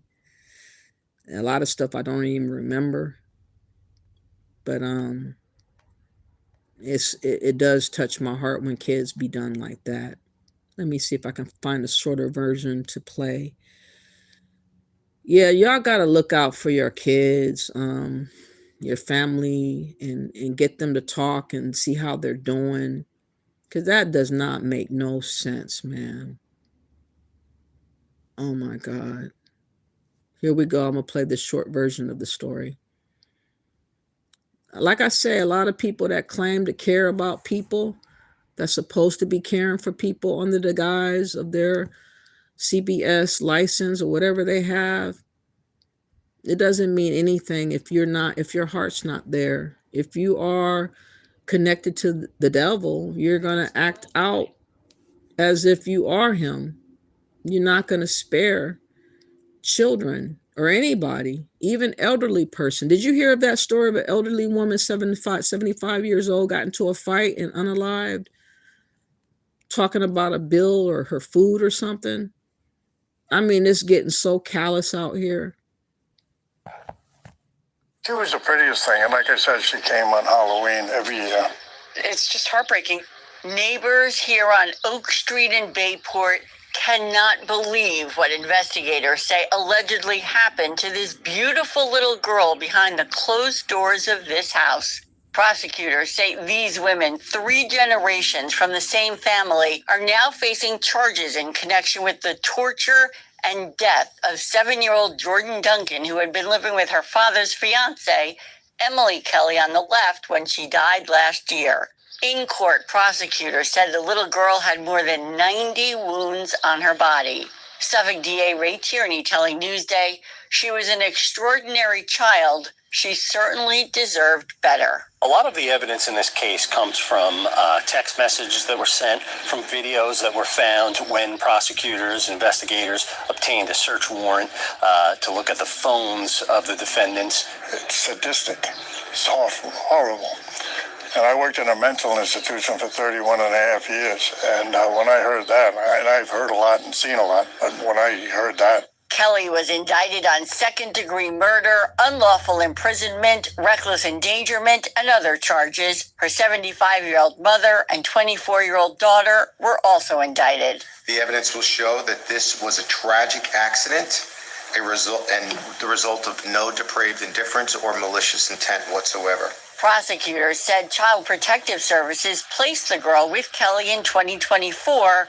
When asked about the case and the CPS's involvement, a Suffolk County spokesman said no comment. Neighbors here on the block tell us they had no idea what was allegedly going on inside the little girl's home, and they are devastated about it. If there was anything we could have done, we were absolutely. In Bayport, I'm Sherry Einhorn, Newsday TV. Man, that makes me so upset. Oh my God. Kids are so innocent. They do nothing to nobody. All they ask for is a warm place to be and some food, a couple of hugs, and a toy or two. There's really a lot of demonic people among us, man. That's why a lot of people don't need to be parents. A lot of people don't need to be parents. So anyways, if you have family, check in on them. Talk to your nieces and nephews, cousins, whomever. You know, sometimes kids will open up to certain people, not everybody. They have to feel your spirit. They have to know that you are caring and concerned about them continuously. If you just come abruptly out the blue and never be seen for another year or two, they're not going to be willing to really tell you stuff. You know, you have to leave access open to them to like give your number for them to call you for about anything or something. I mean, something's got to give. That is so horrific. What's up, African Goddess? How are you? Yes, step parents can be very dangerous. Man, that's crazy. Thank you for being here. I appreciate you, Anthony Reed, and your kind words. I really appreciate that. Sometimes I feel like I don't know what I'm doing on this app. I sometimes feel like I need to just do away with it because nobody's really paying attention to what I'm paying attention to. I just have the gift of detail when I sense something. When I sense something, it's like I'm like a pit bull. I then got the scent and I got to figure out why something is bothering me. But people don't appreciate that. People like us to play both sides of the fence. They want us to tiptoe around the truth.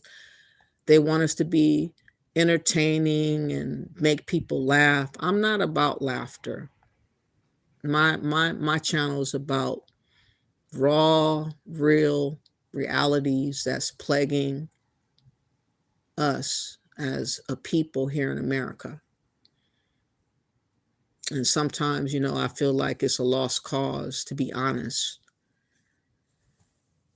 But I still try, you know, because I think maybe one or two people that I might reach one time about a topic that I don't know about to help spare them from something that they could avoid had they not heard me. And that's why I keep trying no matter what. Not only that, I want the record to reflect, if ever I have to go to court and defend myself, what type of person I really am and what I really stood up for. And I definitely stand up for Black Americans when nobody stands up for us. Everybody has pretty much counted us a lost cause and something to be vultured by everybody around the world. And I'm sick of it. It does really bother me that people treat us like this, like a stepchild, pretty much a redheaded stepchild that's unwanted, unloved, but there's something that we got that y'all want. And it's not a desirable position to fill, you know? So that's why I have a harder skin to speak the way I do. I'm not meaning to be offending, but if you look at the whole picture of what I'm saying, you'll understand me.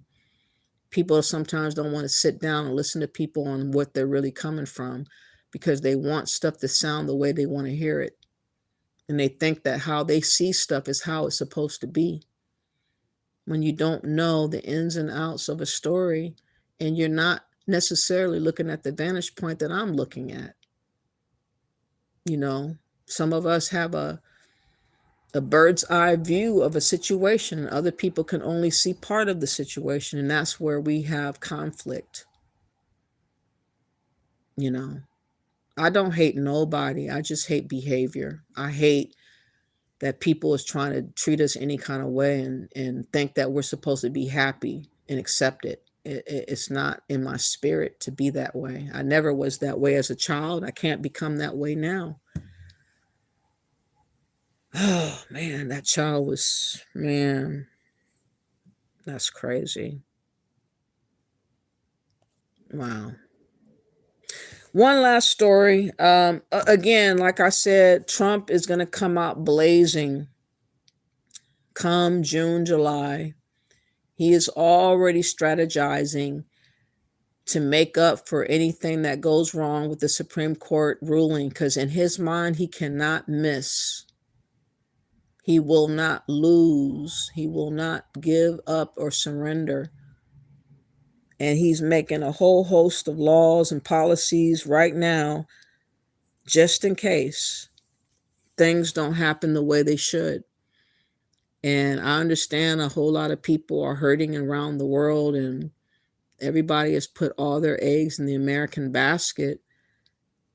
But, you know, the free ride is over. And we have to save America where we are right now, because America will not survive another 250 years if it stays on the road that it's on right now. That's the truth. Nobody cares though. People that have a lot to lose doesn't care about our survival here in America. The only true people that really care about America are true Americans. And, ironically enough, it's black and white folks. The same people that haven't gotten along all the time are finding ourselves on the same side of the road with the same situation all at once. It's really ironic. We have never had the same problem. Never. Black and white people have never had the same problem ever in the history of America until now. The irony of it all should really astound y'all, because God has put us in this position to have us look ourselves in the mirror and say, what have we been doing all this time for 250 years to allow the collapse of America in such an egregious way for anybody and everybody to come and claim and take part of leadership and ownership of America? How did we get here to allow such a thing like this to happen? My God. But at least you guys know that God is putting a mirror in front of both of our faces. And he's saying there is some repair that needs to happen for us to move forward. And we do need each other. I know all of y'all won't be on the side of righteousness because you guys just don't have it in you. You guys don't know God. But for the ones that can get a glimmer of what I'm saying, y'all need to really consider how you guys been looking at Black Americans and America as a whole. Because in a blink of an eye, America could be gone. America would have been done if Kamala would have been president. I assure y'all, it would have been over. We were so close to being done. Now we have a guy that is taking care of business. And I don't like everything that Trump does. But I really feel better that someone is at least attempting to spare what is going on wrong. At least he has the balls to try to do something boldly that nobody would ever dare to do. He don't care that he's being called racist or whatever. And I really appreciate and respect him for doing right by us, despite us. Literally, it's despite us. Because if we had it in our hands, oh my goodness. Can you imagine, Nikki, if a Black American would have had the role of Trump right now? Could you trust him doing all these things that Trump has to do? No, he would be trying to appease everybody. And sometimes you cannot give way to appeasement. You have got to put your foot down. So like I said, we have to protect ourselves. It's not going to be easy moving forward. A lot of people are going to look to lash out, especially against Black Americans. Y'all need to know that we are always the scapegoat for everything going on wrong in America. White people, immigrants, aliens. Just remember, just 2 years ago, we were the scapegoat for all crimes, the face of crime, the face of burglary, the face of grapes, the face of drive-bys, the face of thief, shoplifting and everything imaginable. It had our face on the title. And now the real truth has always been that so many more people were doing a lot worse behind the scenes and covering themselves with us in a mask. And Trump exposed this. I'm like, wow.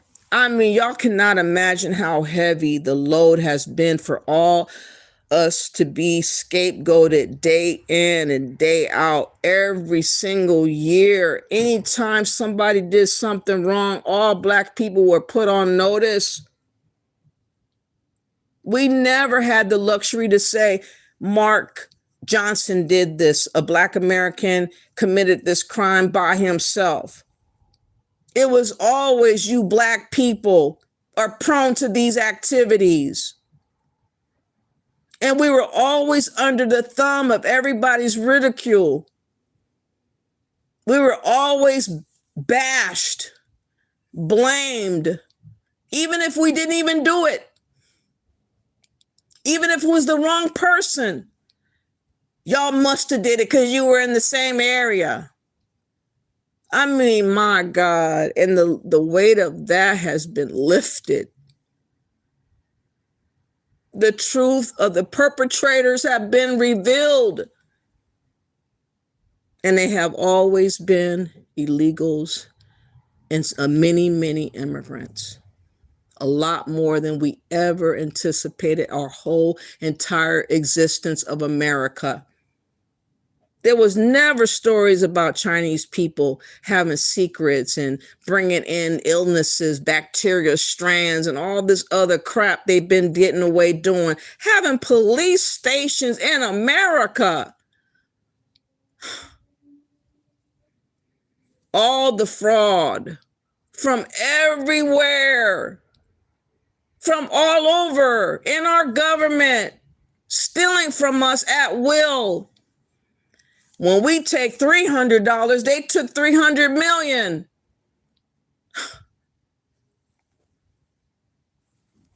If that don't wake y'all up, I don't know what else will, man. We're not the people you guys should be seeking to hate. We are the people that you need to seek to repair and repent to God by how you guys have been doing us. Because a lot of you guys have done us dirty for so long that you have some repentance to get. You need God to get you together, and you need to bow down and pray that God forgives you, because a lot of this stuff going on wrong is because y'all allowed it. You allowed other people from other countries to take advantage of this country when you had us all along right next to you. And now we're in this situation that is uglier than ugly. And it's a mess. And there's going to be a whole lot of unalivings. I already know. A whole lot of people that are going to have to be sacrificed for the change that's going to happen. Because a lot of people are not going to just take it to the chin. They're not going to accept being told to go home. They have been granted so many luxuries and freedoms for so long that they can't just pack up and go away. So they're going to lash out and act a fool. And we're going to have to get prepared for that. This summer is going to be the craziest summer ever. I know, I already know. I don't know if you guys are prepared or thinking about what I'm thinking, but it's coming. So there is, by the New York Times, a confusion about the change of the green card process conveniently. Let me read this. Immigrants and their advocates and lawyers are trying to interpret a new Trump administration rule that requires people to be in their native country to apply for a green card. And the reason why he's doing this, because he is already factoring in if there's going to be a blow about the Supreme Court decision. Let's listen to this real quick. And worry after abrupt change to green card process? This article is by Christina Morales and read by an automated voice. A new federal policy that could require thousands of immigrants to return to their home countries before petitioning for green cards has applicants and immigration lawyers scrambling to understand how the change will affect the path to permanent residence. On Friday, U.S. Citizenship and Immigration Services, the agency that oversees the green card system, said that only in, quote, extraordinary circumstances would people already in the United States be granted permanent residence. Otherwise, anyone seeking permanent U.S. residence would need to apply at an American consulate in their home country. Immigration lawyers and advocacy organizations said over the weekend that the change would reduce green card applications. In 2024, 1.4 million green cards were issued, and more than 800,000 of the recipients were already in the United States and had their immigration status modified as part of the process. The change announced on Friday will be of particular concern to those who are married to U.S. citizens and seeking permanent residence, said Charles Kutik, an immigration lawyer and the former president of the American Immigration Lawyers Association. Such immigrants typically need to resolve their own immigration status before seeking a green card, and they have generally been able to sort out those issues while remaining in the United States. This is simply an attempt to slow immigration, Mr. Cook said, and make immigration so unpleasant that you go home. Zach Haller, a spokesman for the agency, said on Friday that the policy would remove a loophole where immigrants slip into the shadows and remain in the U.S. illegally after being denied residency. The memo notes that allowing immigrants to remain in the country while their green card applications are processed is a matter of discretion and administrative grace. Efren Olivares, the Vice President of Litigation and Legal Strategy at the National Immigration Law Center, said the new policy is about disrupting the green card process. It's going to upend people's lives in every sense of the word, he said. Most applicants have been allowed to remain in the United States with their families, which can include spouses and children who are U.S. citizens, while the green card process plays out. But now remaining in the country... Wouldn't it have been nice if we would have been shown? In the past, Mr. Olivares said, Shut up. Someone may have been asked to apply from their home country in extraordinary circumstances, like if they had been deported several times. Shut up. We haven't been shown no type of grace for all the years that we were put in jail, accused of stuff. We had to do hard times. People selling crack, having $5 worth of crack in their pocket, even if they used it. They were in jail for years. One time caught. And immigrants are acting as if they're supposed to be put on a pedestal and coddled.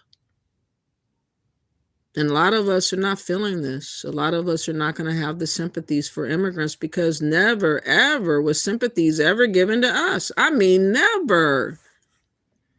There's been so many cases of people being in jail for 20, 30 years that never committed a crime, grapes or unalivings, DNA never tested until 30, 40 years later, and then they get out with a big award for being in jail for 30, 40 years. And these people feel like they're entitled to not have to go out of the country since they came in illegally, or they just ran game and loopholes and Trump. Oh, wow. That thing just stopped real quick. Anyways, let me turn this around. That my phone just like gave out on me real quick. Can you see me? Okay, hold on. Man, that was wild. Okay, so anyways, nobody has had it easy as Americans, and immigrants should not have it easy either.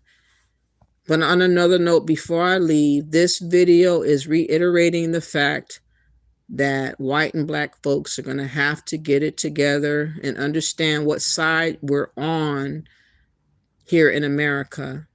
This video is a white guy going viral, yelling at a black woman. I believe she's black. Anyways, her face is covered. But look at this. If this guy would have did this to me, he would have got spritzed with pepper spray. Mount Laurel police say Thomas DiOrio is seen here in this video yelling at a woman earlier this week. a video that is now part of their investigation into alleged harassment and bias intimidation. Police say it happened Monday night around 6:30.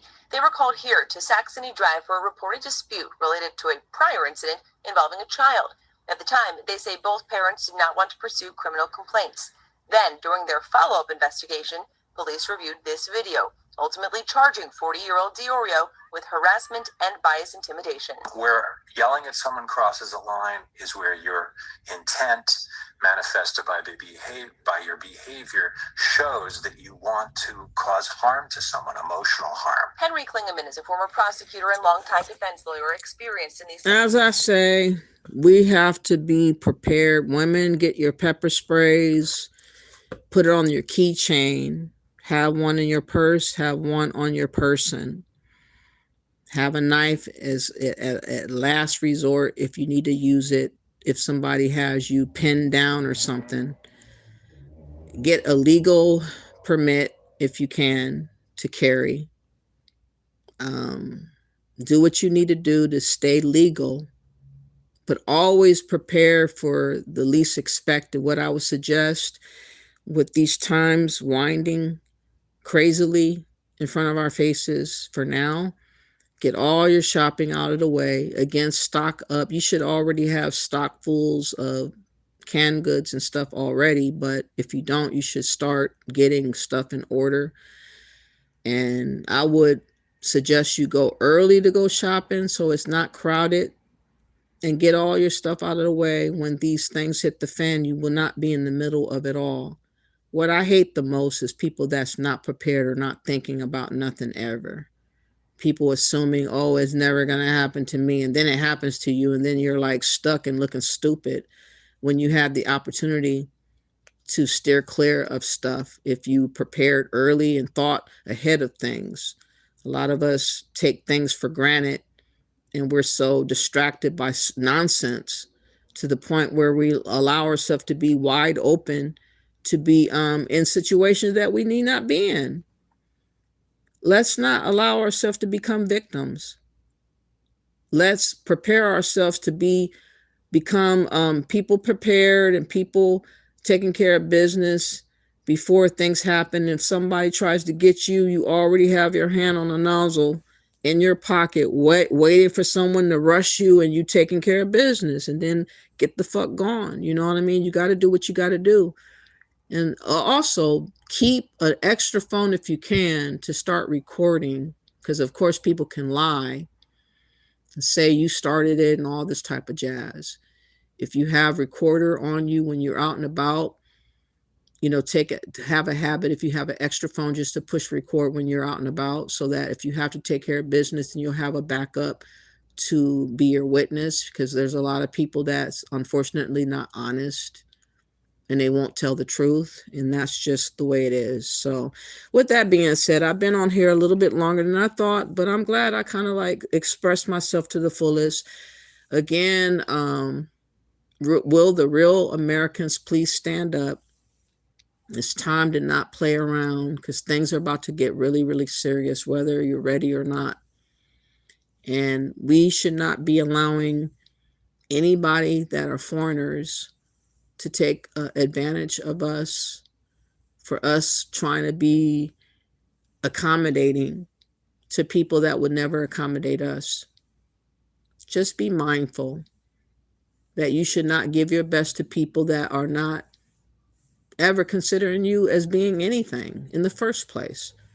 That's where it is. That's where it lies. But prepare for the worst and hope for the best. Pray and do your due diligence, and steer clear of all the things that's about to happen. Trump is about to raise the bar, just in the event that he doesn't have his way with the Supreme Court. And I feel like, I don't know how it's going to go, because we have so many nutty bars that's already in government, that's already a part of the, as judges. So you can't really know for certain until it happens. But whatever decision is made, if it is made on his behalf, Lord have mercy. So many people are going to have a retaliatory type of vibration about them.